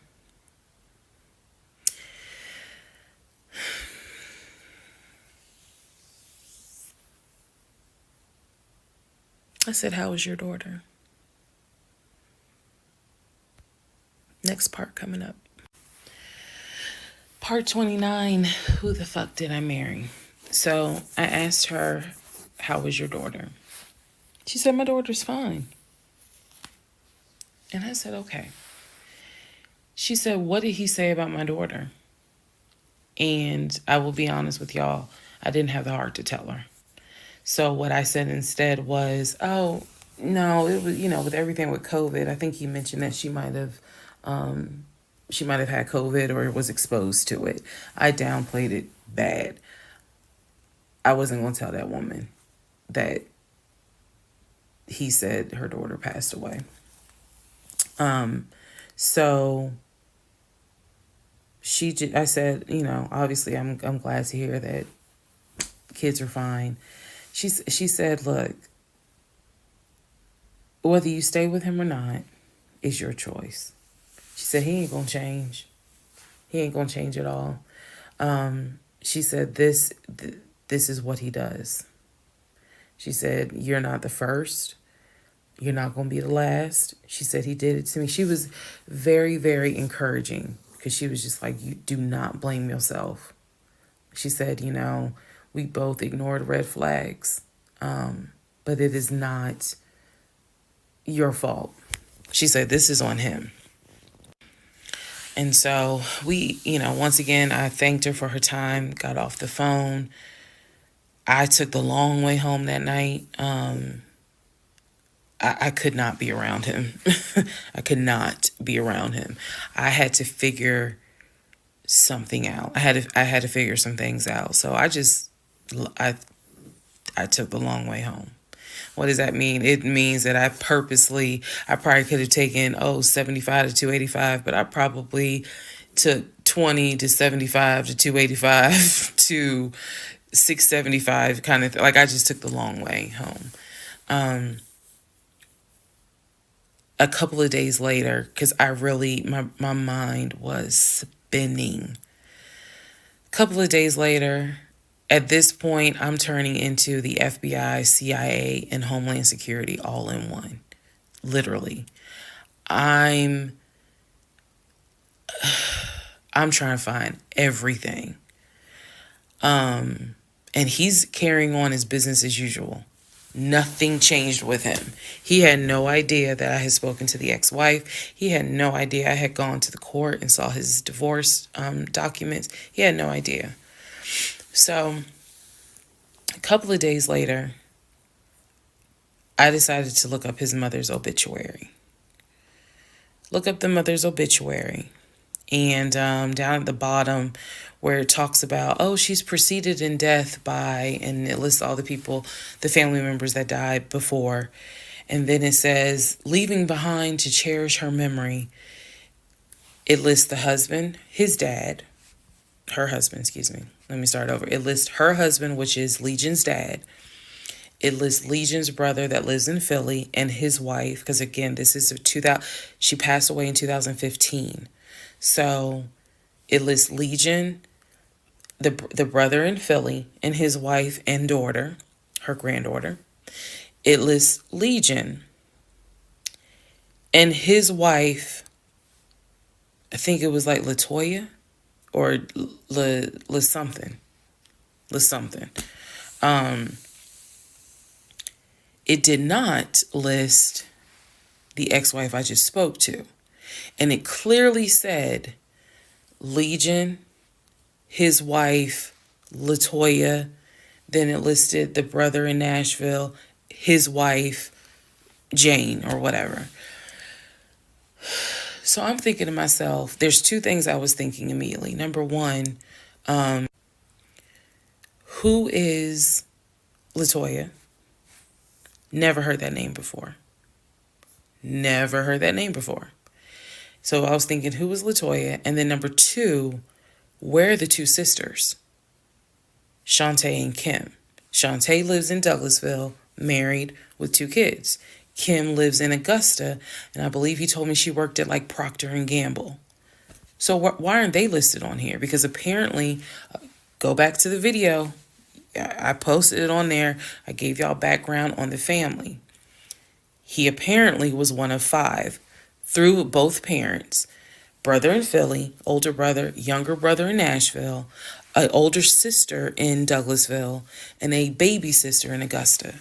So why is it on his mother's obituary there's only three children named? Where are the 2 sisters?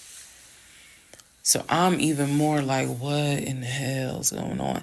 And then I started thinking to myself, why wouldn't they list Shantae? Like, they talk all the time, so I know that they're close because he talks to Shantae all the time. So I really was confused. Again, keep in mind, I'm trying to give y'all insight into how I was thinking May of 2021, because I still didn't find out a lot of stuff at that time. I found out enough to figure out, okay, it's not a question of if he's lying. That was over. It's not a question of if he's lying. The question now is becoming, what else is he lying about?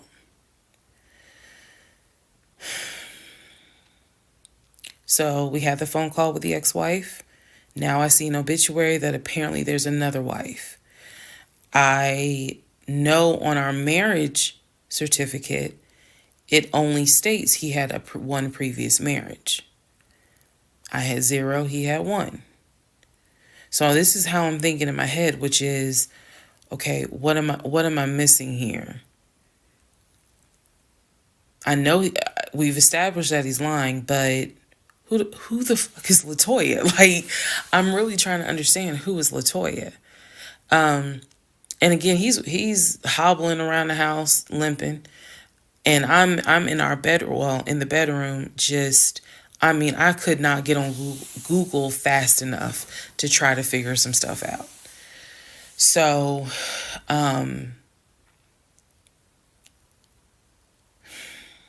see the mom's obituary, study it, and at this point, I'm now trying to figure out, okay, what's the game plan? What is the game plan? And that's where we are about to get into the next part. Okay, part 30 of Who the Fuck Did I Marry? So I'm going to use this as a clarification video. So we're going to use part 30 as a stop. Let's clarify some things. I've done that before on a previous set of videos, so I think it's just important to do that so that way I can try to address some of the things that I have seen in the comments, both supportive and just downright mean. But let me clarify some stuff. Number 1, it is important to remember that I am telling this entire story of how I met, dated, married, and divorced my pathologically lying ex-husband. I am going in chronological order of events. So what that means is that, ma'am, sir, whoever you are, if you were coming in at part 30, but you have not seen part 11, some stuff is not going to make sense. I know. It is a long playlist. And don't worry about watching the video as soon as it comes out, because everything, I'm trying to do this responsibly, of telling the story in the order of which things happen. So I say that to say, please, if you're able to, start at the introduction disclaimer video. Start with part one and then just watch each video, because a lot of the questions people are having that I'm seeing in the comments, and I say this respectfully, is just because you did not go to the other videos and watch them in order. That's just the first thing I want to say. It is important that I get this story out, but that it's done, like I said, responsibly. To me, responsibly is being honest, even if it makes me look bad, but then also trying to be clear and not ramble all over the place. So I'm trying to take the time to tell you, this is what happened at this time. This is what happened at that time. That's why there's so many parts. And we're not even to the part of the divorce yet. We're almost there, but we're not there yet. Second thing I want to clarify.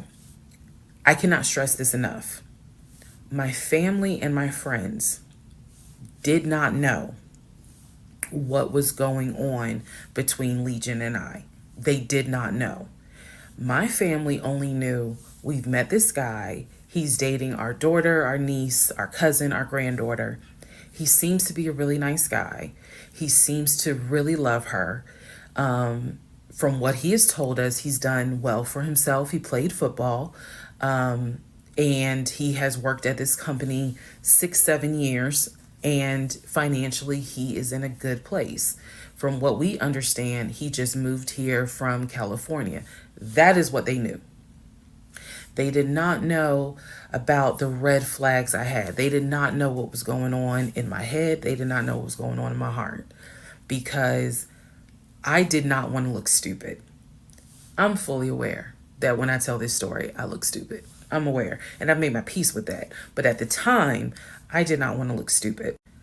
So it was important to me to put on everything's great.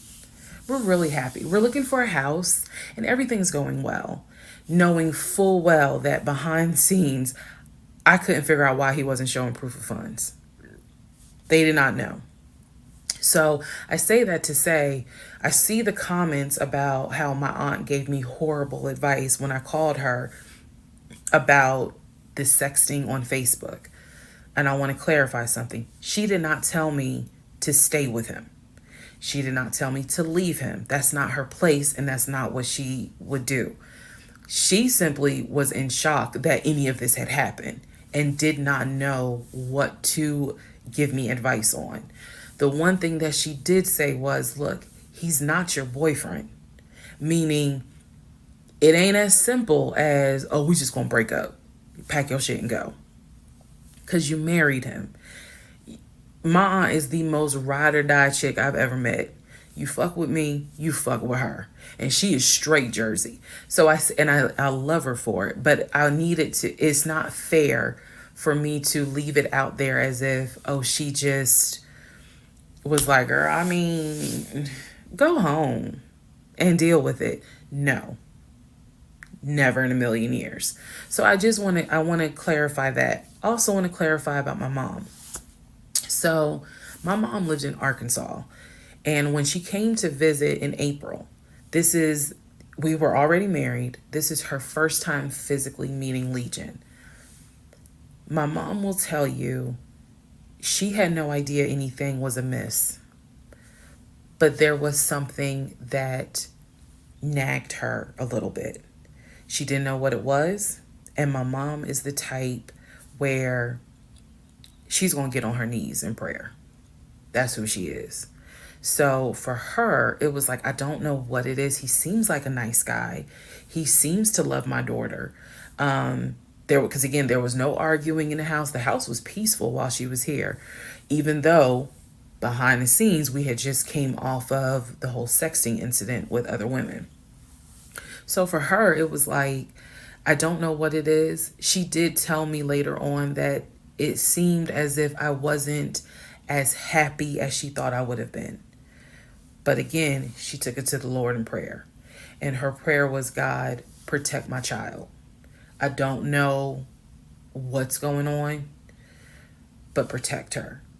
That was my mom's response. So she did not know, she did not pick up or overhear something that was going on while she was here. She had a candid conversation with Legion, and Legion kind of came across as, it's I miss my mom. He missed his own mother, and so he called my mom, and doted on her, again putting on a charade.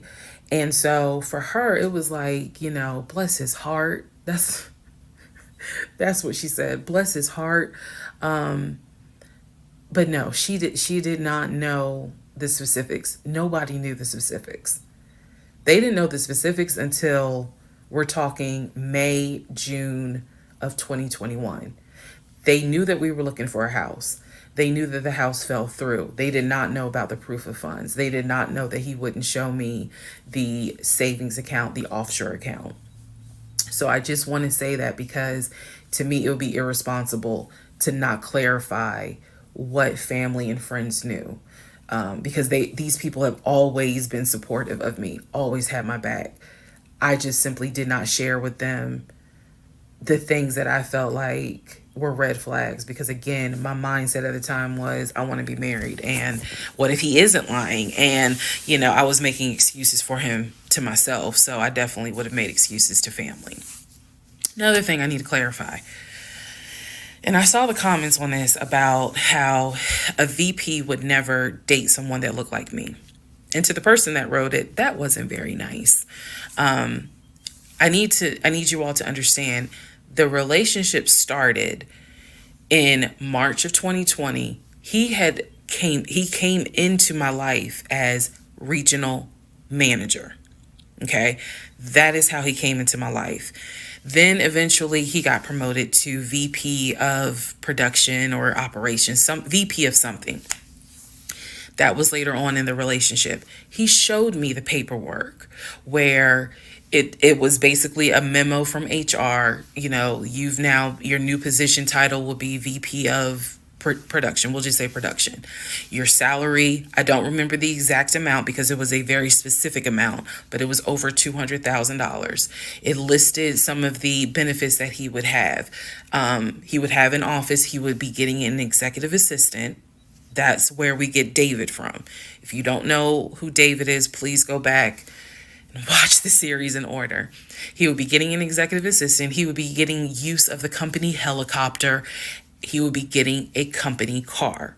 That is where we're introduced to the fact that he was starting to shop for a company car that could not be more than $90,000. That's what he told me. I didn't see this in the memo, the amount of the car, but that's what he told me. So that's where you get the car shopping for the Range Rover, the Jaguar, the BMW. He even test drove a Mercedes GLE, I believe.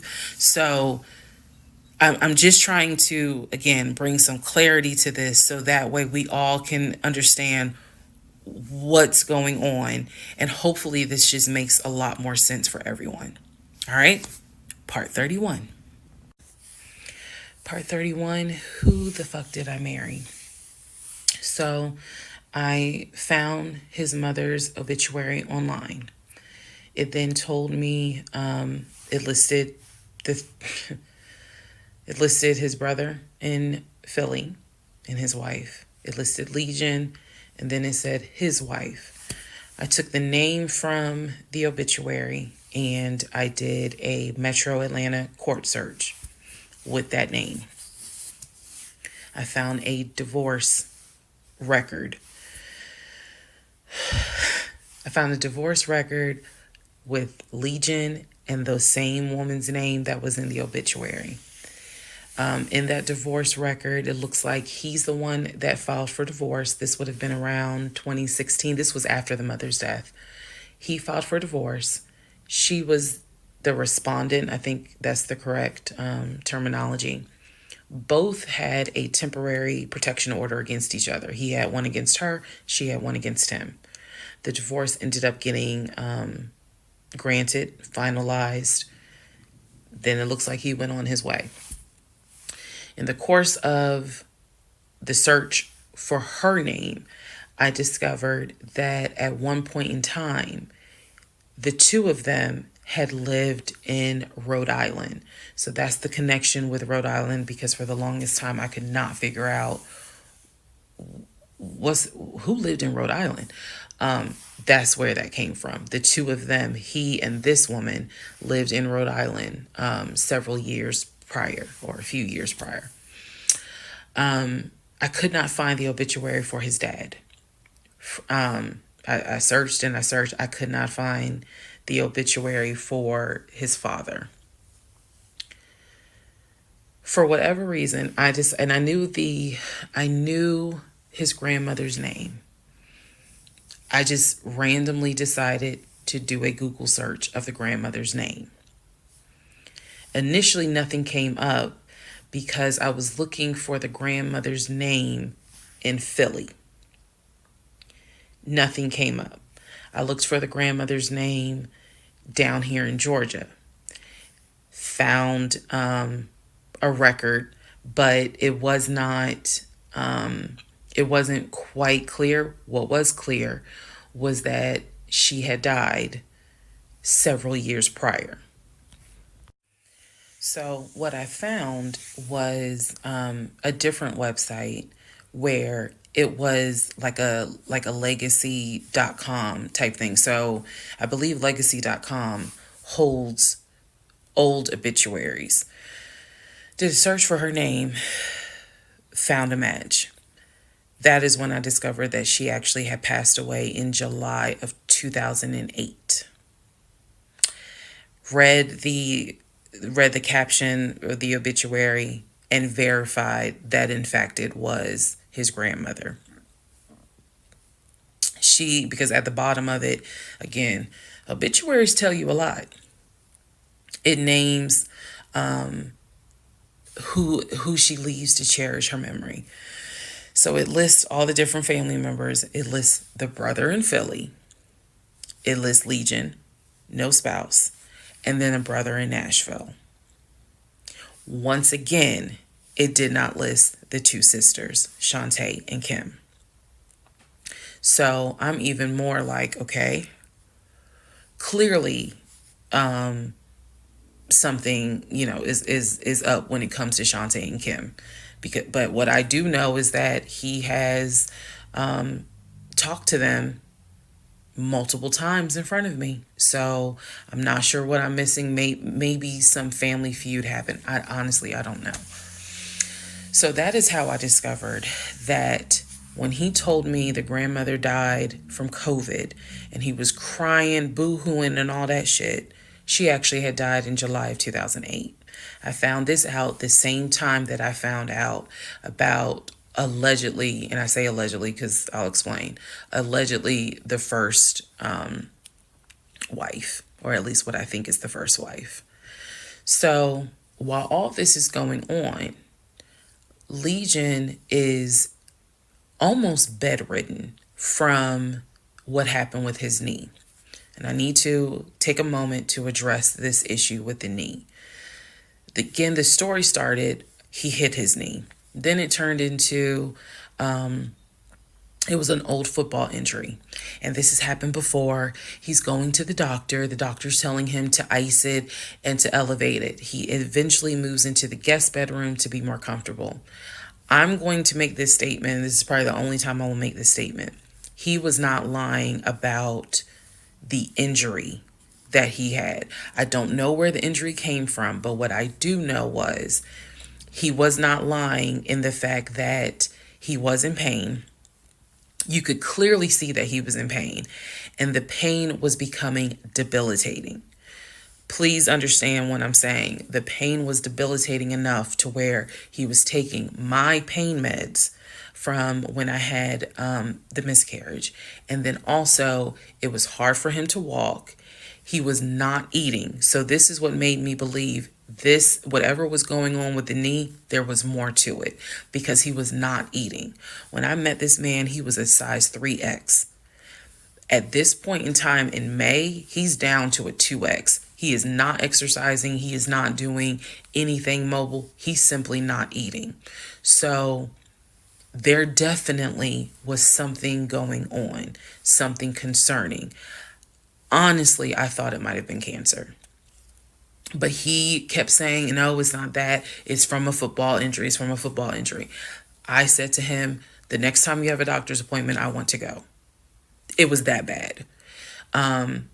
And he kept making excuses like, okay, fine, I'll make the appointment. I'll let you know what it is. Cool, I will take off work. I want to be at that doctor's appointment because whatever is going on with you is serious to the point where you are losing weight rapidly within a 2-week span. So now we can go ahead and enter into June. When we enter into June, I have verified, read the divorce documents for not one wife, but 2 wives. I have called San Diego State, verified they have no record of him. He claims he was a private citizen. I don't believe that. They're saying there's no record of him. I have pulled his background. It is showing that you've lived in Pennsylvania, Rhode Island, and Georgia. When I look at the addresses, it is tied to at least 2 women, both of whom I'm showing divorce records on file that you had. I've also verified that your grandmother actually died in 2008 and not in 2020 from COVID. I know all of this as I'm going into June. His birthday is June 17th. So all I've been doing is just trying to figure out what is it I'm going to do. I spoke to the pastor and his wife. I believe it was actually the pastor I spoke to because I knew the pastor previously before he did our marriage counseling. And I told him what I found. Mind blown. Mind blown.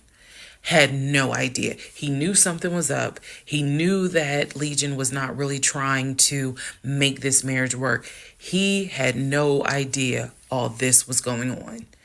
So he asked me, are you wanting to stay or do you want to end the marriage? I said, oh, absolutely, I'm ending it. Oh, hell yeah, I'm ending it. I have to. I have to end it. I have no idea who that man is in my guest bedroom.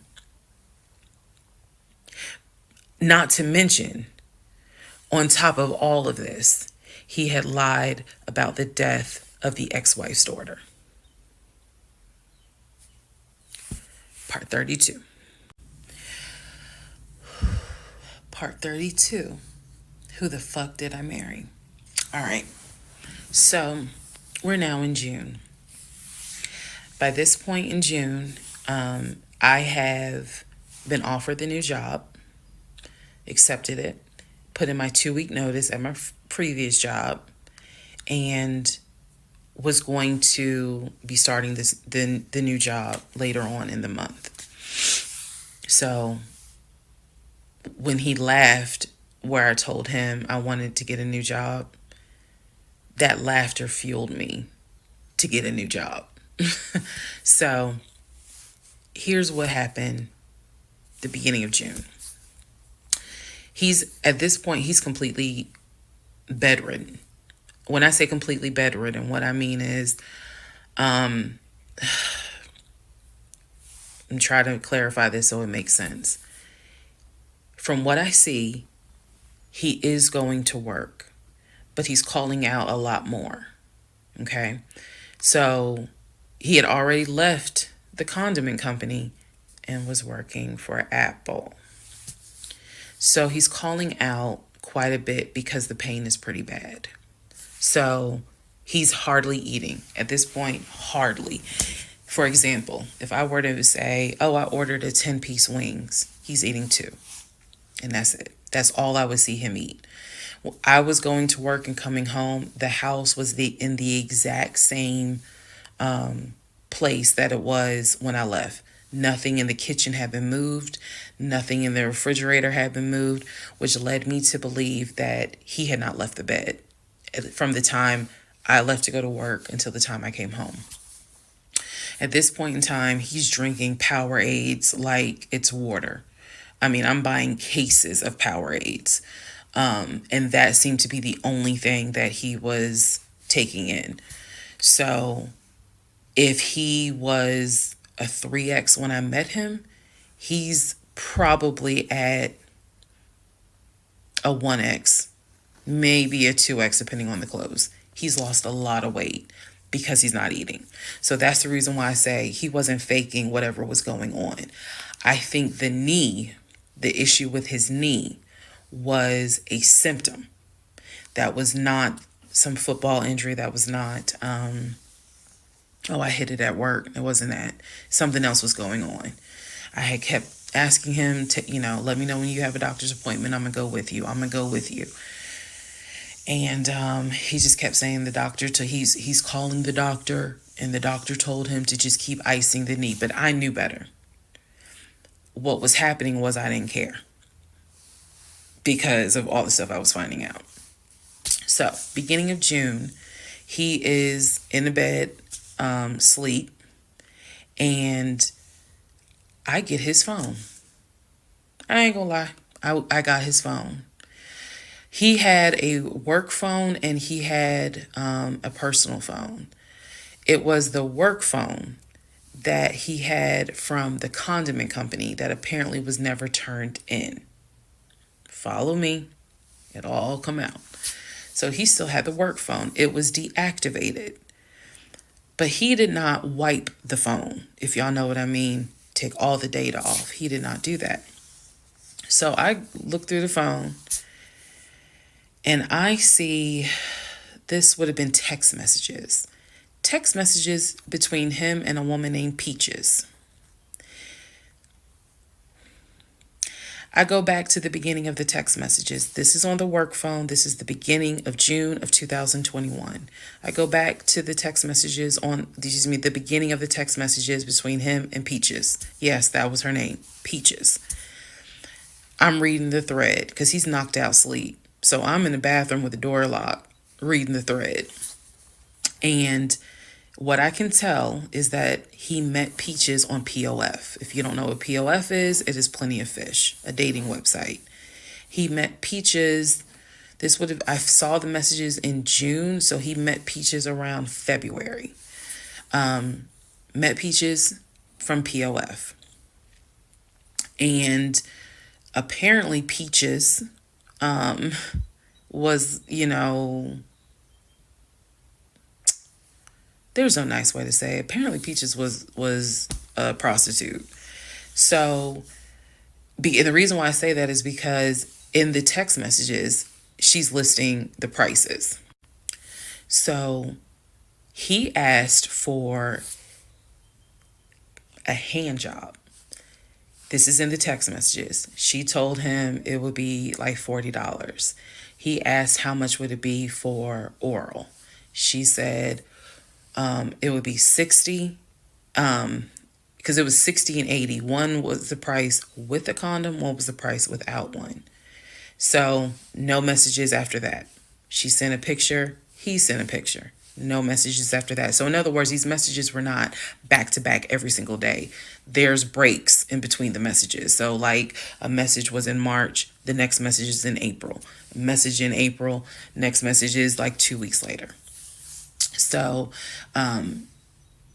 he's asking her the prices. Next message I see would have been from a few weeks prior to the date of this. So this was the beginning of June. The message is from sometime beginning of May, where he is thanking her and says to her, thank you so much. That was really great. I hope I can see you again. Then there's messages where she said, hey, basically she was at a new spot. She must have moved. So he said, okay, I'm going to come through. I'm going to come see you. He's asking her to confirm the address. He was like, is it the house with the brown trash can with a white car in the front? She says, yes. So I'm thinking he was actually in front of the house when he's texting these messages. Then again, he does whatever he does, and he sends her a message a few hours later saying, thank you. That was great. I'm reading all this. And I will tell you guys something that You may or may not understand. Some women may or may not understand it. The cheating didn't even faze me. Didn't even faze me. I didn't cry. I didn't I did not feel like, what did I do wrong? I was relieved. The reason why I was relieved is because up until this point, I kind of struggled a little bit on whether or not, God, I know, Lord, you hate divorce. But I can't stay with a guy that lies. So when I saw the cheating stuff, I was like, oh shoot, thank you, Jesus. Okay. Because I know my Father in heaven's going to forgive the fact that I'm going to divorce him for infidelity. Go ahead. It's fine. Jesus will forgive me. So I was relieved, to be honest with you. Like, oh, okay. I got grounds now, bitch. That's how I felt. So saw the messages, forwarded the messages to my phone. Or excuse me, I had to take my phone because the phone was deactivated. So I kind of had to do a little ghetto. Hold the phone up, take my phone, and take pictures of what I see on the phone, so that I would have proof on my phone. Then I put the phone back and continued on. Now, in the next part is the day that he gets kicked out. And I will tell y'all what happened. Part 33, who the fuck did I marry? June 17th, 2021. So, you guys have been on this ride. You now know exactly what information I did have. The morning of June 17th, which was his birthday, he was in the bed as usual. Powerade bottles all over the place because I wasn't in the mood to clean. And so I went in his room. He was awake. He was watching YouTube on his cell phone. He watched a lot of YouTube, watching these two guys that always were fixing Jeeps on YouTube. And if I saw them, I would know exactly who they are, but I can't remember their name. It's a popular show on YouTube. Anyway, so I go in there and I just calmly sit on the edge of the bed. And I was like, can we talk? And he was like, yeah, what's up?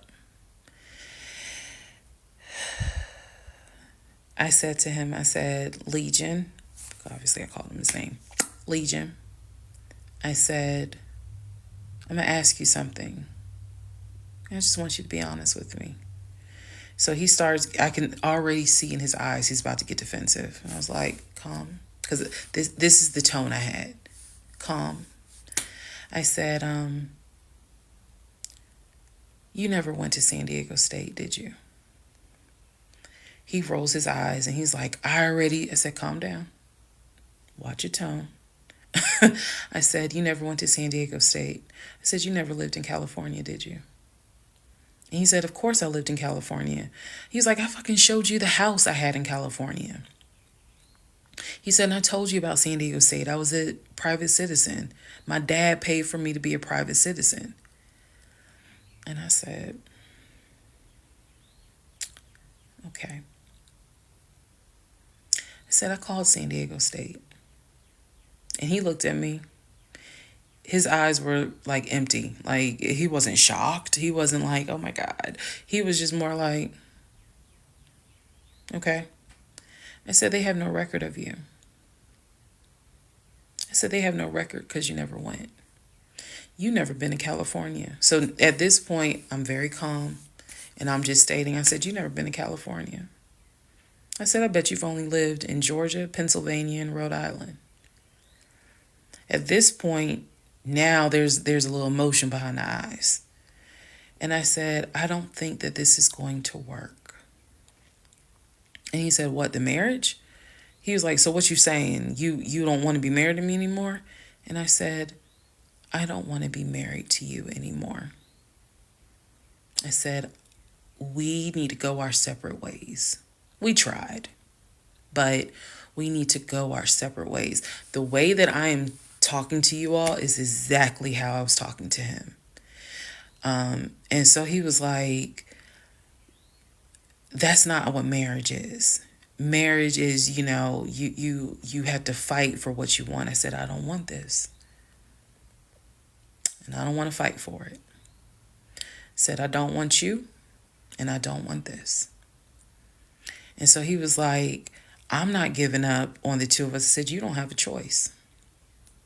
I said, I think that you should call your brother or your sister now.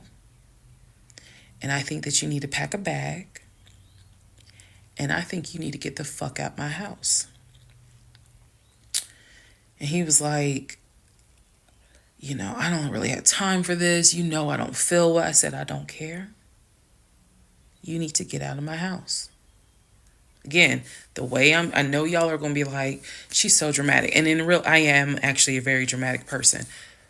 But the way that I'm talking to you guys on this video is exactly how I was talking to him in the beginning of how this started. So I said, you need to call your brother, or call your sister because she's in Douglasville, and you need to go stay there. You need to get out this house today. Basically what happened was, at first, he refused. He wasn't moving fast enough for me. And so he called his aunt. And his aunt was on speakerphone. Let me preface that. She was on speakerphone. And so she was like, what's going on? And he was like, my wife don't want me no more. She claimed that I be lying to her. I ain't never lied to her. When I heard this,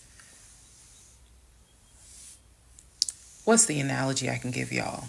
When I heard him say to his aunt, I ain't never lied to her before, something in me snapped. The best analogy I can give you, do y'all remember that movie Carrie? When she was at the prom and everyone was laughing at her. The blood had fallen down on her. And there was a moment where her eyes just went wild. And you knew something was about to happen. You just didn't know what. But y'all had pushed her too far. When he said to his aunt, I ain't never lied to her, I snapped. The calmness left. The amount of rage that was in me. I could have fought every member of the Kansas City Chiefs and beat every last one of their asses. I could have fought every member on the Atlanta Falcons and beat every last one of their asses. I'm not a violent person, but I was there. That statement, I ain't never lied to her, took me there. I went off. I went off. I went off so bad that first of all, every part of me was shaking. I called my mom. My mom was on speakerphone, and she's in Arkansas. My mom's a praying woman. I was cussing like a sailor. My mom finally said, put him on the phone. So I gave him the phone, and I'm standing there, and I'm looking around the room. Is the scene that I remember is the Angela Bassett scene in Waiting to Exhale, when her eyes are darting around the room right before she grabs everything to put it in the car to set it on fire. I was more so looking at what weapons were in the room. The lamp, the TV, the dresser. I was looking more, while she was talking to him, my eyes were darting around the room, because if he did not get his ass up and get his shit and get up out of my house, it was going to be bad. If I have never in my life been on TikTok and said thank you, had it not been for the blood, y'all, I know this is going to sound dramatic. I know this is going to sound like, girl, you so funny. You don't understand. Had it not been for the Lord on my side, had it not been for the fact that I know I got a praying mother, I know I had a praying aunt, I know I've had a praying grandmother in heaven, because I'm telling you, I clearly saw what was getting ready to happen had he not gotten up, got his shit, and got out of my house. So I'm trying to calmly say this because I'm trying to calmly tell this story because the rage had taken over me. The pure, unadulterated rage that I felt when he said to his aunt, I ain't never lied to her, after I had discovered only 2% of the lies at that point. Just 2%. So it was enough for me to be like, you need to get your stuff and go. So my mother gets on the phone and she says to him, Legion, she called him by name. She said, I am not there to control my daughter.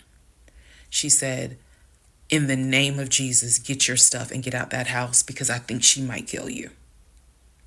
Get out of the house. She's on my phone. His aunt is on his phone. His aunt said, nephew, come home. Home for her was Philly.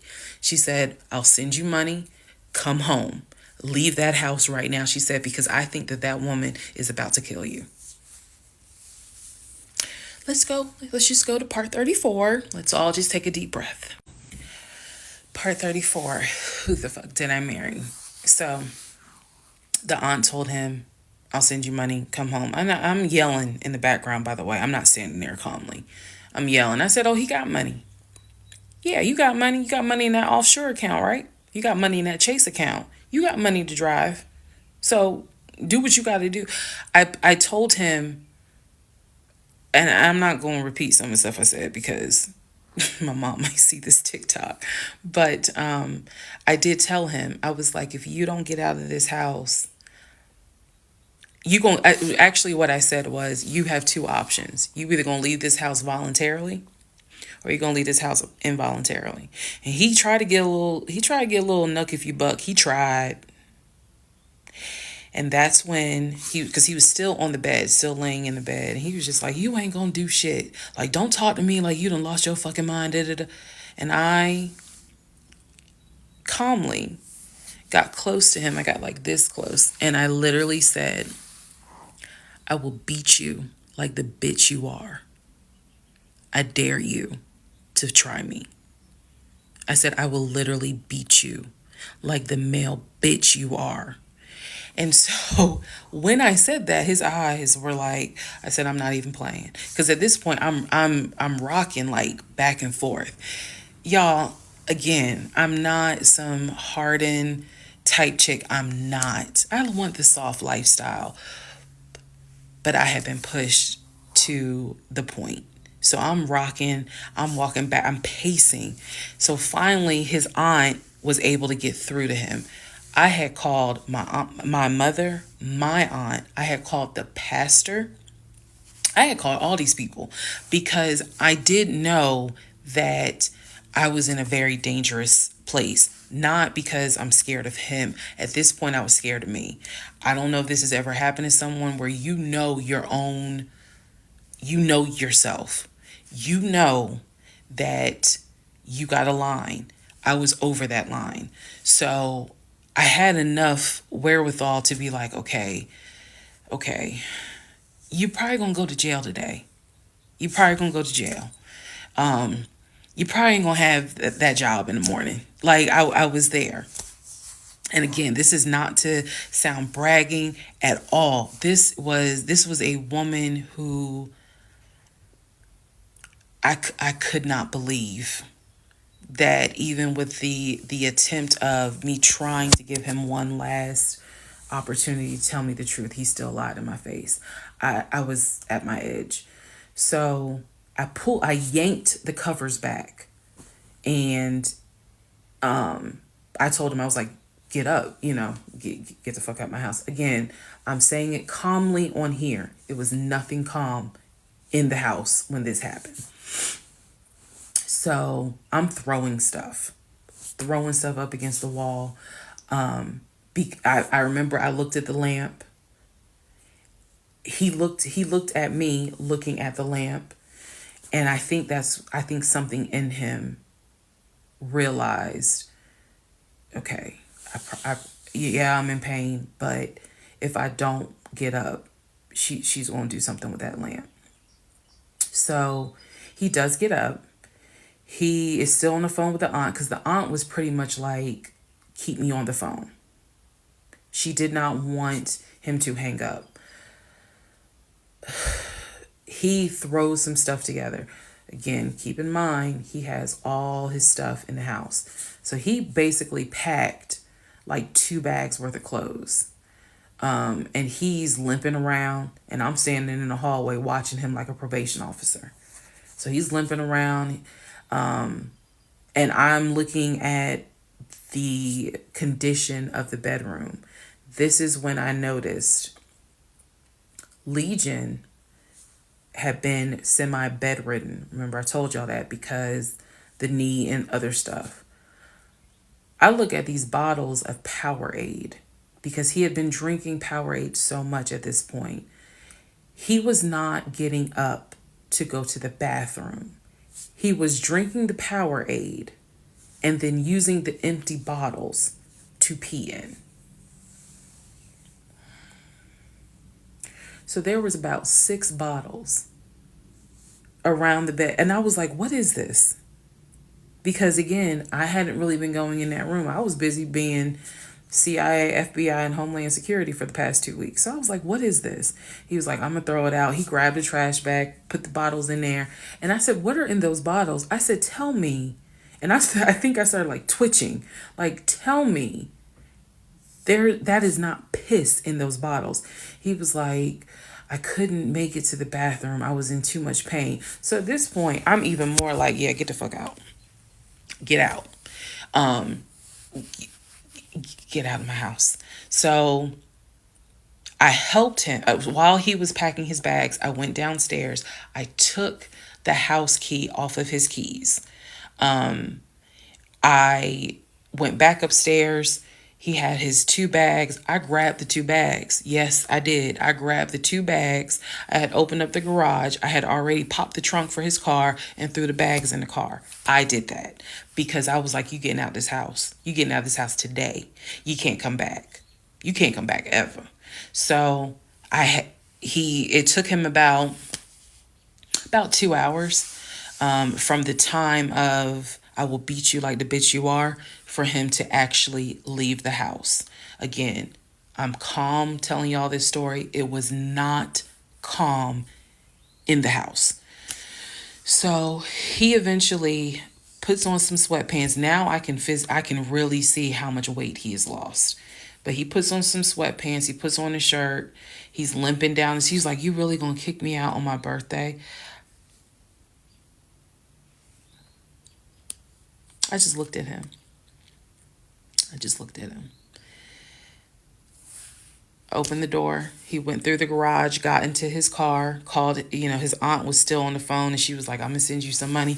And that's the part I was like, clearly he has the money. Like, you ain't got to send him money. He doesn't even have to go to Philly. He can just go get a hotel for now. I don't care what he does. He just got to leave his house. So he ends up getting in the car, driving off. My mom calls and she's just like, is he still there? I said no. I had not told her what all he had lied about.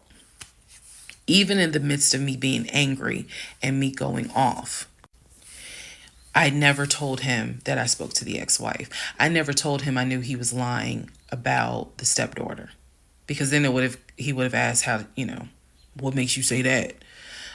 So I did keep my word. I never told him I spoke to her. So he eventually left. I text a friend of mine. I text my landlord. I said, I have an emergency. I need to know if it is okay to get the locks changed. Landlord was like, that's fine. My landlord was super cool. Shout out to Mr. Patel. I went to Home Depot, bought brand new locks, text a friend of mine, asked him, when you get off work, can you please come by my house? I need the locks changed today. So he was like, oh, okay, what's going on? I said, I'll explain it later. So to give you a timeline of June 17th, when I asked him about San Diego State and I told him that I know you've never even been to California, that was about 8:30, 9 o'clock in the morning. By the time he left the house, it was maybe going on noon, 1 o'clock. So this happened pretty quickly. If you're wondering why did you even ask him, I already knew that I wanted out. I knew that. But for some reason, a part of me was like, let's just see if he'll be honest just one last time. And he wasn't. And it sent me into a rage. And then he lied to his aunt, saying, I ain't never lied to her. And that sent me over the edge. So by 1 o'clock, by 1:30, he was gone. By 2:30, I had done a pretty good job of cleaning up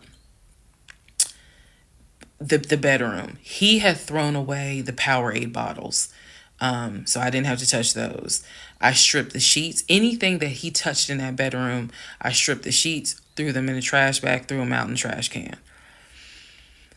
And so most of this was adrenaline. Adrenaline was pushed because I hate packing. I hate doing all that stuff. I went on Amazon. I ordered oversized, large tote bags because I was packing up all his shit. Part 35. Who the fuck did I marry? So I packed up all his stuff. Okay.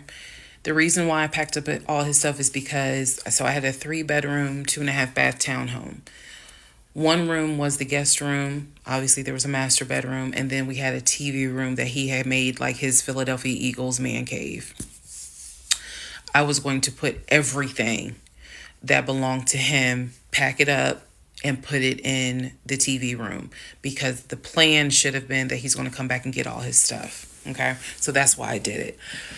And honestly, it just felt good to pack up his stuff and go through it freely, because when he packed in a hurry, he left obviously really important things. He left all his Invicta watches. He left all his WWE championship belts.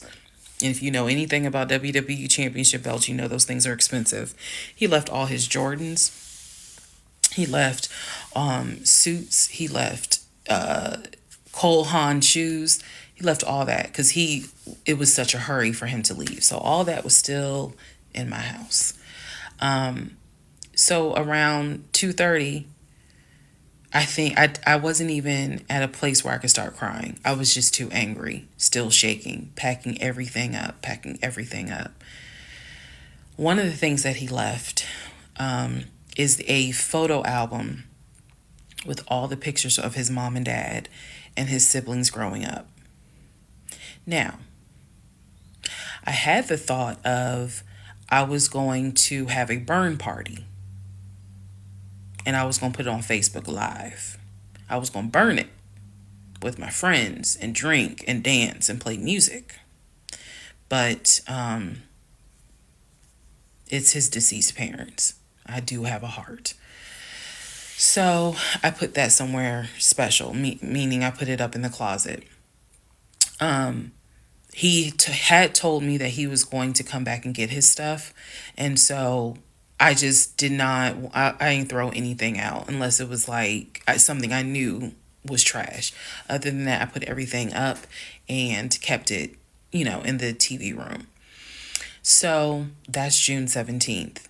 Also on June 17th, I had already ordered his birthday cake. I had ordered the birthday cake like the end of May because it was like a special birthday cake.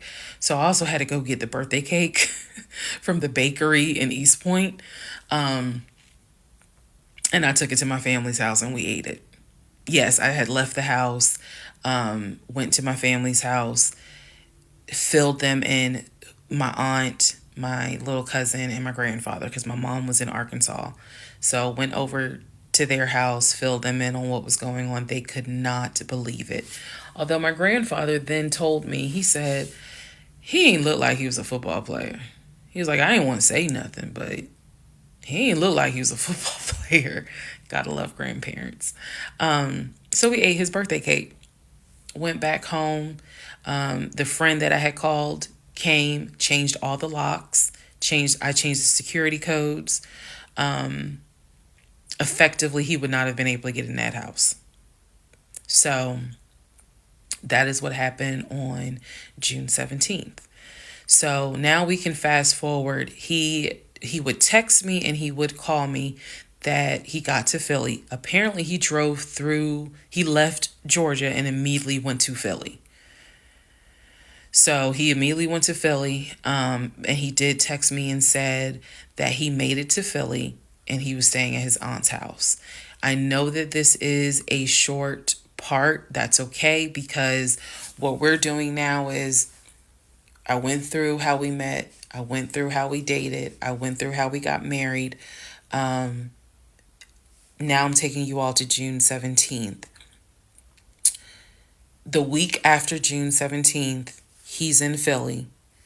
He still would call me. He still would text me. The conversations we were having the week after June 17th, so this would be June 18th up to the 24th. The conversations we are having had to do with divorce. So who's going to file? And he was like, well, I don't want a divorce, so I'm going to fight you on it. Are you? Really? Are you going to fight me on the divorce? I didn't know anything about filing for a divorce. So, but I refused to stay in a place of ignorance. So I went online. There's a website that you can go to where you pay like a $200, $239 fee, and you fill out basic information and you choose your state. You choose your state and they will but they will make all your documents. All you got to do is print it out and take it to the court. And it is step-by-step directions. We didn't have any property with each other. We didn't have any kids with each other. So by the state of Georgia's standards, this should be an uncontested divorce.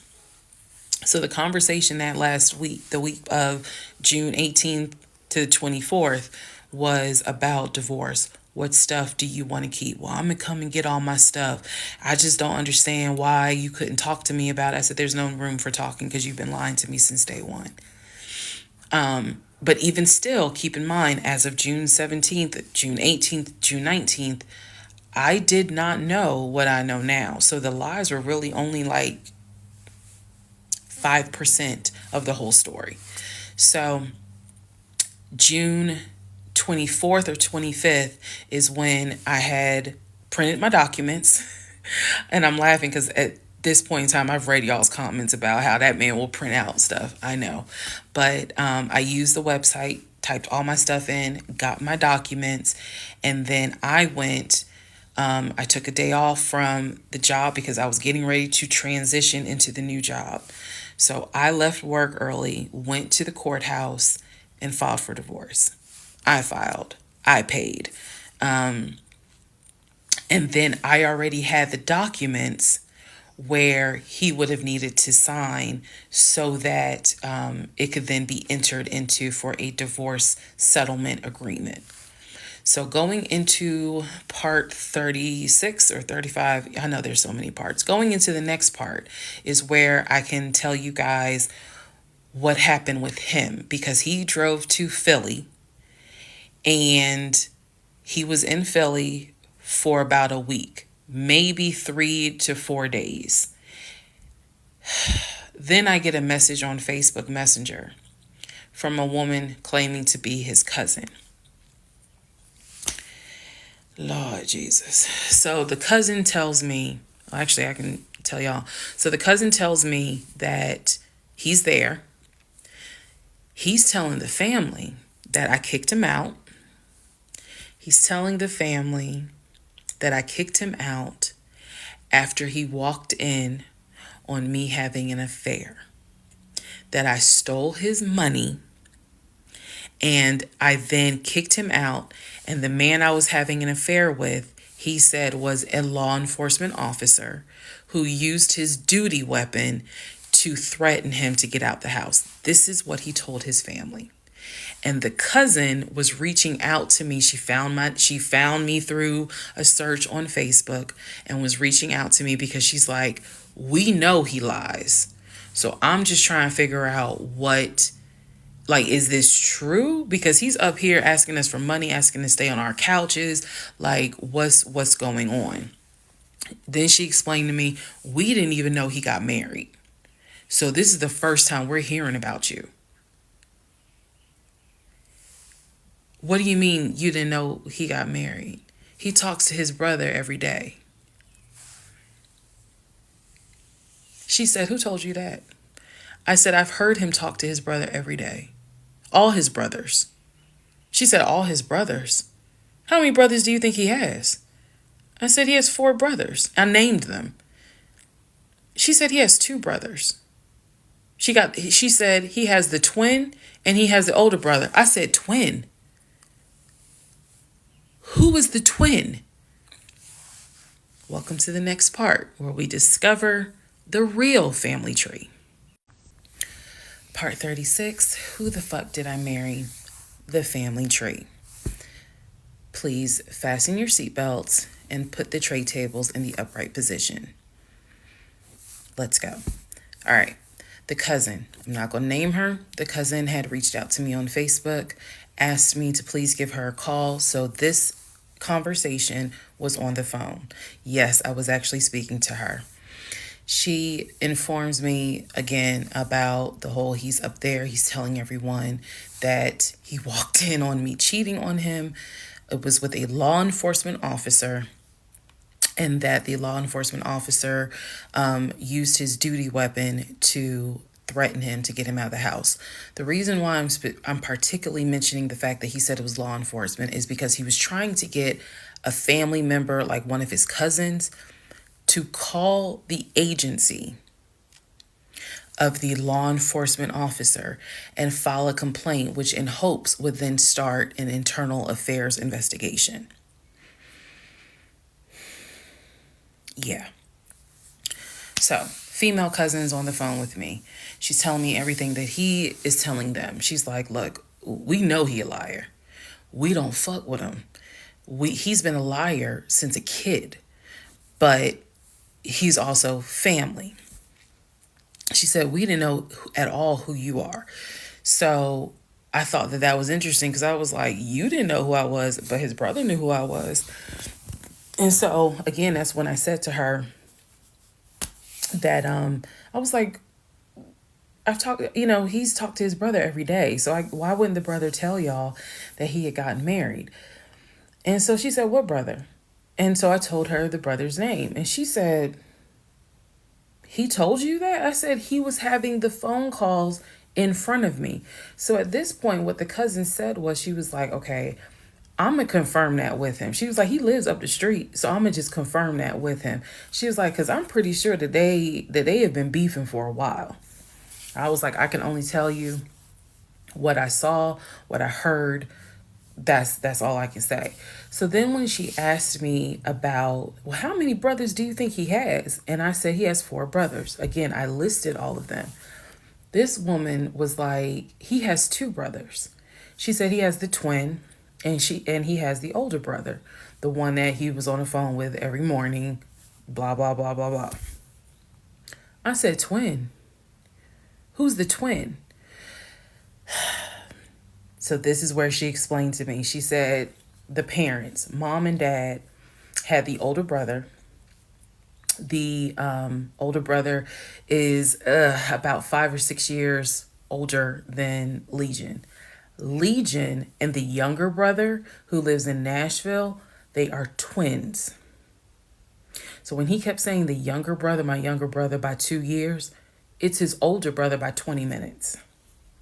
They are twins. I have seen a picture of this brother. Yes, they do very much look alike, but I didn't know they were twins. It doesn't even matter. I didn't know they were twins. But definitely they had the same mom and dad. So she was like, no, that he's older than Legion by 20 minutes. They're twins. She said, so the parents had 3 boys. Brother in Philly, the older brother, and the twins. She was like, who the hell are these sisters that you're talking about? So I tell her, I was like, Shantae and Kim. She said, I don't know who Shantae is. She said, Kim is my daughter. Kim is not his sister. Kim is my daughter. And she said, that's his cousin. She was like, and they haven't spoken in about 20 years. So, no, that's not his sister. He does not have any sisters. And I said, well, then what about the other two brothers? She was like, what other two brothers? I said, the brothers from his dad. She was like, you mean to tell me this man is going around telling people, I know somebody's going to quote Nicki Minaj, lying on your dead mama, but try not to. She says, you mean to tell me this man is walking around lying on his dad, saying that his dad had kids outside of his mom? And I kind of stuttered, like, yeah. She was like, he does not. She said, I have no idea who those two men are. She said, those are not his brothers. But if y'all remember, I've met those two. And he introduced them as, you know, man, this is my brother John. This is my brother Matt, you know, type thing. And so they both were like, oh, my sister, it's good to meet you. It's good to meet you. Remember that, because obviously I do eventually talk to those two men again. So she says to me, the family tree is mom and dad, the three sons. She was like, there are no sisters. She said, I don't have a clue who Shantae is. She said, Kim is my daughter, so that's just their cousin. But again, they ain't spoken 20 years. I said, okay. And then there was the grandmother. She said, yeah. She named the grandmother. She was like, yeah, she died in like 2008. I said, yeah, he told me that she died in 2020. And that, you know, all of you were coming down for the memorial service. And she's just like, she died in 2008. I said, then there was the uncle who also died from COVID. She was like, which uncle is that? I told her the name. She said, he's been dead since like, 2010.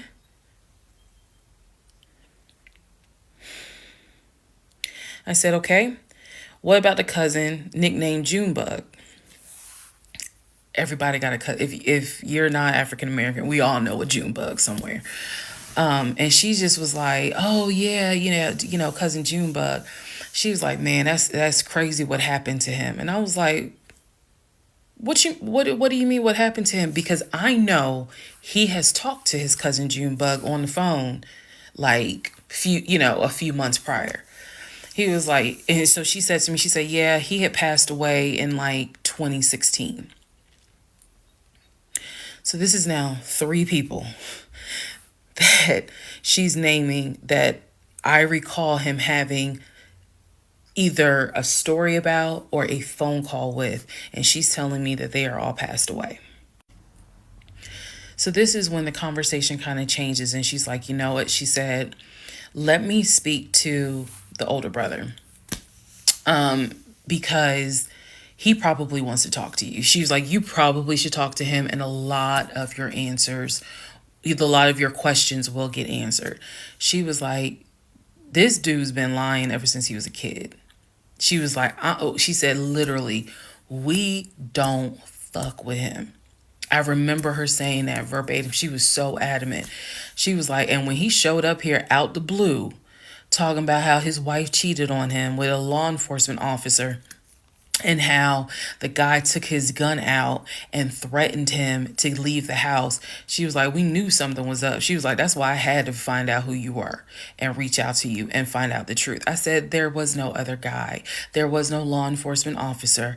And she was like, yeah, because he was telling us where the dude worked and how we should go ahead and help him file a complaint so that this dude could lose his job. I said, there is no other person. I said, I kicked him out. That was me, all by myself. No gun, just my fist.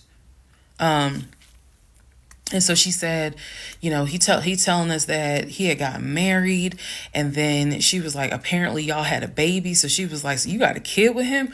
So I had to explain to her. I said, no. I said I had a miscarriage back in June of 2020, and I had to have surgery in July. So she was just like, girl. So she started like really being encouraging and was saying, you dodged a bullet, honey. She was like, I don't wish this. She's like, I know he my family, but I don't wish him on no woman. So we've have each other's numbers. She was like, if you need anything, please feel free to call me. She was like, I've had my own issues with him. I've had my own issues in life. But she was like, get your divorce and be done with him. Then she said, I'm going to put you in contact with the older brother. Next part is me finally talking to the older brother that he had been talking to every morning. Part 37, who the fuck did I marry? So at this point in time, I have filed for divorce.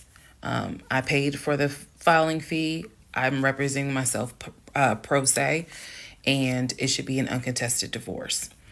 During this time, Legion had driven to Philly, lied to his family, and said I had cheated on him, that he caught me, and that the guy I cheated on him with was a law enforcement officer who used his gun to threaten him to get out the house. None of that was true.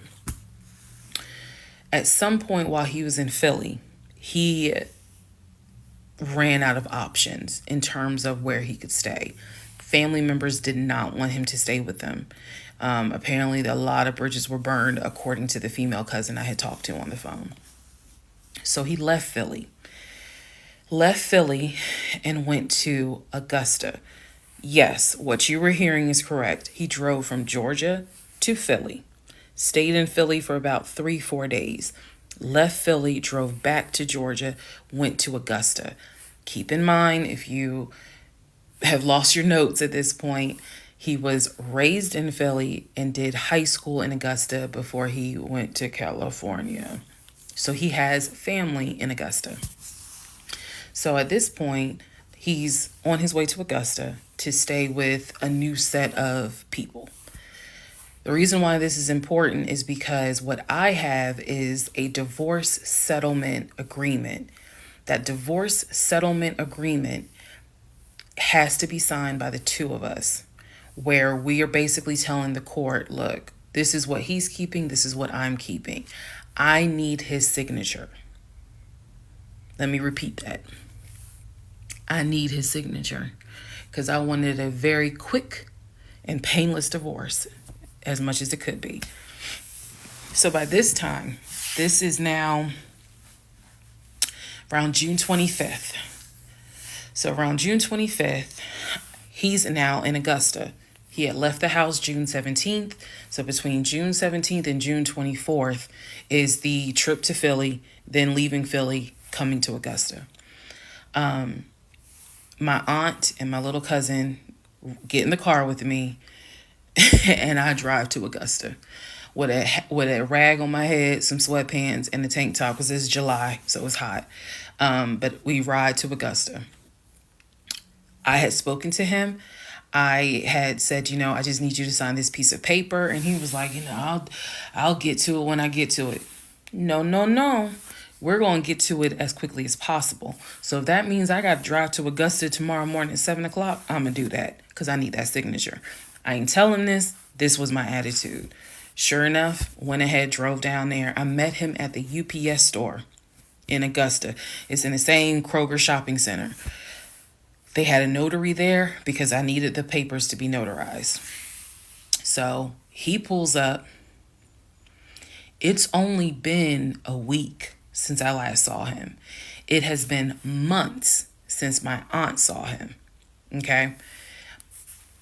She had no idea of the condition that he was in. Again, I'm telling y'all, when I met him, when he met my family, he was like a size 3X. In just a short span of time for a week, he easily could have been in an extra large, maybe even a large, but was wearing 3X clothes. So he has told me this whole time, he didn't know I had spoken to his family. Okay, probably need to put that in there. He did not know I had spoken to his cousin. So he was telling me that he had a place to stay. He was staying with some family members, and everything was cool. He told me he was going back to Augusta because he had a job. That's what he told me. The family member, the cousin, told me, oh no, it's not that he had a job. We kicked his ass out because he's still lying. And we don't want anything to do with him. So when I saw him get out the car, I immediately knew, you probably have not washed in 3 days. I'm not overreacting. His nails had not been cut, so his nails were a bit long. He smelled like the Chattahoochee dump on a hot summer Georgia day. He stunk so bad. And for a moment, I did not recognize the man that I was legally married to. I did not recognize him. He almost looked, what's the word? Emaciated. If I may be saying, I may be mispronouncing it, but the way someone looks when they have lost so much weight and it's almost like your skin and bones. He looked, obviously he looked homeless. He smelled homeless. And my heart just kind of broke. It kind of did. I'll be honest, it kind of broke. It did not break enough for me to not get that signature though. So when he walked into the UPS store, you clearly could see that some of the people were like, let me get away from him. Me, I just was like, okay, so I just need you to sign right here, and I just need you to sign right there. Okay, and then a woman named Lauren came over and notarized the papers, and then we were done because he signed the divorce agreement. He didn't even read it. Reason why I'm pointing that out is because he didn't read the part where what's left in the house now belongs to me. Where he took technically what he was going to take. Everything else in that home belongs to me.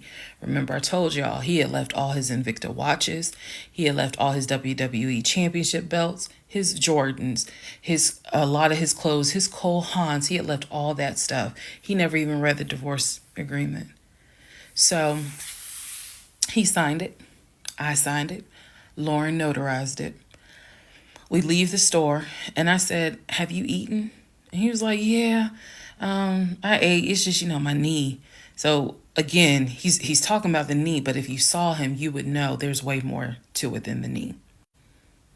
So I said to him, look, since you met me here, let me give you some money so you can get you some chicken nuggets. Yeah, that's what I said. You can get you some chicken nuggets. So I believe I gave him like $5 or $6. Go get you some chicken. I think I Zelled it to him, actually. Just go get you some food. Then because where he parked was not far. It was like, okay, I'm parked here. He's parked in front of me in the other row. So there's that aisle that you can drive down. So I walked him to the car. And I saw the condition of the inside of the car. And that's when I knew he's been living in his car. He's been living in his car. So clearly, I no longer had a question of, so where's this offshore account? Where's the U.S. bank savings account? Where's the checking account? Didn't have that question anymore. Because if you had money, you wouldn't be living in your car. You would not be in the same clothes that you were in when you left my house on June 17th. And this is now June 25th. So he was like, I'm going to be all right. I'm about to start a new job. I'm going to be cool. I got a family member I can stay with. Everything's going to be okay. All right. I said, I will let you know when the divorce is granted. I said, I will send you a copy of the divorce decree. And he was like, okay. He said, well, how long you think that's going to take? I said, I'm not sure. I thought I had to wait 30 days before I could file the divorce agreement settlement form. And then the judge would grant it in 30 days. So basically, this is like June 25th. I'm looking at the end of August that it would take for the divorce to be granted, assuming there were no hiccups, assuming he didn't decide he was going to pull a fast one. So I told him, I was like, I'm going to file this, and then once we get the divorce decree, I'll send you a copy. He said, okay. He got in his car. I got in my car. I drove all the way back home, and he went to wherever he went. Next part is the next series of lies that I was faced with. All right, part 38 of Who the Fuck Did I Marry? I'm going to call this housekeeping and missing pieces. So, housekeeping. First and foremost, as much as I know you all have enjoyed this series, and some of you have told me how entertaining you have found it, the story will be done this weekend. So, in other words, I don't care how many parts I gotta film, it will be done this weekend. We're not going to drag it into the new week. So I just want to let everyone know that. So please be sure to tell your sisters, your mamas, your aunties, your cousins, your best friends, hey y'all, go ahead and watch all the parts, because she's saying she's wrapping it up this weekend. But I'll leave the playlist up, so don't worry. Also, let's see. I'm sorry for the people who were like, I keep talking really slow. I didn't know that I was, and they're like, you're just long-winded. I'm very detailed. So that's probably what you're feeling, is that I'm detailed and I'm trying to get everything out, again, in a responsible manner. So, you all have asked me if I will do a live. Yes, I will. I don't have any issue doing a live. I feel like if you're going to put the story out there, you know you're going to get questions. So if you stand on business and you stand on what you said, do the live. So yes, I will do a live, and I will let you all know when I'm gonna do a live. So it won't just be some random shit. I will actually do a live and let everyone know. So that way, if you have questions, bring them. The issue with doing a live is that I need moderators. So because I just anticipate a lot of people have questions and I'm just one person, and I don't want to be accused of she's ignoring my question, which means there's holes in her story. Y'all, we all know how TikTok is. So, but I will absolutely do a live. That's the housekeeping. Missing pieces. So when I said before that it's important to me that I am responsible in how I tell this story, meaning I'm clear and I go in detail, I realized that I left out some missing parts. And it was brought to my attention by a number of you. Thank you, because I'm all for accountability. I did not go into how my ex-husband, Legion, left the condiment company and then went to Apple. I also did not go into detail on when my mom came to visit. Both of those were in the month of April.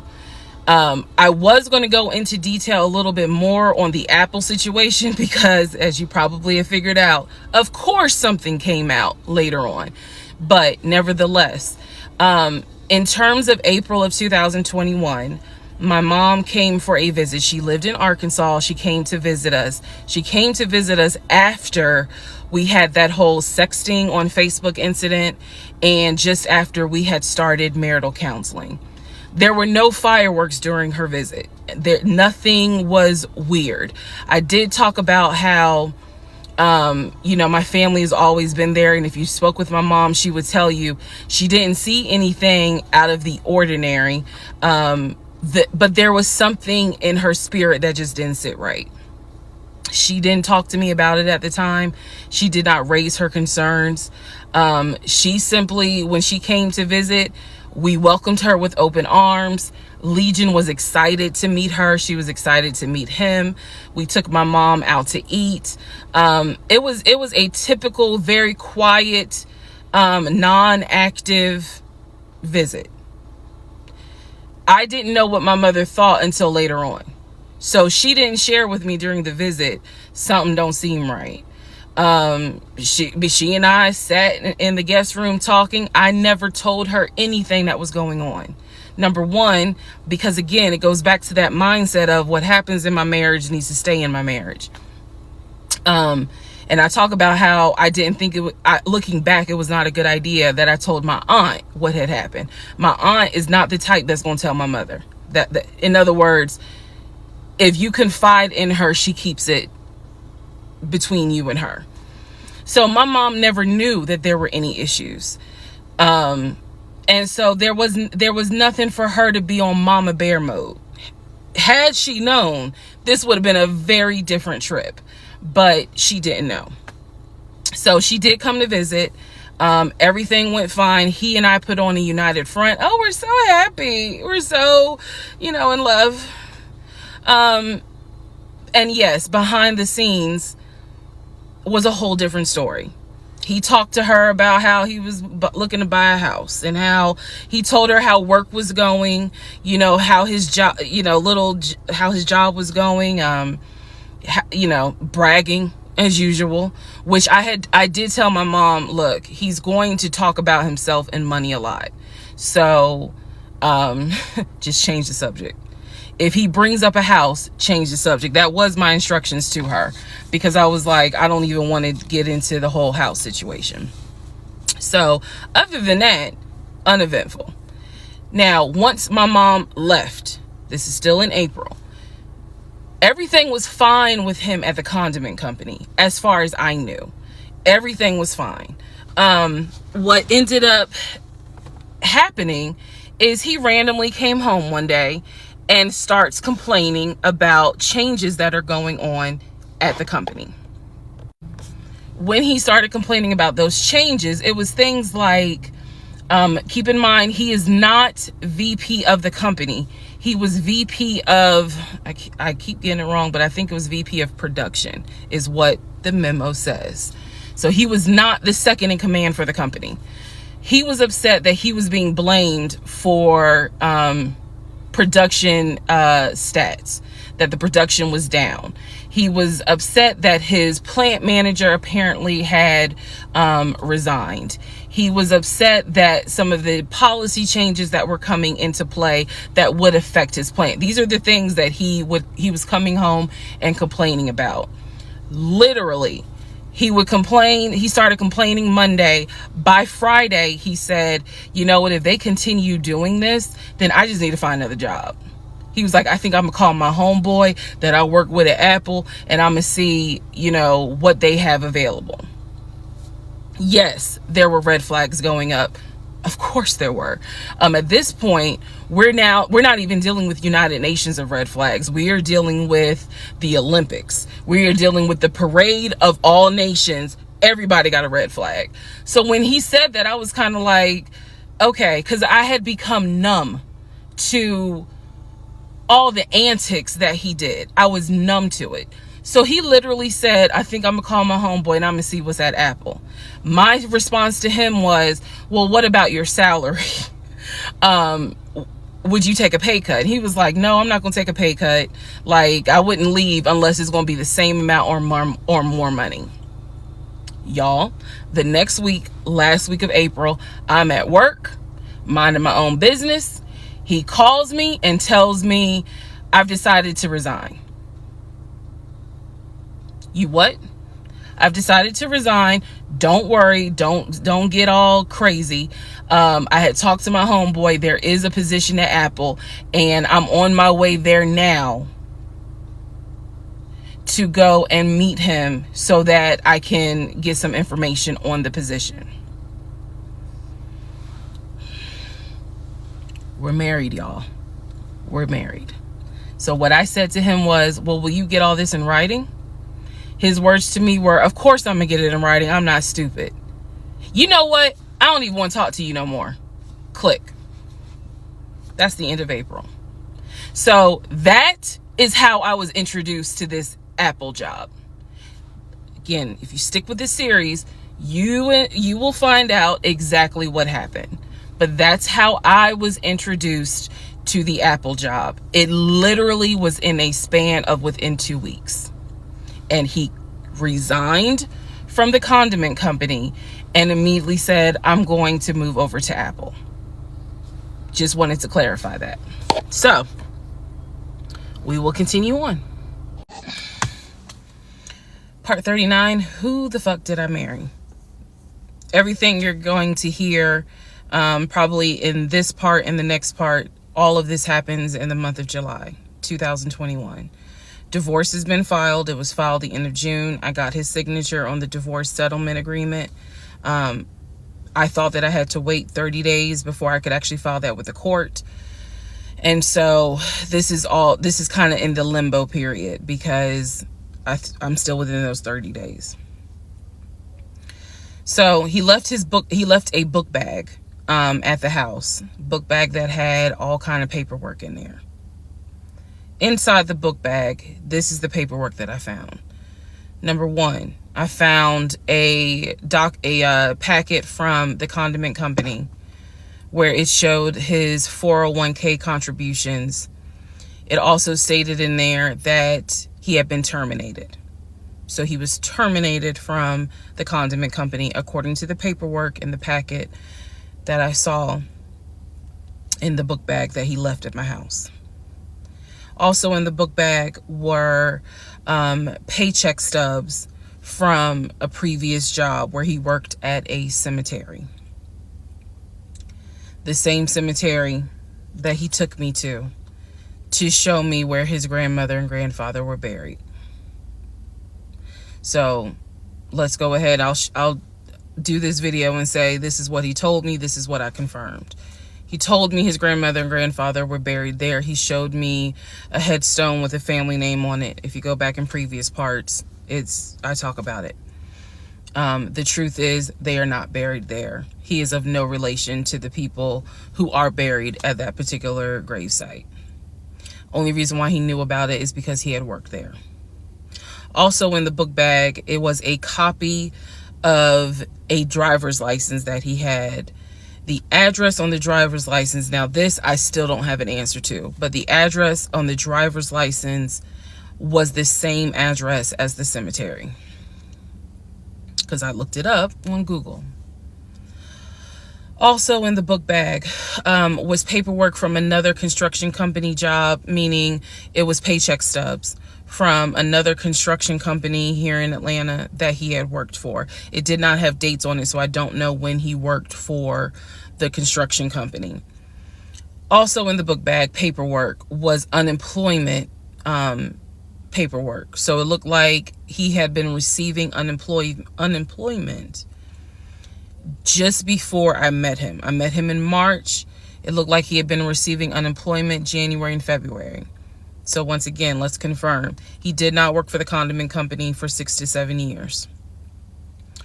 Also in there were scraps of paper from a temp agency where it was information on the job that he had been placed at. Where was that job? The condiment company. He would be a forklift / loader is what it said. So I interpret that to mean he can drive a forklift, but he would have been loading up the 18-wheelers for them to go out to their deliveries. Also in this book bag was paperwork from Clayton County courts, I believe, for a weekend, what is it called? A weekender jail.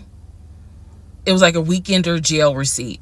So I had to do some research. So apparently what that means is that there is an option where if you have a job, let's say you were sentenced to 60 days in jail, but you have a full-time job.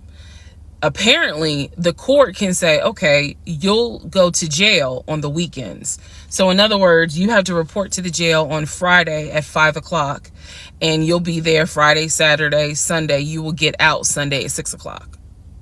Apparently that's actually a real thing. So what was in the book bag were multiple yellow receipts for different weekends that he had to report and get out of jail. Last but not least, there were some additional pictures, and then there were some, and when I say pictures, I'm talking about family photos. And then there was another additional copy of his driver's license with the Douglasville address. I looked up that address. The name associated with that address was the same name as the ex-girlfriend that he had in between the ex-wife and me. If you go back to the video where I talk about the conversation I had with the ex-wife, she tells me that the address was going to come back to the ex-girlfriend. I'm simply saying that is correct. So what she told me is true. So because of everything that I found, I decided to go down a new rabbit hole. Again, just recapping what I said in previous videos. Ex-husband was always a stickler about law enforcement.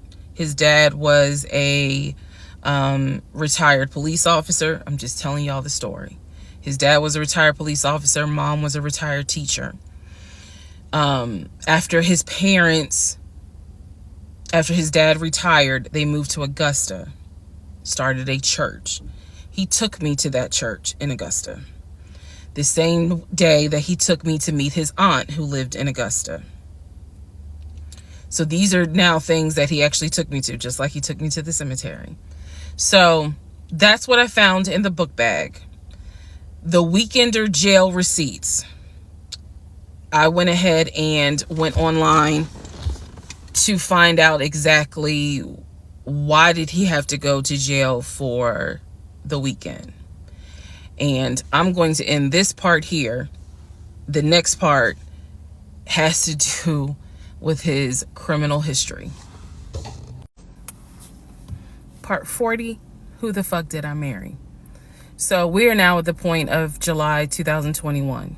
We're at the point where I've spoken to the female cousin, and she gave me the phone number for the older brother. For the purposes of this video, we're going to call him Chris. Chris was very nice. I called him. He was gracious. He was willing to answer whatever questions I had. And what he said to me was, he said, my brother has always been a liar. He's always been a liar. He said, but ask me what questions you have and I'll confirm what's real and what's not. First question I had was, when was the last time you spoke to him? Without missing a beat, Chris says, 2015, just after our mother's funeral. I explained to him about the phone calls, the fact that Legion would be on the phone for 35 minutes, laughing, talking to Chris, relaying messages from Chris to me, and relaying messages from me to Chris. Without missing a beat, Chris says he was never talking to me. And he said, now I am going to say this. Maybe he was on the phone, but he was not on the phone with me. He said, because he knows that if I ever see him, I'm going to whoop his ass. And I'm laughing because obviously Legion loves to say I'm going to whoop somebody's ass. So for the people who are confused, like, wait, what does this mean about the phone calls? What this means is every single time that my ex-husband was on the phone, holding his phone like this, talking, laughing, cracking jokes. Hey, my wife said that, we can go later on this evening and all this other stuff. Every time they were doing things like that, every time he was having a phone call or conversation that he claims to be with Chris, no one is on the phone. No one's on the phone. That is what that means.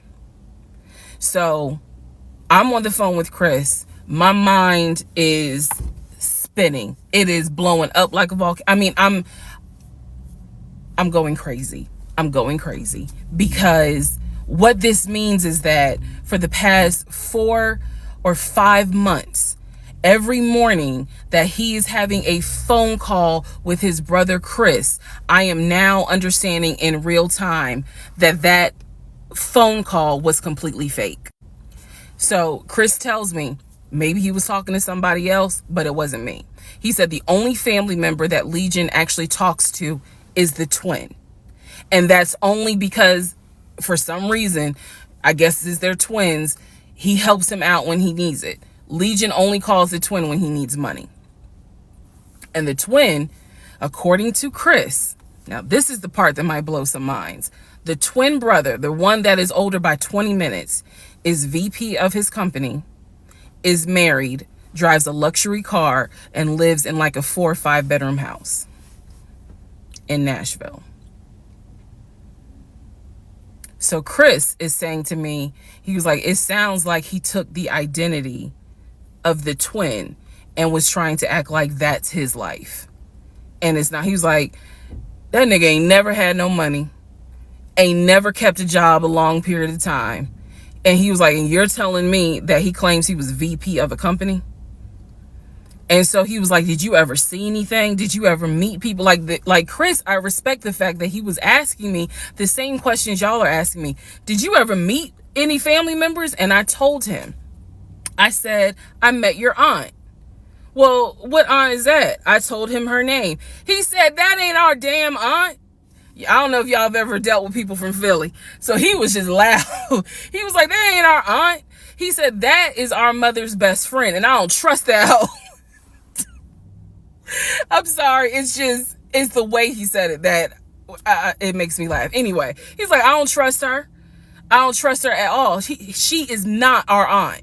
She was our mother's best friend when our mother was living in Augusta. She's not our aunt. So then I explained to him about the other brothers. The brothers, remember, there were 2 half brothers from his dad. One lived in Baltimore, one lived in Augusta. Chris is on the phone saying, I don't know who them niggas are. They ain't related to us. He said, our dad never had other kids. He was like, so you mean to tell me this nigga going around telling people that our dad had kids on our mom? And I said to him, well, the way he actually put it is that the 2 brothers came before y'all. He was like, hell no. No. So then I explained to him about the sisters. He was like, who the hell is Shantae? And I was like, Shantae, again, I'm just telling you what I was told. Shantae is a sister that lives in Douglasville, married with 2 kids. He was like, no, we don't have a sister. Told him about Kim. He was like, Kim's not our sister. She's a cousin. And he said to me, and I know she ain't talked to him in forever in 2 days.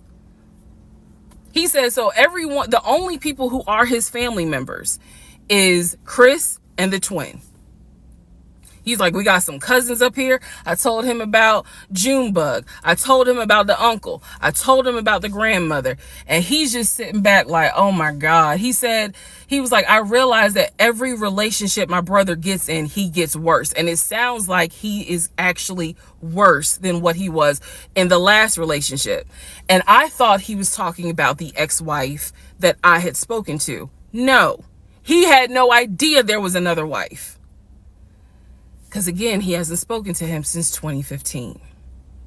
So he was like, the best thing I can say to you is this. He said, thank God you ain't have kids with him. He said, get your divorce and forget you ever met this man. And he was like, and I know how that sounds because he's my brother. He said, but if I didn't have to claim him, I wouldn't. And I said to him something that I should have probably said in this whole TikTok series. This is not someone that you forget.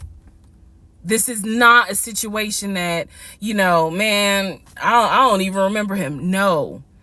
What I don't remember is the version of myself before I met him, because nothing so far has turned out to be true. The only thing that Chris was able to tell me is true is that, number one, yes, there is a brother in Philly, him. Yes, there is a brother in Nashville, the twin. Yes, both parents are deceased. That is what I was told from the beginning. Those pieces of information are true. The grandmother did die in 2008.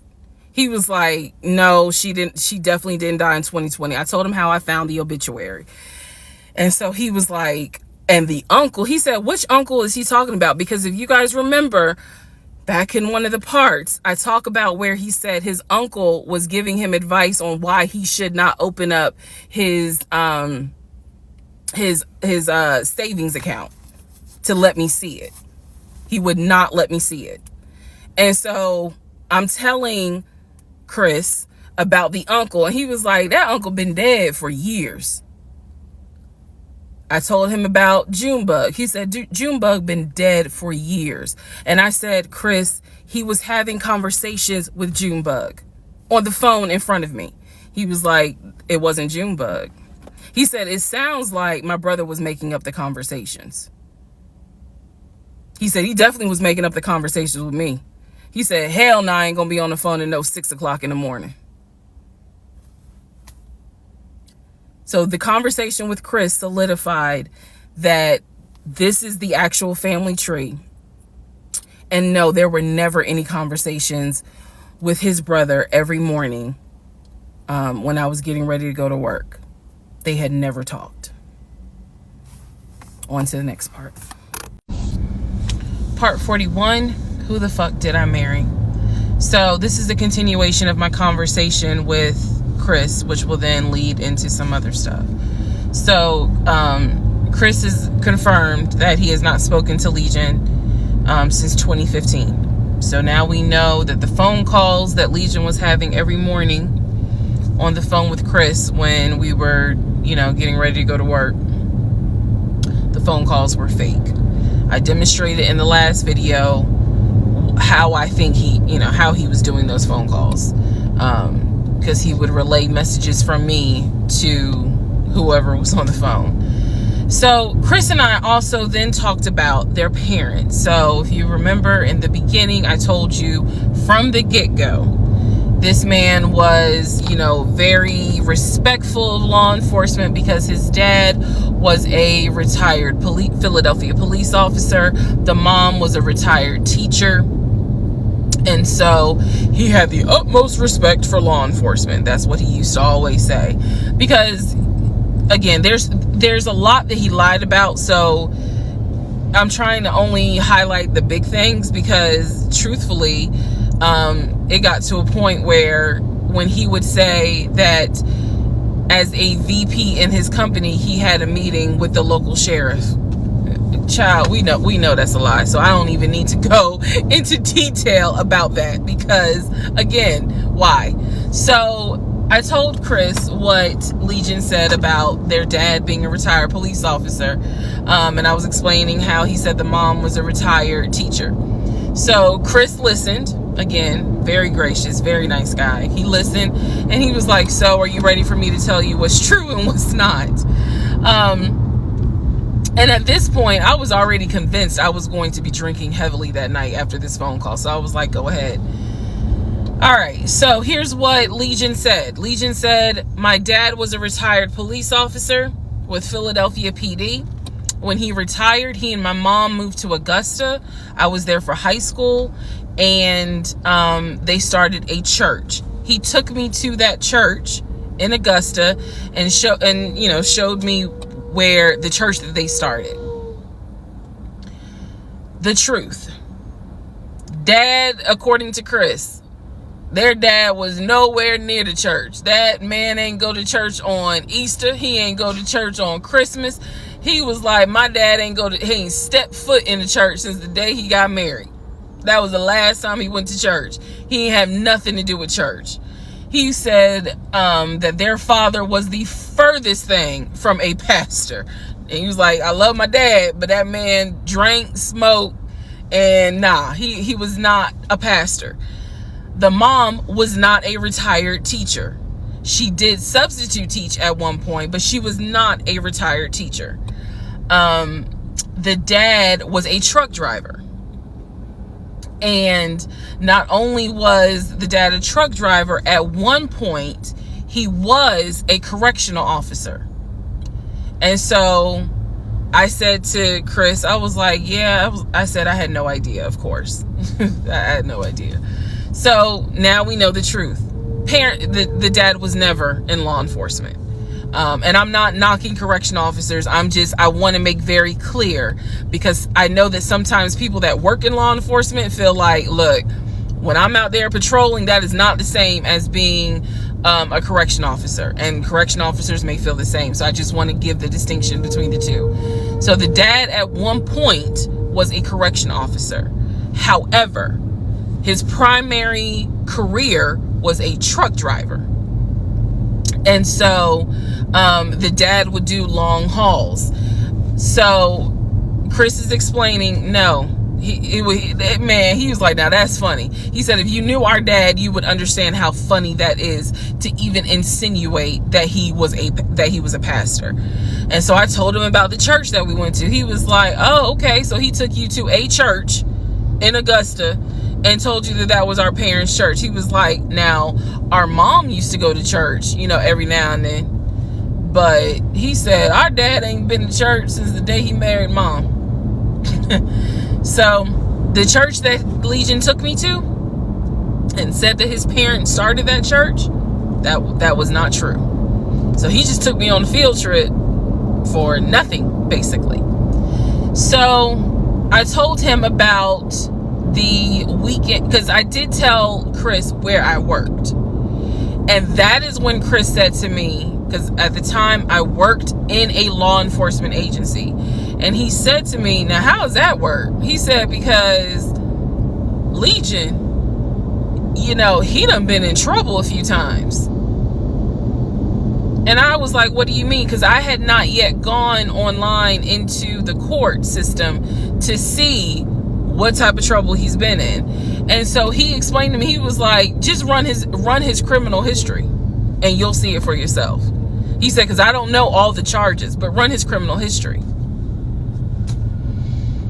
I said, okay. He gave me some homework. I'll run his criminal history. So again, he cleared up a lot of stuff in regards to the family dynamics. He did explain to me that yes, he does have a daughter. He and his ex-wife are divorced. And I said, well, Legion would talk about the niece, meaning Chris's daughter, and would send her stuff for her birthday. And he was like, he said, I'm almost positive my brother never sent anything for my daughter's birthday. And I explained to him, I said, isn't your daughter's name Egypt? He said, no. Who the hell is Egypt? And I said, I was told that was your daughter's name. That's the reason why I'm saying the name on here, because obviously we're about to confirm that's not the daughter. So I said, I was told that's your daughter's name. I said, I went with him to Rack Room Shoes and bought shoes for what I was told was your daughter. And she lived in St. Louis with your ex-wife. He said, no. He said, my daughter and my ex-wife do not live in St. Louis. He said, I don't know who Egypt is. He was like, are you sure it wasn't for a woman? And I said, well, it was kids' shoes. And he was like, no. He said, and I told him, I said, I went to the UPS store, I mailed it, and it, they printed the label with the girl's name on it, and I'm thinking this whole time it's Legion's niece. Chris is like, I don't know who that is. That's not even the name of one of our cousins. So I have no idea, ladies and gentlemen, who my ex-husband was buying girl shoes for and had me sending them, telling me it's for his niece. I have no idea. So Chris is like, yeah, he finally said to me the same thing the ex-wife said, which is pretty much whatever he told you is a lie. And I'm being honest with you guys.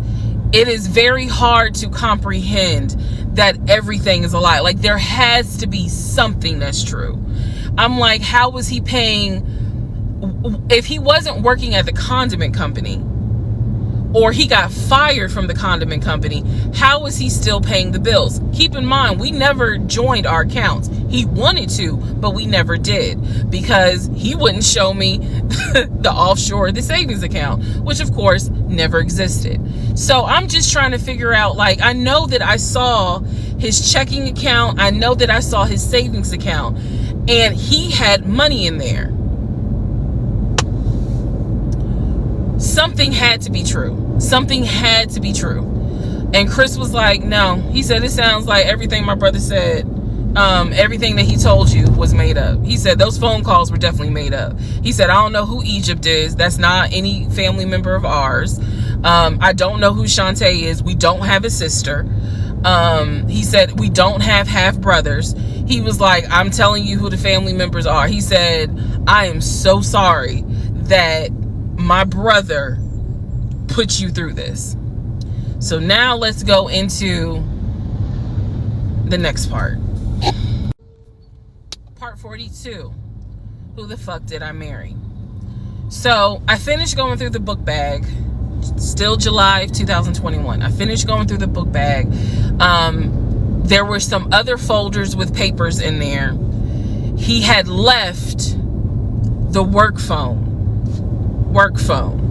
What I actually found out was that it was not a work phone. It was simply a secondary personal phone. He told me it was a work phone. I thought that the company was paying for the work phone. That's what I thought. No, because I found receipts where basically, and I didn't know this, ladies and gentlemen, I had no idea, but I found receipts where it was a prepaid phone and he's paying to add minutes to it. So it's just receipts of, you added minutes to the phone on this date, you added minutes on that date. So the work phone whole thing, that was a bold-faced lie. Obviously it was a lie, because as we now know, he was a forklift loader. So the work phone that he's been walking around with was really just a secondary phone. He had left the phone. He took his personal phone, meaning the main phone, I should say, but the work phone he left. So I'm going through the work phone, just trying to find some sort of answer. Now what is really burning in my mind is how is it that he had all this money in the accounts, but again, the last time I saw him, he's living in his car. Like, the math is not mathing. I go into not just the photos of the work phone, I go into the deleted folder. So, ladies and gentlemen, if you're gonna go through somebody's phone, which I will never do again, but if you're gonna go through the phone, don't just go through the text messages and the pictures. Go into the deleted folder, because sometimes you find a gold mine. In this case, I went into the deleted folder of the pictures in the work phone. I keep saying work phones because, again, this is just a secondary phone. It is deactivated. There's no minutes on it. So I go into the deleted pictures, and what I see is what looks like a screenshot of his checking account, the one that I saw with the available balance. Then there's another photo of the screenshot of the savings that he showed me. Now, one of two things it could be. Either one, it's not real and it was pulled offline, or two, he took a screenshot of his own account and saved the photos. So this is when I got introduced to reverse Google image search. I did a reverse Google image search. Sure enough, as you probably have figured out, some of you, because I read it in the comments, what he showed me when he turned his phone around, showing me his available checking account balance, was nothing more than a screenshot that he had found on Google. When he showed me his savings, turned the phone around, because remember, I demonstrated for y'all how he was, and then, turned it around and showed it to me as if he was signing in. When he did that, he was simply showing me a screenshot that he had taken from Google Images. Because when I did a reverse Google image search with those two photos, the checking and the savings, it came right up. It was nothing more than just Google Images. In my phone, I didn't even need this, because again, I already knew that he was not a VP regional manager, but still, for shits and giggles, I did a reverse image search of the charcoal BMW. Remember, I told y'all he had sent me pictures of the company car. Nothing more than a screenshot he had taken off of Google Images. The house that he showed me that he had in San Diego, Google Images. So, what we can now confirm is anything he showed me when he's turning his phone around is nothing more than an image from Google Images at this point. The checking account, the savings account, Google Images. The house, Google Images. The company car, that charcoal gray BMW 5 Series, Google Images. So at this point, I realized, okay, nothing nothing is real.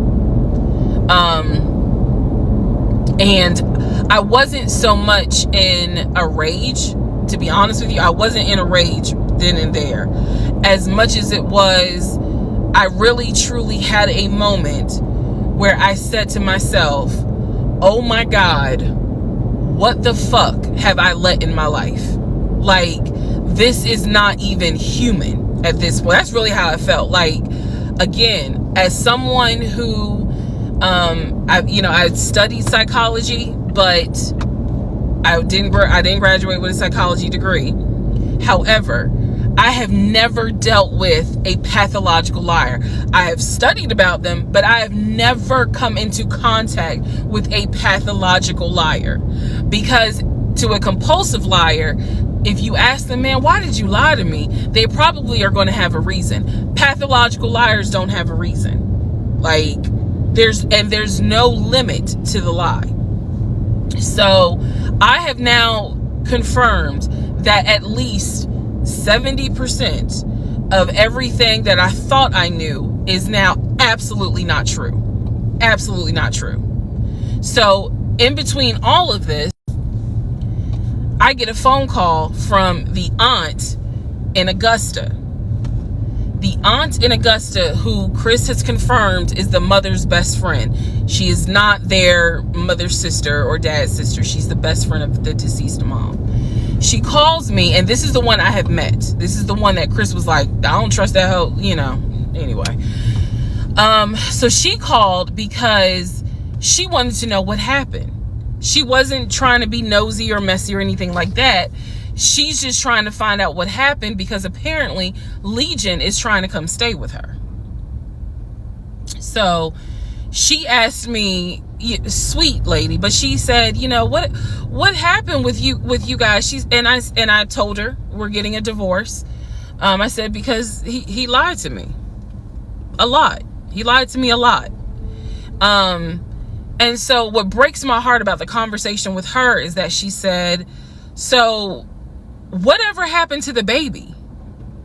Mind you, we went to Augusta, told her I was pregnant. I thought he told her that I had a miscarriage. He didn't. He never told this woman I had a miscarriage.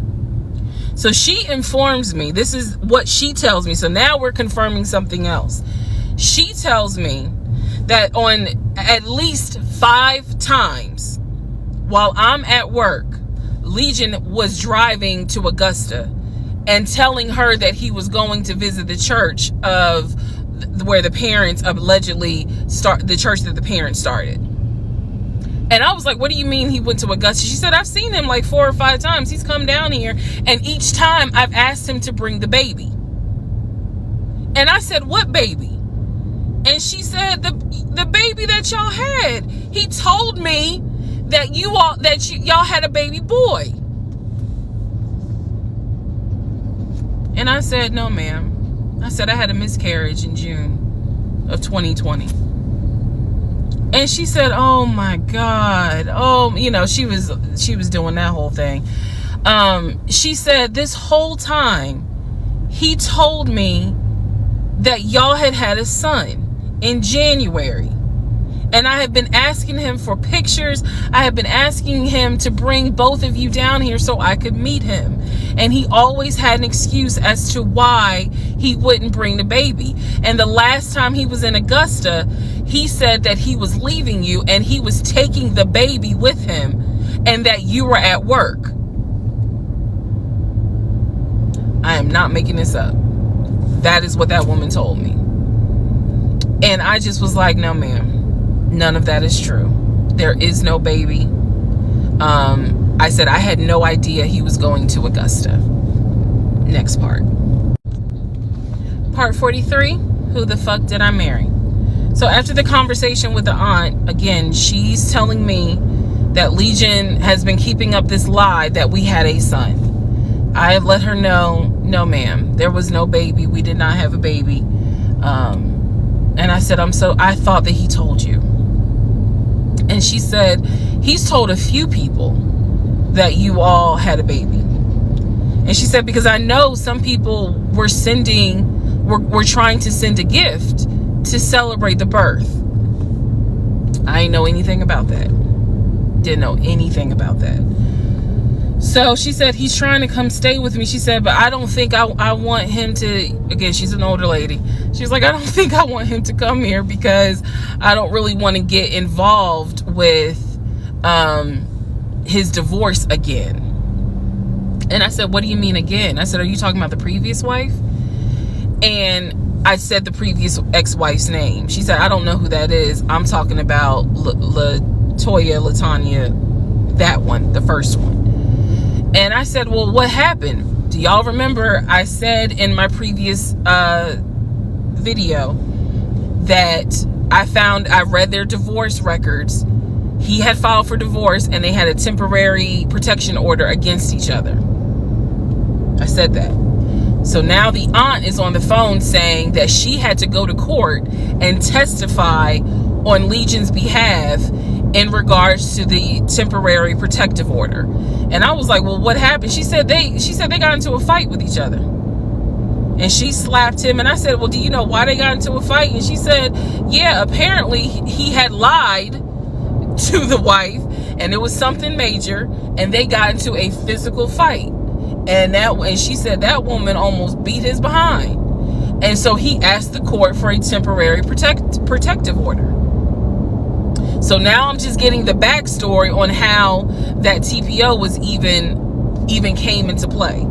So I told her, I said, you know, Miss Christy, we'll call her. I said, you don't have to worry about that. I said, we're not, he's already signed the paperwork. We're not fighting. I don't have it in me. I don't. So I said, I'm not going to tell you not to have certain people in your home, but I am going to tell you that I'm just barely kind of discovering exactly what the lies are in regards to Legion. So if you feel comfortable having him in your home, then do it. I said, but I am going forward with this divorce, and once the divorce is final, I will have nothing to do with him. And I said, and I'm so sorry, you know, that he lied to you and kind of pulled at your heartstrings in regards to a baby. I said, there is no baby. So she said, so y'all are really getting a divorce? I said, and I didn't want to cuss to the older ladies, but I said, yes, ma'am, we are. And so we get off the phone. Also during this time, Legion would call me every now and then. Legion had no idea. I've spoken to his ex-wife. I've spoken to his brother. I've spoken to his female cousin. He had no idea. I have now, if we want to go through real quick and talk about what we can confirm. We can confirm that there is no sister. We already knew there was no baby. There was no VP job. Again, he was a temp, and apparently he was making decent money. So what I believe, and this is just what I think off of putting pieces together, I think that he made enough money to pay the household bills, because it wasn't as if the household bills were so expensive. He made enough money to live on his own. But instead of him living on his own, he's living with me. So we can also confirm that when he told me that he was paying his car off and he called the dealership and paid his car off, we can confirm that that's a lie. That story will come up later on. So pretty much at this point, the only thing I know to be true, his name, his date of birth, the secondary social security number that was on my background check, and that he has 2 brothers and the parents are deceased. At this point in time of July 2021, that's all that I was able to confirm that to be true. So later on, Legion calls me. He calls me because he wants some money. He just needs a little bit of money to hold him over till payday. And so we're on the phone. The call, again, I was recording all my calls at the time. we're on the phone, and I finally kind of confronted him, number one, about having a twin. That's when he tells me, I don't know why I lied, but I don't really talk about him. Number two, I asked him why did he get fired from the condiment company. His story is that he got fired because he had helped a truck driver and he was not supposed to. I know it's a lie. Y'all don't even have to tell me. I know it's a lie. Number three, I asked him, why did you tell your aunt that we had a baby? He claims he never told her that, and that she's old and she didn't know what she was talking about. So then I asked him if he was ever in trouble where he's been arrested. And he said, yeah, I've been arrested as a juvenile, but my father had my record expunged. I said, were you ever arrested as an adult? He said, nah, I ain't never been arrested as an adult. I said, so you never went to weekend jail? He said, no, I don't even know what that is.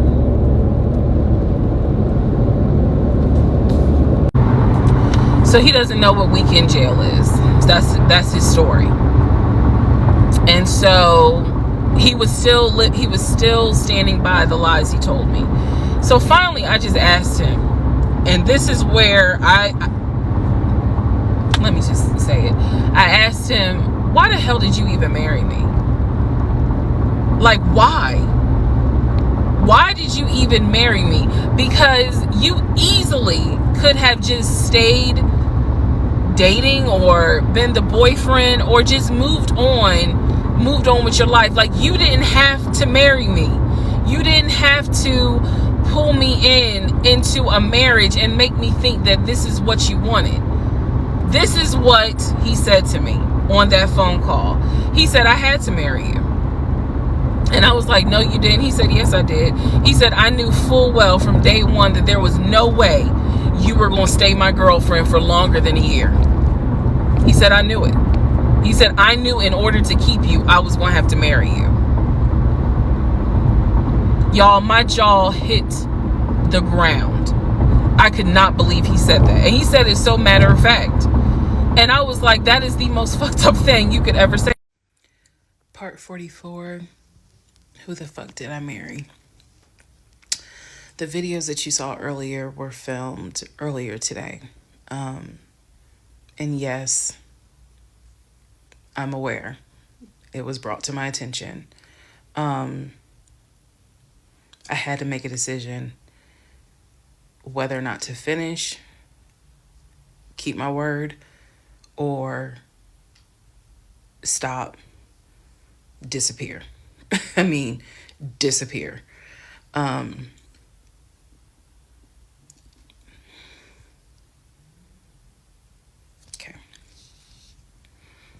Let's finish. So, first of all, let me say this. It is not easy telling this story. It's entertaining. I know it's gone viral. But it is not easy telling this story. I made a decision to tell this story. I made a decision to share my story, what I went through, in hopes that it helps just one person. But I would be remiss if I didn't tell you all, it is not easy telling this story, to relive it, to face certain things out loud that I had to face internally. Just want to say that. So I will push forward to finish, but today got to me. The toll of this got to me today. So I know that you all are like, we're waiting on the next part. We're waiting on the next part. I appreciate that. And I get it, because if I was in those shoes, I would be waiting too and be like, where is it? So I understand that. But the toll was real today. All right. So with that being said, we are still in July of 2021. I talked to the brother, Chris. I talked to the aunt. I talked to all these people. And now was the time where I had saw the receipts for the weekend jail type thing. So I went ahead and did a search for his criminal history. I ran his criminal history. I did that on my own at home with my money. So this was not, I think someone had asked if I did anything with my job. No, I did not. I know better. So I ran a criminal history, or I paid for a criminal background report. For him to say that he appreciates law enforcement so much, it was obviously a lie, because the criminal history showed that he had been arrested for criminal trespassing. He had been arrested for like suspended license, suspended registration. But the big thing was impersonating an officer. If you don't know anything about impersonating an officer, it is a felony. Period, point blank. As sure as Peachtree runs from Bankhead to Buckhead, it is a felony. So seeing what court it was in, I did another open records request for the incident report. I wanted to know exactly what the circumstances were, especially given the fact that I worked in law enforcement at the time. What were the circumstances as to how he was arrested for impersonating an officer? So I did an open records request. I got the incident report, and I'm tired of saying my jaw hit the floor. But on this one, my jaw hit the fucking floor. I respect law enforcement. Again, I was working in an agency with a lot of great men and women. Basically, what the incident report, and I'm paraphrasing it because I don't have it sitting in front of me. Basically, what the incident report shows is that he pretended to be an officer using a badge. I later found out it was the badge that his dad had as a former correction officer. Same last name. So he was pretending to be a police officer at an apartment complex on the south side of Atlanta, and proceeded to tell people that he was an investigator and he was looking for drugs. He also proceeded to try to pat down someone, and then also proceeded to try to go into a woman's apartment and do a search. This is in the incident report. So naturally, the woman who he was trying to get into her apartment to do a search happened to either work with or worked at a local police department. So she just simply called her coworkers or called her homeboys or whatever. And so he was subsequently arrested and subsequently was charged and found guilty. That is what I found in his criminal record report. It is fair to note, had I known that he had a criminal history, we never would have even finished date number 1. Some things I'm just not going to get involved with if I know from the rip. So what does this mean? Again, we've been going over what's the lie, what can you confirm? I can confirm that there was no way that this man ever had a passport to take me to London. When he claimed that he was voting in the election, there's no way that he did, because he tried to tell me that he was still a registered voter in California and that he did it online. I knew it was a lie, but again, at this point in July, I'm able to confirm that, yeah, you never had a passport. You never voted. The small things that mean something to me, he never did it. He wasn't eligible to. So now I know that not only have you, yes, been arrested. Now, what happened as a juvenile, I don't care. But you have been arrested. You have done some sort of time. And now it explains why you knew your way around the county so well. If you go back to the previous videos, I had mentioned that I was wondering, how do you know your way around here? And the story was his sister used to live in this county, and he would come visit when he would fly in from California. when he would go see his parents in Augusta. That was the story. So that explains the criminal history. And I'm also going to take you guys back and remind you when I had to go in for my polygraph and how the polygrapher had asked me, do you know anyone that is a convicted felon that you have relationships with, blah, blah, blah. And remember, I said to him, my husband and I are estranged. I honestly don't know. Fast forward to July, where I find out that yes, in fact, on top of everything, I was married to a convicted felon. Had no idea. No idea whatsoever. And it's nothing but the grace of God that I was honest with the polygrapher and telling him, look, I don't know what's in this man's background. To say that I have no idea who I married is an understatement. It is a complete understatement. It's fair to say, well, you only knew him for like 2.5 weeks before you quarantined with him. That's fair. And I can understand that, and I take responsibility for that. But in the big scheme of things, I had no idea the creature that I was sleeping next to every night. No idea. All right, part 45, who the fuck did I marry? So we are now end of July, August time frame. During this time, Legion basically disappeared. Remember, I'm still waiting on the final divorce decree to come up. I'm actually waiting for the 30 days to be up so I can file the divorce settlement form. So I'm waiting on those 30 days to be up. I'm playing nice with him. I'm being cordial. I have uncovered all kinds of stuff. But just in case he was going to act a fool, I was trying to be cordial. So I had spoken to him on like a Monday, and I was trying to get a hold of him for something, but I'm the one that initiated a phone call in the coming days. Never heard from him. Never heard from him at all. His phone was dead. It was going straight to voicemail, and I genuinely was worried. A few days turned into a week. By the time I hadn't heard from him in a week, because I knew he was not living anywhere but his car. I knew that. So this is what happened, y'all.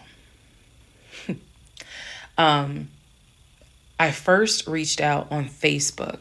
Remember, even though he has told me that he had all these siblings, we know he didn't have all these siblings. But remember, I told y'all I had met the brother in Augusta, and I had met the brother in Baltimore. These are people I've met. The brother in Baltimore I talked to on FaceTime. The brother in Augusta I've actually physically met, hugged, shake hands, all that. So I reached out on Facebook to people that I remember him talking about all the time. The friend Omar, the brother in Augusta, the brother in Baltimore, another cousin in Augusta. I was doing a search for these people's names, just like, hey, have you heard from Legion? The brother in Augusta told me, no, I haven't heard from him. I've been trying to reach him, but the phone's going straight to voicemail. I knew he was living in his car. So my brain was doing everything it could not to go on the deep end. I reached out on Facebook to the brother in Baltimore. And I said, hey, gave him my name. And I said, have you heard from Legion? Now, mind you, the brother in Baltimore and him have talked on speakerphone. I guess it's important that I make that distinction. They have talked on speakerphone.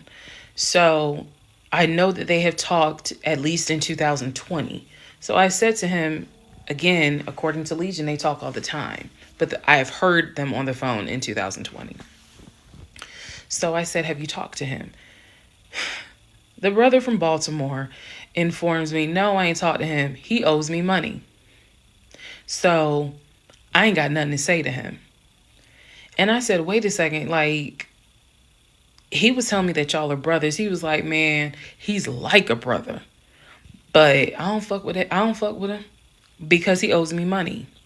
So they had not spoken This is now July 2021. They had not spoken in well over 6 months.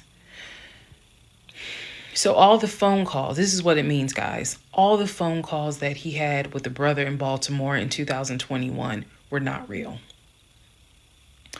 Then I reached out to the Omar guy, and I remember the story was that he and him known each other's years since California, worked together at the condiment company. I reached out to Omar and said, have you heard from Legion by any chance? Explained who I was. He responds with, and I'll never forget it, he responds with, no, I have not heard from him. I have absolutely no contact with him whatsoever. We are not friends, and I would appreciate if you do not reach out to me again about him. The stories I was told was that this dude is supposedly his best friend. Shocking moment. So they had not spoken in years. They're not cool. He does not fool with him. Okay. Went on to the next person, a female cousin I had met. She said, no, I have not heard from him. Why would I hear from him? We don't really talk. Like, I think she was genuinely weirded out by the fact that I'm reaching out to her out of the blue, asking, hey, by any chance, have you talked to my soon-to-be ex-husband? So what I discovered because he ended up being gone for 2 weeks. What I discovered in those 2 weeks, let me be very clear with the statement I'm getting ready to make. I reached out to every person I know who apparently has had some form of relationship with him. Either he said that they were friends, they talked on the phone, he said they hung out. The brother in Baltimore, I was told, had been to the house while I was at work. Brother in Baltimore said, no, that never happened. I've never been to your house. All these people knew that Legion was a liar. And I think that they all felt bad, with the exception of the Omar guy, felt bad that I was kind of just discovering what they've known for years. In those 2 weeks, I found out every single person I reached out to, not a single one of them gave a shit if that man was dead or alive. All of them had the attitude, some even said it, no, I haven't heard from him. I don't care to hear from him. It was as if, for me, it was such a sad moment because I discovered this man has no friends. Fuck whatever he has said. I am now able to prove it. He has no friends. There is nobody who is concerned that they have not heard or seen him in over 2 weeks. Some people months. One guy years. None of them were concerned. So basically what I'm saying is that I discovered he had burned bridges with everyone. Burned bridges with family, burned bridges with so-called friends, burned bridges with fake brothers, fake sisters, fake aunties, uncles, everything. He had burned bridges with everyone. And for me, that was more telling than anything else. Yes, I knew he was a liar. Yes, I knew he had made stuff up.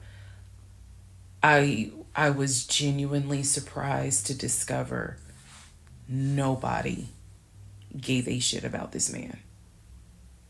No one. I had never met every single family member, but the fact that he was living in his car, the fact that he wasn't bathing and was just had disappeared was shocking to me. So, where was he for those 2 weeks? Glad you asked. He had checked himself into a behavioral hospital in Augusta. Why? Not to get help. No. This is July in Georgia. It's hot as hell. It's sweaty. It's damp. It's humid. It's everything. He checked himself into a hospital so he could stop sleeping in his car for 2 weeks. When he checked himself in, they took his phone, and that's why no one was able to get a hold of him. And by no one, I mean me. He checked himself into a hospital so that he could have a bed for a couple of weeks. That's the type of human being that I was dealing with. Part 46, who the fuck did I marry? So after the whole missing in action debacle where he disappeared for a couple of weeks, Legion started calling and texting me, telling me that he was ready to come home. Yes, you heard that correct. So apparently someone had told him that legally he did not have to leave the house when I kicked him out because it was a marital home and he had just as much right to be there as I did. So he started harassing and calling the shit out of me. He was calling, 30 times in 1 hour. He was Facebook Messenger calling me. Let me be clear. Facebook Messenger calling me. He was calling me so much. He was messaging me saying, I'm coming home. I'm going to get some money and drive up from Augusta. You have to let me in the house. It's not fair what you're doing. All this other bullshit. It was non-stop. He would start calling at 7 o'clock in the morning. He would not stop calling until 10 o'clock at night. He was calling so much, leaving messages, like I said, just straight up harassing me. So I reached out to attorney friends. I reached out to local law enforcement.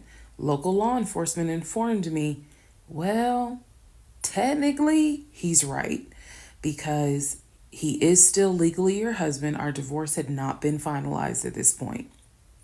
The paperwork had been sent in. I was just waiting on the judge to give me her signature, but it hadn't happened yet. So the local law enforcement did tell me if he comes back, our officers would have to let him in the house. You don't have to stay there. They gave me different options. I was trying everything in the book because he is saying I'm coming back to the house. I told him, do not come. You were not welcome. I'm not letting you in the house. Again, the locks had been changed. The code had been changed. So I told him, if you come to this house, step foot on this property, I'm calling the police and getting you arrested for trespassing. You should know about that. He was adamant. That he was allowed back in the home. He didn't know the conversations I had with local law enforcement, but somebody was in his ear telling him, nah, you can go home because she's not allowed to kick you out. Okay. So I didn't know when he was scheduled to come because he was trying to get the money for the gas to get back to Clayton County. I tried everything I could. Basically, what my options were simple. Let him in the home, and I can stay in the home, put him in a room, just have no dealings with him. But again, I don't want to be under the same roof with him. This is what the local police told me. I could have an officer go room to room and let his body cam film the room to see the condition of the house. And if Legion showed up, I would leave the house. I can go to a family member's home and stay there. This is literally in August, right before my lease is up. So I was already moving. I had already secured another home, did exactly what I said I was going to do, moving to Cobb County. So I just needed a couple of weeks before I vacate the home. So the other option was, again, have the officer film the home with the body camera. That way it shows what the condition of the home is at the time that he moved in. So if anything gets messed up, I can sue him. What am I going to sue him for? But nevertheless, or the third option is I can stay there with him, make life miserable. So my plan was the option of have them film the home. I was not staying in the same house with him. I didn't care. Also, there was no guarantee, and I told the officer this, look, if y'all allow him to stay in this house, I am telling you by tomorrow morning, every utility in this house will be off. He will have no running water. He will have no air condition. This place will feel like a sauna. Officer kind of chuckled and was like, again, ma'am, I mean, this is one of those domestic situations. He is allowed in the home. Okay. So again, I had no idea when he was coming. I was on pins and needles every day. I'm seeing the phone ring, like I said, about 30 times every hour. I'm seeing the messages. I'm seeing this. I had reached out to a police captain. I had reached out to the chief of police. I was trying to get all kinds of help. Like, it ain't what you know, it's who you know. So he eventually tells me I'm going to be there on Wednesday. This is just an example. I'm going to be there on Wednesday.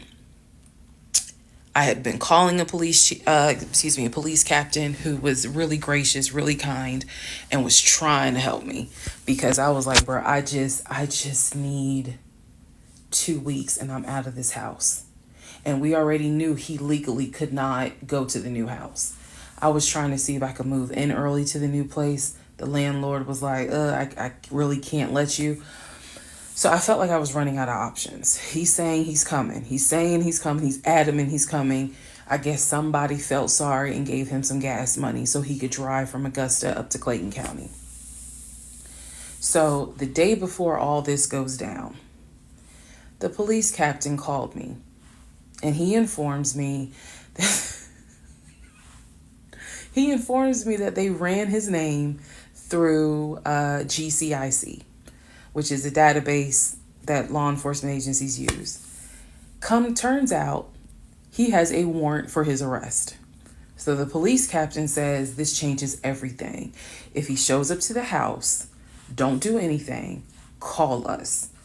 I will have officers to your home and they will simply arrest him. So I know that this is a short part, but I'm going to dedicate the next part to what happened when he showed up to my house. Part 47, who the fuck did I marry? So here's what happened. This was mid-August. Went to work as usual. It actually happened on a Friday. I had to look at the dates. It happened on a Friday. Went to work. Still, he was calling me, texting me, messaging me that he was on his way. And so I was a bit on pins and needles all day. I was dreading going home, and that is a horrible feeling to dread to go home. So he had called me and said that he was at the house in the driveway. I guess he had to use the restroom, so he decided to go to the Walmart up the street to go use the bathroom. I wasn't answering phone calls. I wasn't answering text messages. I simply called the police captain. I said, hey, he's saying that he's at the house. The police captain himself drove by the house, but I believe he drove by the house when Legion went to Walmart to use the bathroom. So the police captain was like, I don't see anyone there. But again, when you get home, if he is there, do not engage, call us. Okay, no problem. Because I got you on speed dial. So I go home. I'm on the phone with both my mother and my aunt on a 3-way call. They're both like, oh my God, you know, what do we need to do? I drive into my subdivision. What he did not know was that he had backed into the driveway up against the garage. Normally, I park my car in the garage. But what he didn't know was that at the time, I was driving a fleet car. So I wasn't even in my normal car. And I know that he was waiting to see my car, the Nissan Altima that he helped get, pull in to the subdivision and then pull in towards my townhome. That didn't happen. Because I'm in a different car, he didn't recognize it. So when I turned onto my street, as sure as it is hot in Georgia in the summer, that man was sitting in the driveway in his Ford Taurus. Okay? So I live at the time not far from a cul-de-sac. So when you go straight down, you just turn around the cul-de-sac to come back up. So that's exactly what I did. I went to the corner, turned off so that I can see the house, but he would not have been able to see me. I went ahead and called 911. I was very calm, told them exactly what the captain had told me to say. I was like, my name is, the address is, I need police here because my ex-husband is here. He is not supposed to be here. And I feel as though I am in danger. She said, okay. She, again, regular phone call. She said, we're dispatching police to your home. As soon as I hang up, I then call the police captain. He immediately answers the phone. He says, we just got the call. I'm sending 4 officers your way. Okay, good. Get off the phone, call my mom and my aunt back because they were both like, call us back. Call them back on 3-way. I continue to sit there until I see 4 officers, 4 cars pull in and stop just in front of my house. So then I ease up. He gets out the car, I guess trying to see what's going on. I explain to the officer that walks to my window, I say, this is what's going on. So I was trying to sound extra law enforcement smart. I was like, check him through GCIC. You're going to find that he has a warrant out for his arrest for violation of probation. And the officer kind of smirked because she was like, we know, we already checked GCIC. The captain called us. So I was like, okay. So anyway, they tell me to sit in the car. They go up to the window of the car and ask him to step out of the car. He does. When he stepped out the car, I was like, oh my God. I hadn't seen him since the end of June when I met him at the UPS store. And he looked bad then. He was still in the same clothes. When I told you guys when I met him, he was like a size 3X. What got out of the car was easily a medium or large. Easily. That is how, and it makes sense because, he probably wasn't eating, except for somebody gave him $6 for chicken nuggets. But what got out of the car was something I didn't even recognize. So he gets out of the car, they arrest him. There was no incident or anything like that. He was arrested peacefully. They put him in the back seat. My neighbors are all looking like, what is going on? And so the officer comes up to me and she said, he's asking to speak to you. Do you want to speak to him? I said, yeah. So she walks with me. Keep in mind, she's wearing a body cam. So she walks with me to the window. They put the window down. And I remember looking at him. I was like, I told you not to come. And he said, I just wanted to get my stuff. I just wanted to get the TV. I said, what TV? The TV that you gave me in the divorce? And he was like, yeah, that TV. And I said, it's mine. You gave it to me. I have the fucking text messages proving that you gave me the TV. And I'm trying not to scream because the neighbors are all watching. And he was like, I know. I just needed my stuff. I'm sorry. I'll never bother you again. I'm sorry. And so I look at the officer and I was like, you have me out here with 4 fucking police cars. You have embarrassed me to no end. You have made a fool of me. And you got the audacity to now be like, I'm sorry. I'm like, fuck, you're sorry. So the officer was kind of like, okay. I said, I never want to see you again. He was like, you won't. I'm sorry. I'm so sorry. So I walk off. The officer is like going through the stuff that was in his wallet. They took it out and put it on the roof of the car. So the stuff that was in his pants, like his wallet, his keys, they put it on the roof of the car when they had him get out the car. And so she's just like, I said, did you catch all that on body cam? And she said, yeah. I said, he gave me the TV. And she said, yeah. She's like, we're going to take him in and we'll have somebody look at him, because in her words, she said he's definitely having a mental episode right now in the back seat. And I just shrugged and I was just like, my God, I just said, I just want to be done with him. I just want to be done. I just want to be done. And so she was like, I understand. I totally get it. So his car is in my driveway. The keys and everything are, they took it with them because I guess since it was on him, they took it with them for processing at the jail. I think that's how that works because I didn't see the wallet or the keys afterwards. So, so at this point, 4 officers leave. I go into the house. Everything's peaceful and calm.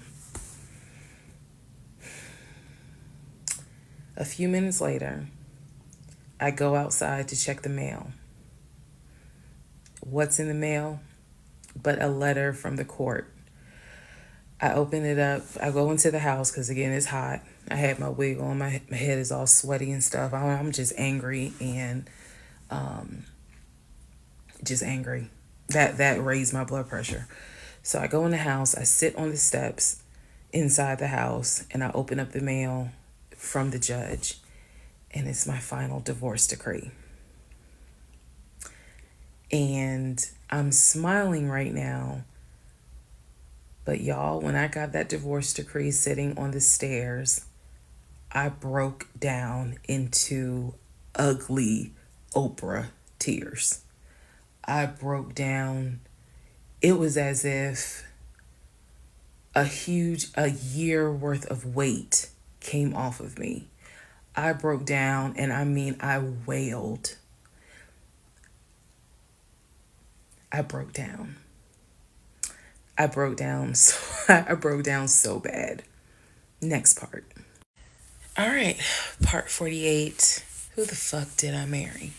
So, after I finished breaking down, wiped my tears, and his car is still in the driveway. I couldn't park in the driveway. So I called the car company. I had called the car company once before when he went missing for those 2 weeks to ask them if they maybe had a tracker on the car and could track it. And the nice gentleman informed me that the tracker had not been giving a signal off for about 5 months.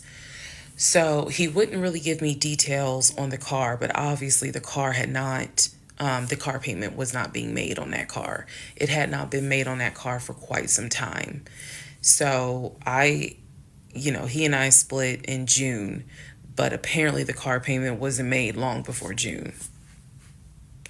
Can't speak to that, but he still had the car. So, called the car company. I told them, I understand that y'all are looking for this Ford Taurus. And the lady said, yes, or you can make a payment. I said, no, y'all can come get it. Here's the address. When do y'all want to get it? And she said, well, I can have a driver come get it tomorrow morning. I said, no problem. That car will be ready for you to get it tomorrow morning. And so the car was repossessed out of my driveway the next morning, Saturday. The driver was there about 7 o'clock in the morning. He had the master key for the car, cranked it up, drove it, put it on the tow truck, and left. Here's what that now means. When Legion left my house in June, he left with 2 bags of clothes. Everything else was in my house. At the end of July, or towards the end of July, everything that he had left in my house had been donated to the domestic violence shelter, which means that the only thing that Legion had were the clothes that he had taken with him in the car. When he got arrested in my driveway, all of his clothes were still in the car. And when the car got repossessed Saturday morning, all of the clothes were in there. Which means that when he went to jail, whenever he got out, he only got out with keys to a car he no longer had, a wallet with probably no money in it, and the clothes that were on his back. Everything else was gone. Now we can fast forward to what happened around August 29th. So I was scheduled to move August 31st. Remember, I'm moving up to Cobb County. We had been checking the court documents. He had a court date scheduled for around August 29th or August 30th. I don't remember the exact date. The court time was supposed to be around 9 o'clock in the morning. My mom was watching the court filings online, and according to her, because I missed it, they showed him on the screen because this was still during Zoom. They showed him on the screen, and then he was ushered out of the court into like a back area, and an attorney spoke on his behalf.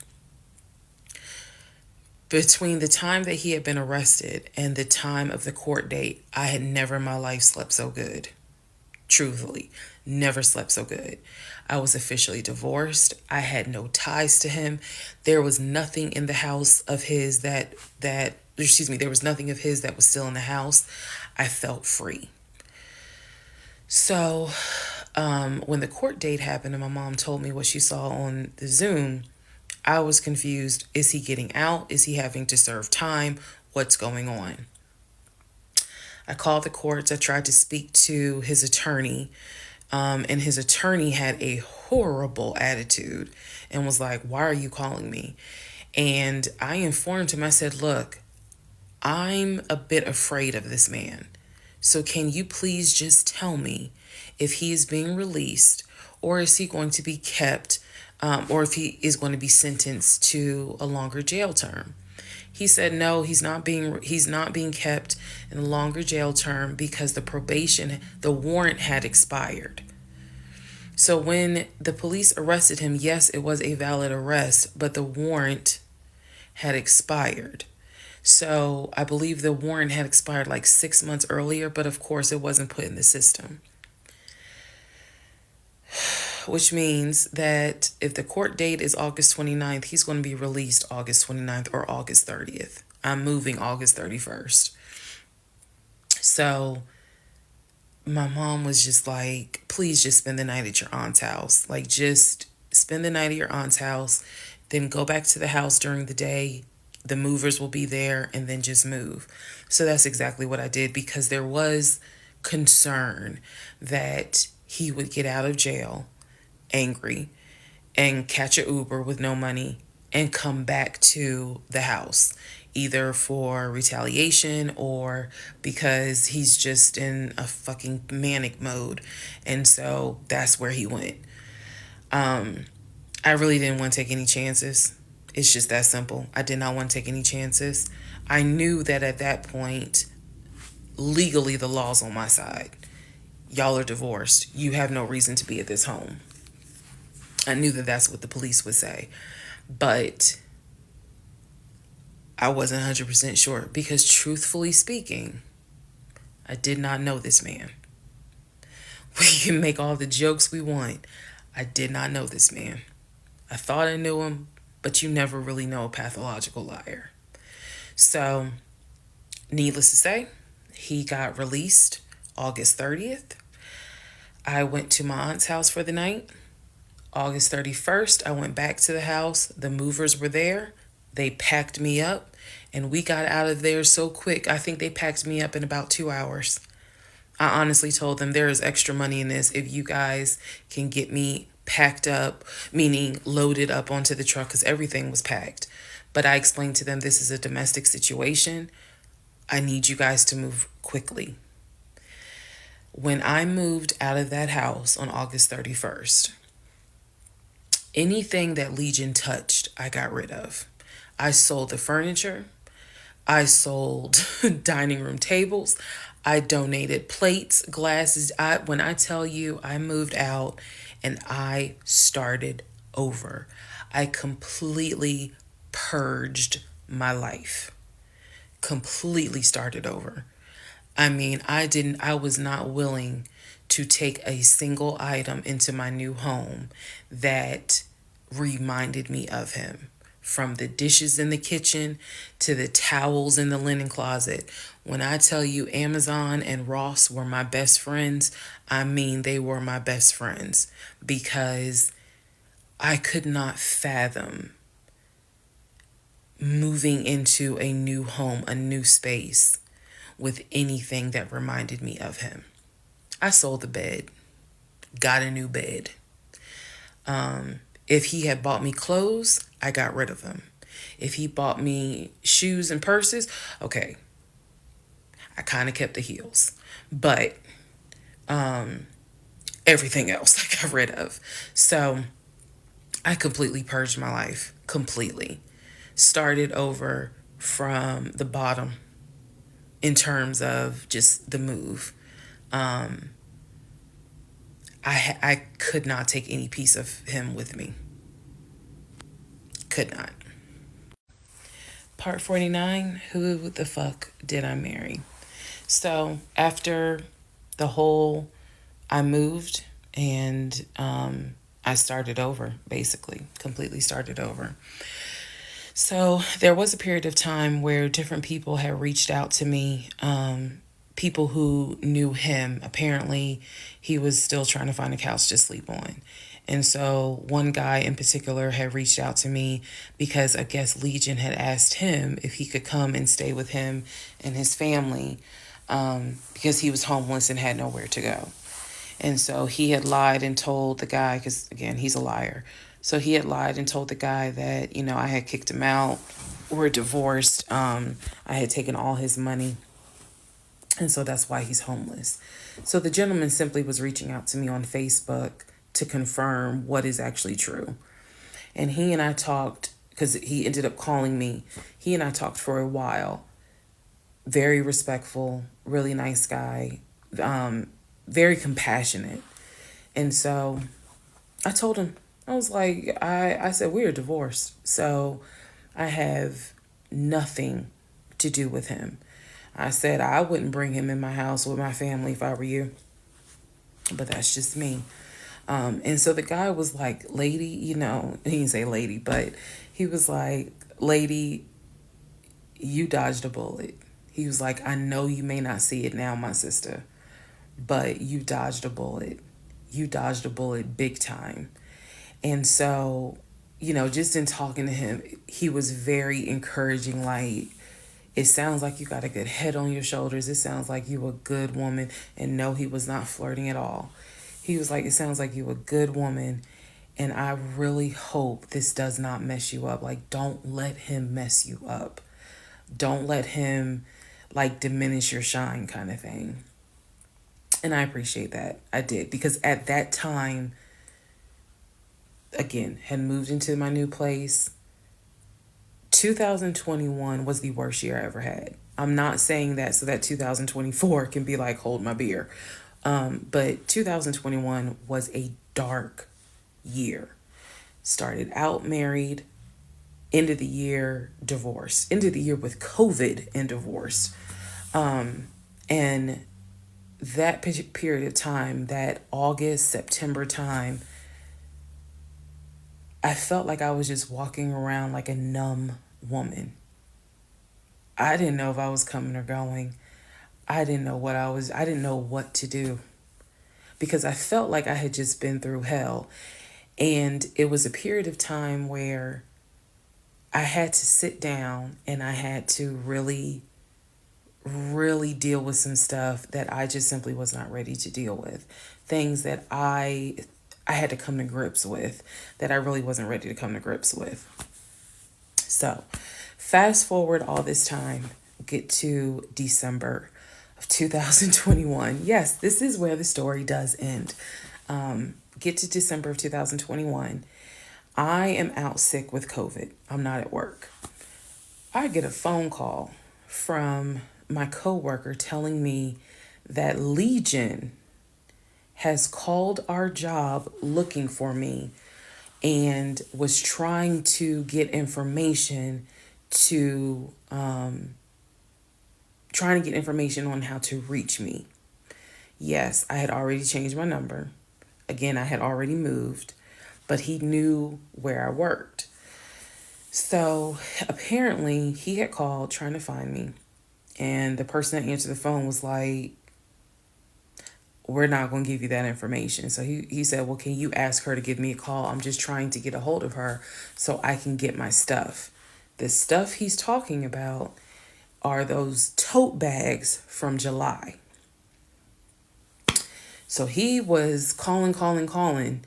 And it was a problem. He was trying to reach out to me on Facebook. He was trying to reach out to family members on Facebook, trying to get me to call him so that he could make arrangements to come get his stuff. The devil is a lie. So my friend Tracy, who came to my rescue again, my friend Tracy was like, okay, here's what you're going to do. She said, you're going to send him a message and you are going to say these exact words. I sent him a text message. She said, and she told me, you're going to send a text message because it's going to be time stamped. And basically the text message says, I do not have your stuff. I did not have your stuff. I have nothing that belongs to you.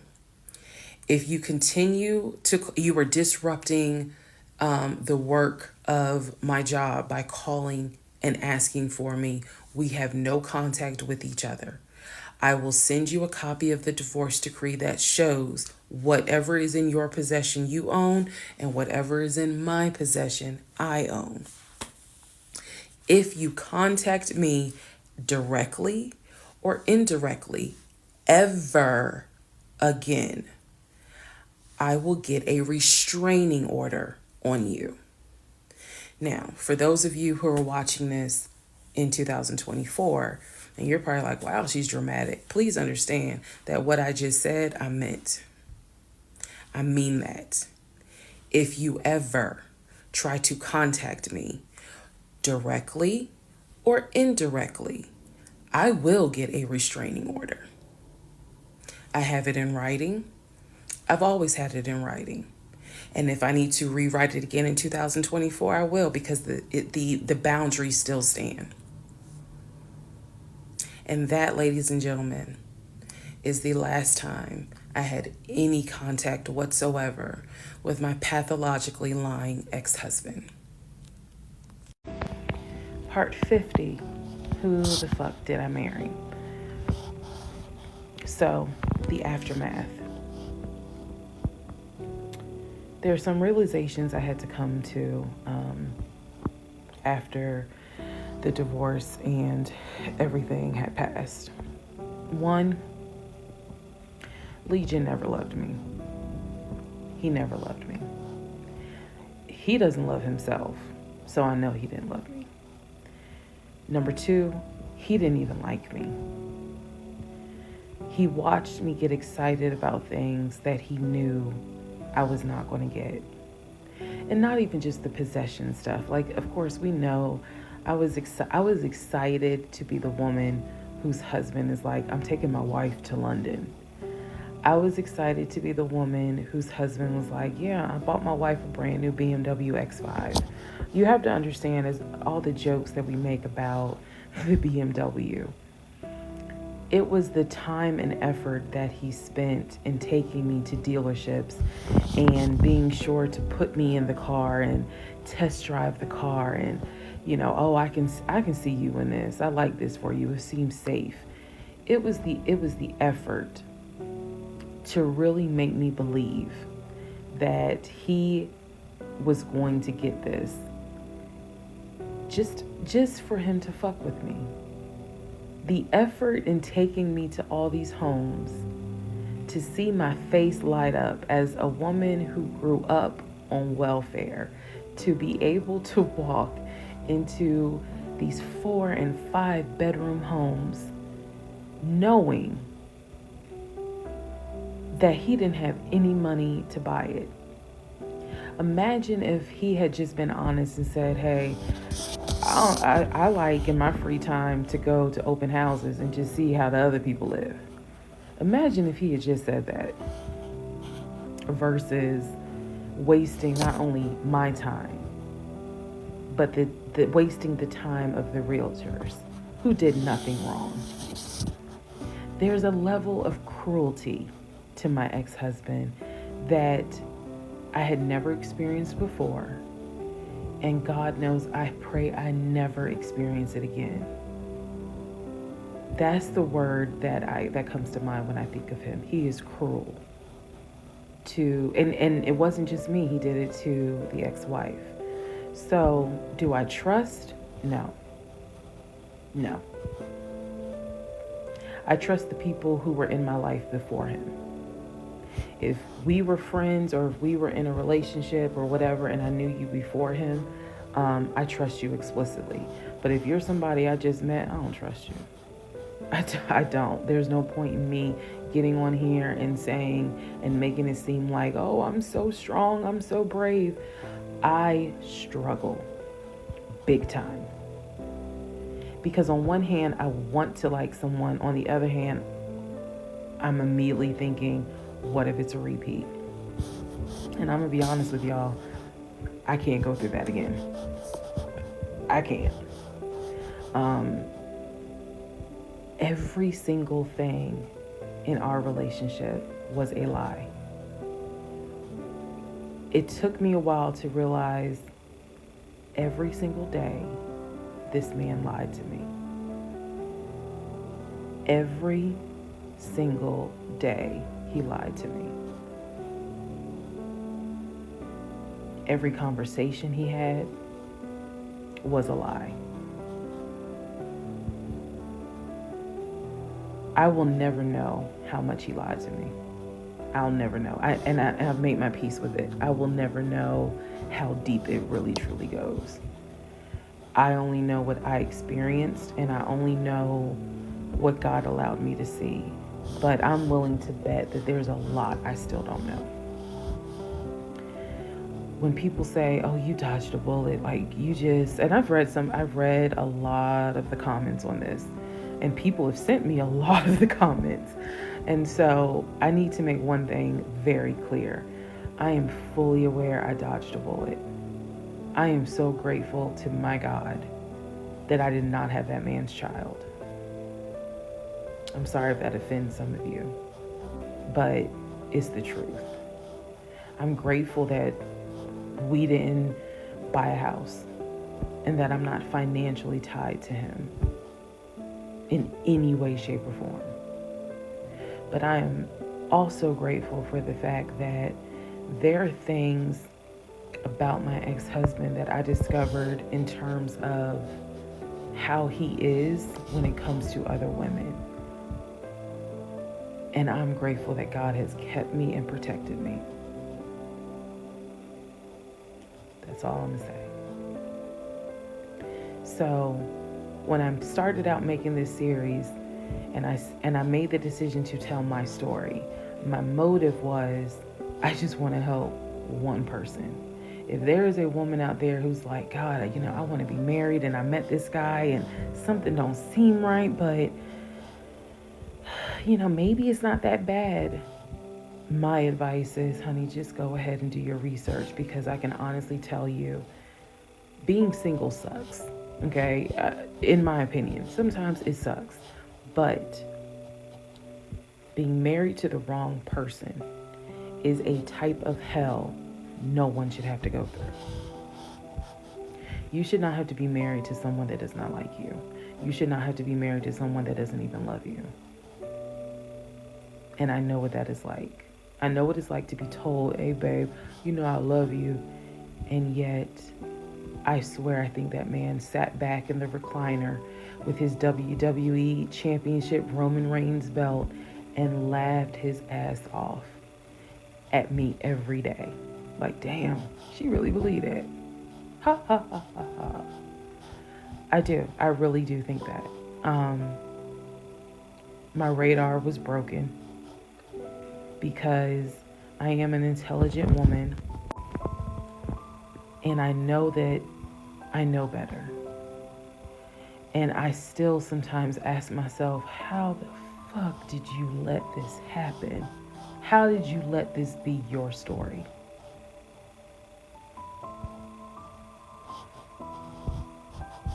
All because at the time I wanted it to be my turn. And I hoped it was my turn. And when people say, well, what do you mean by that? I just meant, we all see it, whether it's social media or real life, we all see where the woman she done been through some stuff, but she finally met someone who appreciates, loves, and respects her. And it is a beautiful thing. I had hoped that when I met him, it was my turn for that. And instead of being obedient, I wanted to be right, and I wanted to do what I wanted to do. And the cost of that decision was heavy. The toll of reliving this whole scenario was heavy. It was. I'm almost surprised at how hard it was to actually finish this playlist. Not because I couldn't remember stuff. I probably remember way more details than what I actually put out. But it's just the fact that it's like I'm reminding myself, how did you let this happen? So,